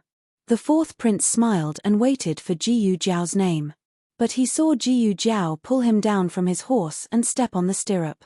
She nimbly mounted the horse and galloped away. The fourth prince was stunned. He was furious. Chase after her. The four imperial guards chased after Jiyu Jiao. To be honest, this was Jiyu Jiao's first time riding a horse. Her riding skills were not good and the four imperial guards soon caught up with her. Jiyu Jiao pulled the reins tightly. When she passed by an alley, she decisively abandoned the horse and climbed onto a roof with her bare hands.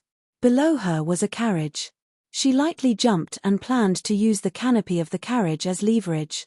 Then she turned around and shot out the silver needle in her hand. Jiyu Jiao would never have thought that this was Marquis Shen Ping's carriage.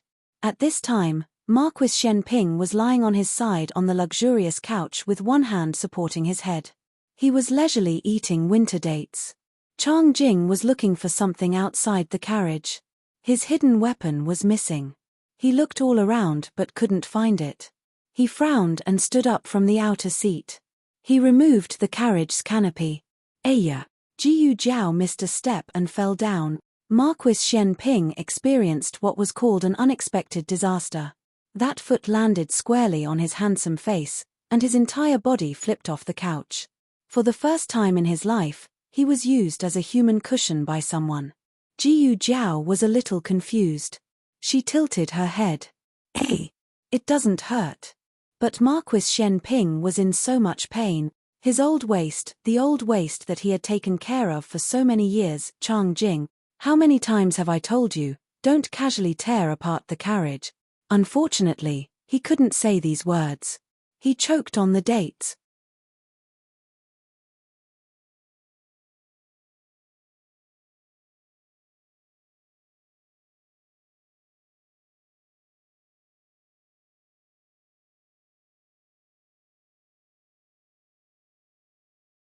Chapter 178. The weather was good. All the major academies in the capital had opened their classes, including Qinghe Academy. Early in the morning, Jiyu Yang and Jiyu Xiaoshun came to the academy with their bags of books. The first day's homework was not much, mainly to settle down. The moment they entered the courtyard with their bags of books, they met Jiyu Chengfeng and Jiyu Chenglin, the brothers of the Lord Protector's manor. Jiyu Chenglin was finally able to walk normally after 2 months of recuperation. However, he was still traumatized and felt that he would get hurt if he walked a few steps. The four of them met at the door and the scene was really awkward. Jiyu Chenglin's gaze on Jiyu Yang was still filled with hatred, but under the hatred, there was even more fear. As long as he saw Jiyu Yang, he would think of the scene where Jiyu Jiao locked him in the small dark room and ravaged him. He didn't dare to touch Jiyu Yang easily anymore. He only hoped that something would happen to Jiyu Yang so that his hatred could be appeased. Jiyu Xiaoshun decisively stood in front of Jiyu Yang and blocked their gazes. What a joke! From an inarticulate carpenter to the number one bully in the surrounding area, there was only a difference of a chicken feather. He, Jiyu Xiaoshun, was not someone to be trifled with. Let's go. Jiyu Chengfeng didn't want to fight with the two in the academy. Jiyu Changqing had already given them a death order. If they caused trouble outside, they would be punished to live in the ancestral hall for a year. It didn't matter if they couldn't live in the ancestral hall. The main thing was that they were in debt and had to sneak out to do missions every night to repay the debt. It would be inconvenient for them to go out if they were watched by their eldest brother's secret guards. Jiyu Chenglin was taken away by the two guards. Jiyu Yang, Pampered. The four of them went to their respective classrooms. On the other side, Xiao Liulang and little Jing Kong also came to the directorate for class. Xiao Liulang sent little Jing Kong to Meng Shui's door first and said to him, "I'll pick you up for lunch at noon." "I know." Little Jing Kong said casually, "I'm already 4 years old. I'm not a kid anymore." Xiao Liulang doubted his age. He always felt that it was possible that the abbot estimated his age too early. After all, he was so young, not like the 4-year-old Tuanzi at all. "All right, let's go in," Xiao Liulang said to him. Little Jing Kong entered the elementary school with his school bag in his arms. Why go to school? He clearly only wanted to stay by Jiao Jiao's side and become Jiao Jiao's little tail. Little Jing Kong's class had changed a lot.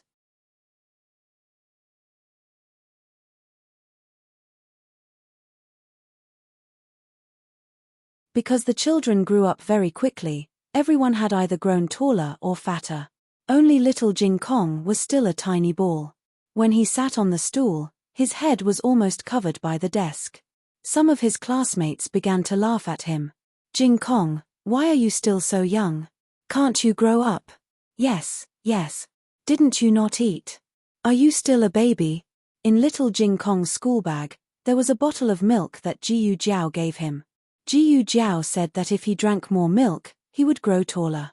But he refused to drink milk in front of these classmates. He didn't want to be laughed at by them. Among these people, the one who laughed the most arrogantly was Qin Chuyu. Qin Chuyu had been asking for leave since he got acne, so he came back after the spring festival. He was 8 years old now. Not only was he fatter, but he was also taller. He reached out to touch little Jing Kong's scholar hat. "Little kid, do you want to eat candy? I'll give it to you if you call me brother." Little Jing Kong glanced at him speechlessly. Childish. Qin Chuyu. Not long after, the teacher came over.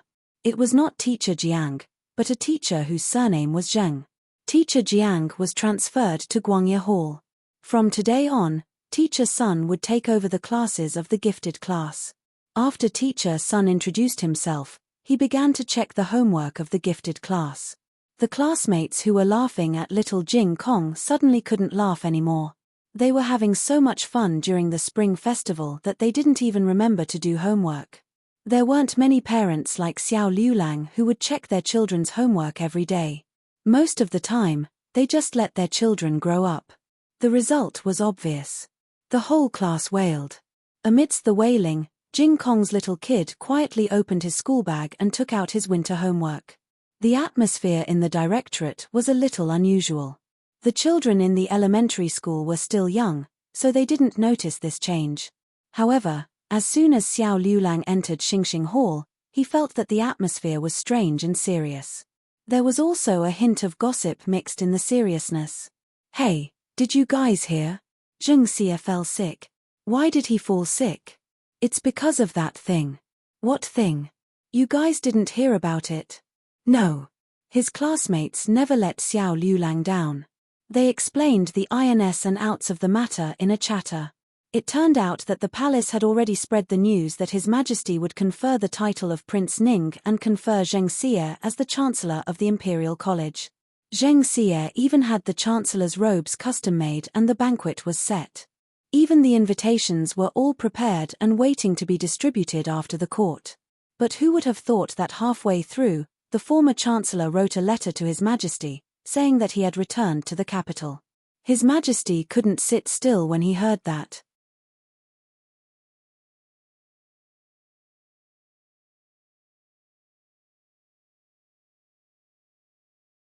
Since the old Chancellor was back, why would he need a new Chancellor? His Majesty threw away his responsibilities on the spot. Zheng Xie was so angry that his face turned green. Before the morning court session, Zheng Xie's back was as straight as his head was lowered after the morning court session. He lost all his face and became the laughingstock of the entire imperial court. Such important news spread to the Imperial College in less than an hour. "Zheng Xie won't be coming today. He even said that he's here to teach us." A classmate said. "He's not here to teach us, but to listen to us call him Chancellor, right?" Another classmate said.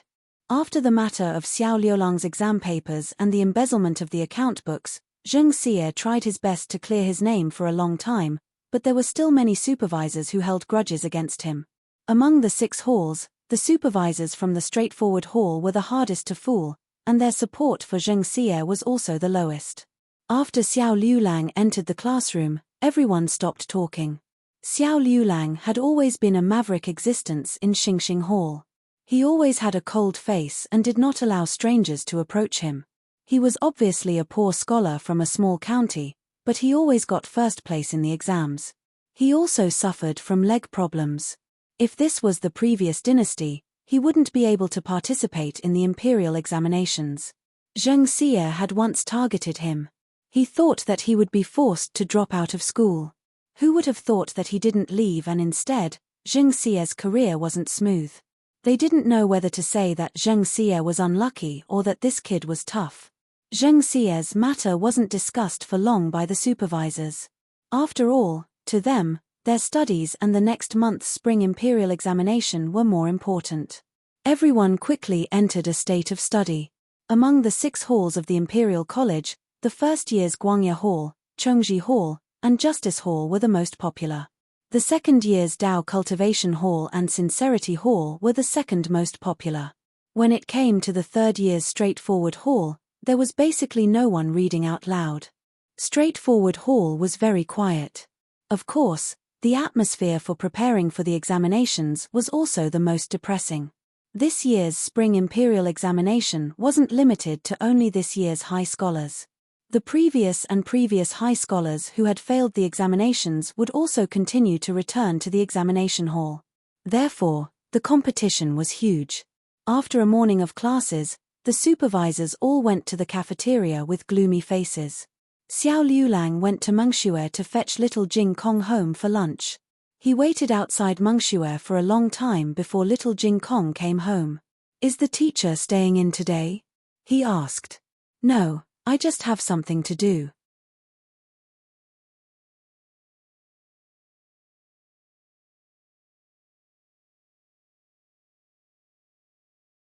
Little Jing Kong raised his chin and said, "You have something to do? You really think of yourself as an adult?" Xiao Liulang was annoyed and amused at the same time. He went back to Clearwater Alley with him. Their house was really close to the Imperial College. Xiao Liulang seriously suspected that the teacher of the little guy bought this house to make it convenient for him to go to school at the Imperial College. Lunch was prepared by the old chancellor. It was delicious. Jiyu Yang and Jiyu Xiaoshun didn't have any dietary restrictions. They ate in the cafeteria of the academy. After lunch, the old lady went back to her room to sleep. Little Jing Kong went to wash his own small bowl. Only the teacher and the disciple were left at the table. "Why did you do that?" Xiao Liulang looked at the old chancellor and asked. The old chancellor was not stupid. How could he not understand what his disciple was asking? He didn't want Xiao Liulang to have any psychological burden, so he said, "To earn money and support the family." Xiao Liulang, some tacit understanding was in the bottom of their hearts. It was dark in front of him. He couldn't see the way out. Jiyu Jiao and the old chancellor were illuminating his way out in their own ways. Little Jing Kong had to take a nap after lunch every day. But he didn't today. Xiao Liulang came out of the house and saw him acting sneakily in the backyard. "What are you doing?" Xiao Liulang asked. "Nothing," little Jing Kong said as if nothing had happened. He didn't take a nap, nor did he turn into a little loudspeaker. His behavior was very suspicious. As the saying goes, if a child is quiet, he must be up to something. Sure enough, after Xiao Liulang attended one class in the afternoon, little Jing Kong's teacher called his parents. The cause of the incident was that little Jing Kong came to school in the morning. Because of his small size, he was ridiculed by his classmates. Among them, Qin Chuyu was the worst. Little Jing Kong was not convinced. After class, he called Qin Chuyu aside and said that he wanted to compete with him. Qin Chuyu almost laughed to death. "Haha, how are you bigger than me?" Little Jing Kong thought for a moment. "Do you have a bird?" Qin Chuyu choked on the spot. He was 8 years old. There were some things that he didn't understand, but he still knew what a bird was. He blushed and became angry out of humiliation. How can you say that? I'm a man. Of course I have a bird. Don't you? I do. Little Jing Kong widened his eyes and said, then let's compete with birds. Let's see whose bird is bigger. I'll come find you after lunch. Let's go to a deserted place. We can't let others see my bird. After lunch, little Jing Kong went back to the Imperial College. He really came to find Qin Chuyu. Qin Chuyu was embarrassed. You really want to compete with that? He was a prince. He had rules and etiquette. This was too much.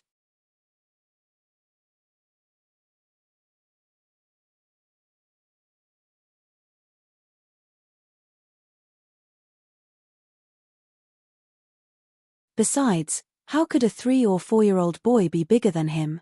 Qin Chuyu looked down at his pants as he walked. He wondered if the boy was really bigger than him. Okay, here. Little Jing Kong stopped under a big tree. This was a small grassland for elementary school students. Usually, no one would come here. Little Jing Kong walked behind the big tree and said to Qin Chuyu, come here. Did you bring your bird? Qin Chuyu thought, what are you talking about? He was born with it. Do I need to bring it? I'm not a eunuch. Qin Chuyu walked behind the big tree with a gloomy face. He thought for a moment and still felt that it was inappropriate. Are we really going to compete? Little Jing Kong looked at him. Are you scared? Qin Chuyu couldn't stand being provoked. He stomped his feet and said, are you kidding me? How can I be scared? Let's compete. Come on. I'll count to 3, and we'll walk our birds together. Little Jing Kong said generously, okay, you count. Qin Chuyu gritted his teeth. 1, 2, 3. Little Jing Kong hugged the biggest bird in the house, the baby eagle, from the bulging book bag.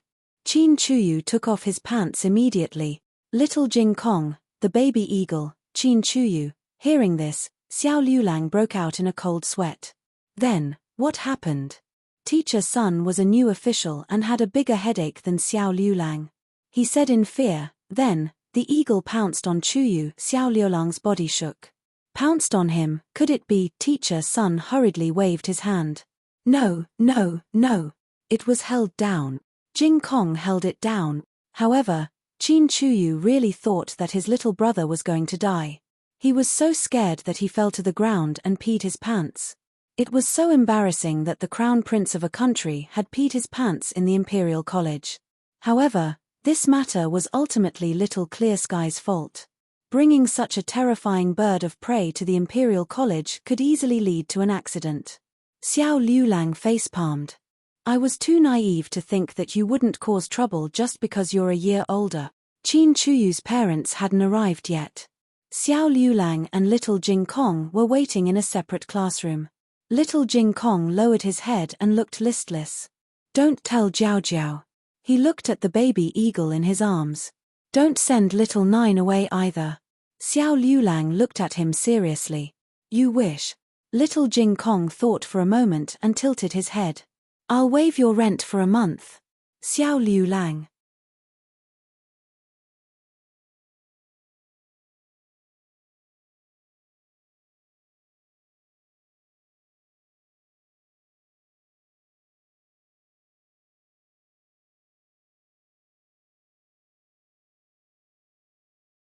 Chapter 179. Xiao Liulang was not so easily fooled by the little guy. The main reason was that Little Jing Kong gave Jiyu Jiao the monthly rent for safekeeping. Although he could use it at any time, Jiyu Jiao was the one who paid the rent. If he didn't pay the rent for a month, Jiyu Jiao would immediately detect something fishy between them. Little Jing Kong, who liked to exploit his bad brother-in-law, actually gave him free rent. How much trouble did he cause him? Jiyu Jiao was not stupid. She was not easy to fool. Xiao Liulang decisively refused Little Jing Kong's bribe. Little Jing Kong did not know that his bad brother-in-law's heart was deeper than the sea. He really thought that he was upright and plain-spoken. He was distressed and ashamed. He anxiously waited for Jiao Jiao to pick him up from the Imperial College. He wanted to see Jiao Jiao, but he was afraid of Jiao Jiao. He had never been so conflicted before. Jiyu Jiao was in big trouble. She fell from the sky, missed a step and fell into the carriage. She even crushed someone. She was stunned for a while before she finally recovered. She quickly got up from his back and looked at him seriously. "Uncle, are you okay? How could Marquis Shen Ping be okay?" He was about to choke to death. He was a marquis of Zhao country. He fought countless battles in his life, killed countless enemies, and made outstanding contributions. He didn't want to die honorably, but at least he didn't want to die in such a cowardly way. He thought about how the history books would record his death. Xiao Ji, a first-grade marquis, choked to death. How old was he? Fuck. Shen Ping, who cursed Chang Jing 100 times in his heart for tearing down the carriage. Soon after, he felt a light little hand coming from his back. It passed under his arms and lifted him up. The two arms clamped down on his abdomen and pressed upwards. He felt a burst of breath in his chest and spat out the winter dates that were stuck in his throat. At the same time, Chang Jing finally squatted on the ground and searched the roof of the carriage. She found his hidden weapon marbles. Chang Jing put away the marbles, grabbed the roof and turned around. When she was about to put it on the carriage, she saw Marquis Shen Ping looking at her with a pale face. There was a little girl beside Marquis Shen Ping. Chang Jing, well, what happened? Marquis Shen Ping. Chang Jing blinked and realized that he might have made Master Hu angry again. He said, "I'm looking for marbles." Marquis Shen Ping, "I'm not even comparable to a pearl in your heart." Chang Jing slowly and carefully put the canopy back on the carriage. She didn't forget to remind him, "Be careful of your head."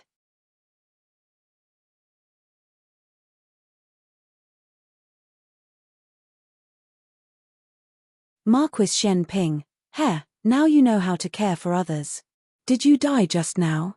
On the other side, the 4 imperial guards were chasing after them. Marquis Shen Ping was asked by his sister, Empress Xiao, to go to the Imperial College to pick up his little nephew, Qin Chuyu.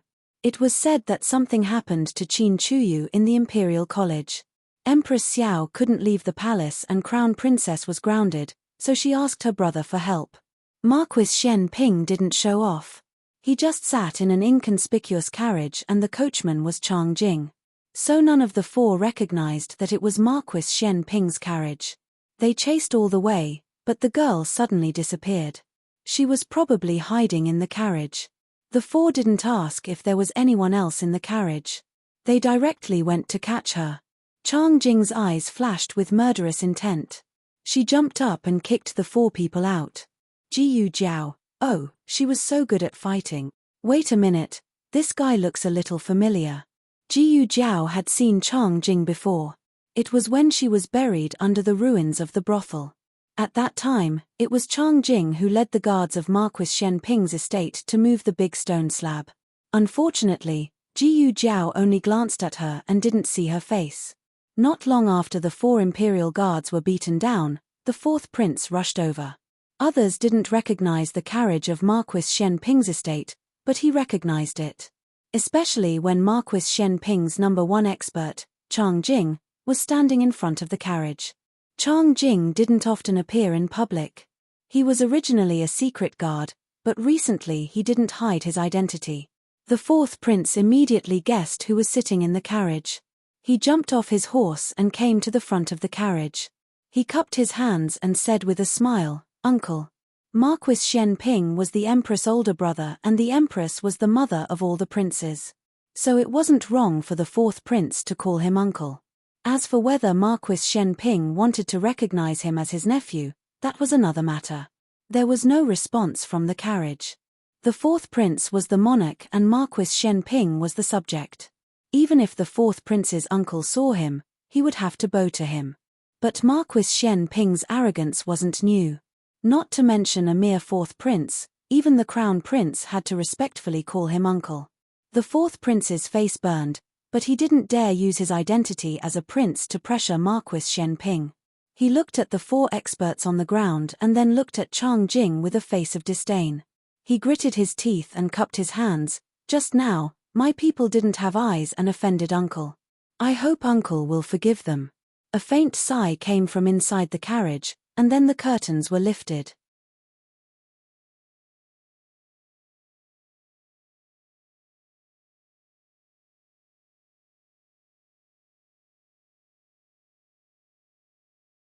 Marquis Shen Ping's cold and arrogant gaze fell on the fourth prince's face. "Watch your dog, or else this marquis will kill you." Saying this, he didn't wait for the fourth prince's response and coldly put down the curtain. The fourth prince clenched his fists and bowed, saying, "Yes, nephew will remember." "Then why aren't you leaving?" Chang Jing urged. The fourth prince knit his brows and left with the 4 heavily injured palace experts. When he was far away, he turned back and angrily looked at the motionless carriage. "Marquis Shen Ping, you better sit at a high place for the rest of your life and not fall down." After the fourth prince left, Marquis Shen Ping calmly looked at the little girl beside him. Her appearance was quite unexpected. He first saw the right side of her face. She was as beautiful as a fairy. Then when she turned her left face, he almost ascended to immortality. "Marquis Shen Ping, you often walk on the roof of the carriage?" "Jiyu Jiao, occasionally. Every wrong had its perpetrator and every debt had its debtor." The main culprit today was Chang Jing, so Marquis Shen Ping wouldn't vent his anger on her. Moreover, he could guess why she could fly. "Female doctor?" Marquis Shen Ping asked. "Doctor." Jiyu Jiao corrected him. Marquis Shen Ping sneered, "Then you are a female doctor." "No." Jiyu Jiao said seriously, "Female doctors only treat women, but I just treated you. So, are you a woman or not?" Marquis Shen Ping. Marquis Shen Ping had a toothache. She didn't look very good, but she was very eloquent. Marquis Shen Ping took out his money bag and rummaged through it for a long time. He pulled out the smallest silver coin, but he was still not satisfied and said with a pained expression, "Here, the consultation fee." This time, it was Jiyu Jiao's turn to have a toothache. After being in the capital for so long, it was the first time she saw a member of the imperial family being so stingy with the consultation fee. Jiyu Jiao suddenly felt that the fourth prince calling him uncle was not fake. Marquis Shen Ping chuckled. "What? You think it's too little? Aren't you a doctor? You're not a bandit. How much do you want to charge for that?" Jiyu Jiao was successfully rebuked and was speechless. She silently put away the silver. She looked a little bitter. Jiyu Jiao got off the carriage. Marquis Shen Ping suddenly lifted the curtain. "Is it too little?" Jiyu Jiao nodded. Marquis Shen Ping proudly raised his eyebrows. "Then it's not too much." Jiyu Jiao, the little girl, stepped on his foot. His face was still hurting and his waist was almost broken by her. Marquis Shen Ping would not treat Jiyu Jiao as his savior because of this matter.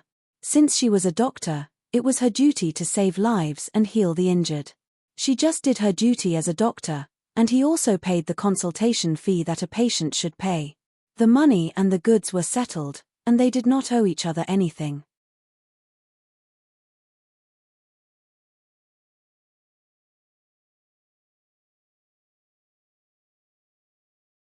Marquis Shen Ping said carelessly, "Well, let's go to the Imperial College.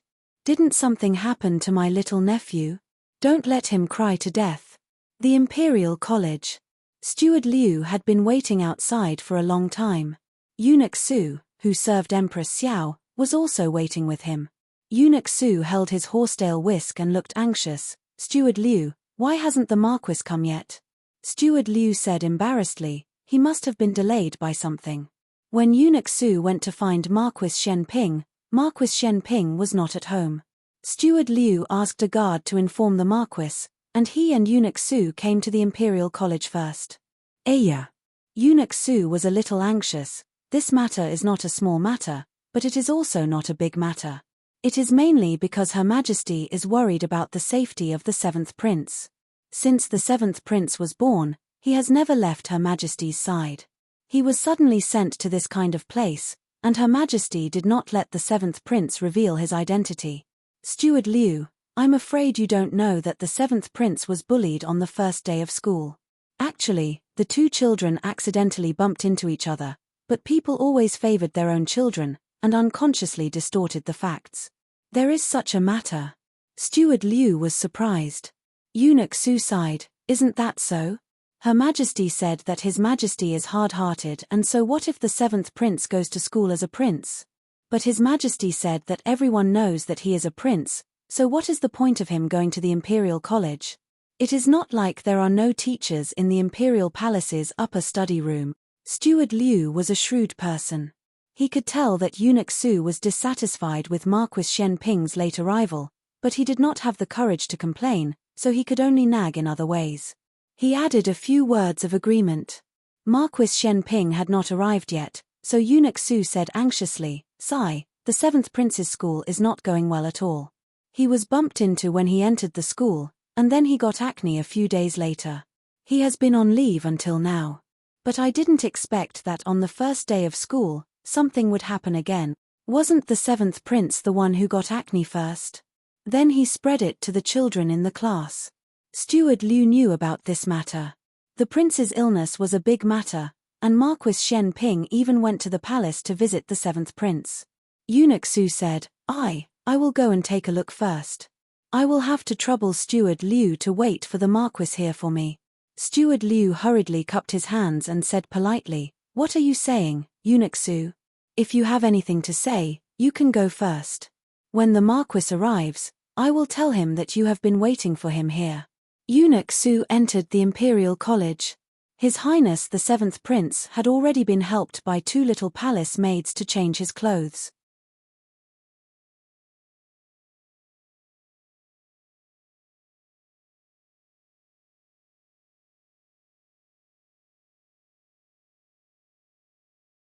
He was waiting in a classroom in the elementary school. Next door were Xiao Liulang and little Jingkong. The palace maids tried to calm Qin Chuyu's emotions, but Qin Chuyu did not listen. His cries were louder than thunder. Teacher Sun had just taken office and encountered such a troublesome incident. He was extremely flustered and could not control the situation, so he sent someone to inform Zhang Xie. Zhang Xie was originally lying in his room, sulking. After hearing about this incident, he suddenly sat up from his bed. "Master, what happened?" asked the steward. Zhang Xie's eyes rolled. Something happened to the 7th Prince again. The steward was puzzled. Then, what are you happy about? Zhang Xie smiled in surprise. The 7th Prince is the son of the Emperor and the nephew of Marquis Shen Ping. What do you think will happen if I do Marquis Shen Ping and the Empress a favor now? The steward hesitated. Grand Tutor Zhuang will be unhappy, right? Zhang Xie said sarcastically, "What does it matter to me whether he is happy or not? He can't even help me get the position of libation. I think a Grand Tutor is nothing more than this. Why don't I take this opportunity to join Marquis Shen Ping's faction? Who knows, I might be able to get out of this hopeless situation." The steward, this, Zhang Xie sneered. "Also, the one causing trouble is Xiao Liulang's child. Didn't Grand Tutor Zhuang and Royal Prince and want to protect him? I will cripple him. First, I can join Marquis Shen Ping's faction. Second, I can vent the hatred in my heart." The thorn in his side was Xiao Liulang. The 7th Prince's thorn in his side was Xiao Liulang's child. They even had the same thorn in their side. It was really God's arrangement. "Grand Tutor Zhuang, you can't give me anything. I can only ask Marquis Shen Ping for it." Zhang Xie did as he said and rushed to the Imperial College without stopping. Although he hadn't been conferred the position of libation, His Majesty hadn't had time to confer the position of libation on others. Therefore, he was still the highest official in the Imperial College. Moreover, he had a good reason to act this time. He wanted to see if Xiao Liulang could still break any of the Imperial College's rules. Zhang Xie was so excited that he was about to go crazy. Even Steward Liu, who was standing at the door, didn't see the Qiao family. Of course, even if he saw them, he wouldn't recognize them. He rushed into the Imperial College. "Where are Xiao Liulang and that child?" Teacher Sun had just come over from Xiao Liulang and little Jing Kong. When he saw Zhang Xie, he cupped his hands and said, "They are in the classroom at the east end." Zhang Xie was unhappy when he heard this. "They are still in the classroom? Shouldn't this kind of person be locked up in the forbidden room?" "Teacher Sun, I don't want to criticize you, but you are too irresponsible."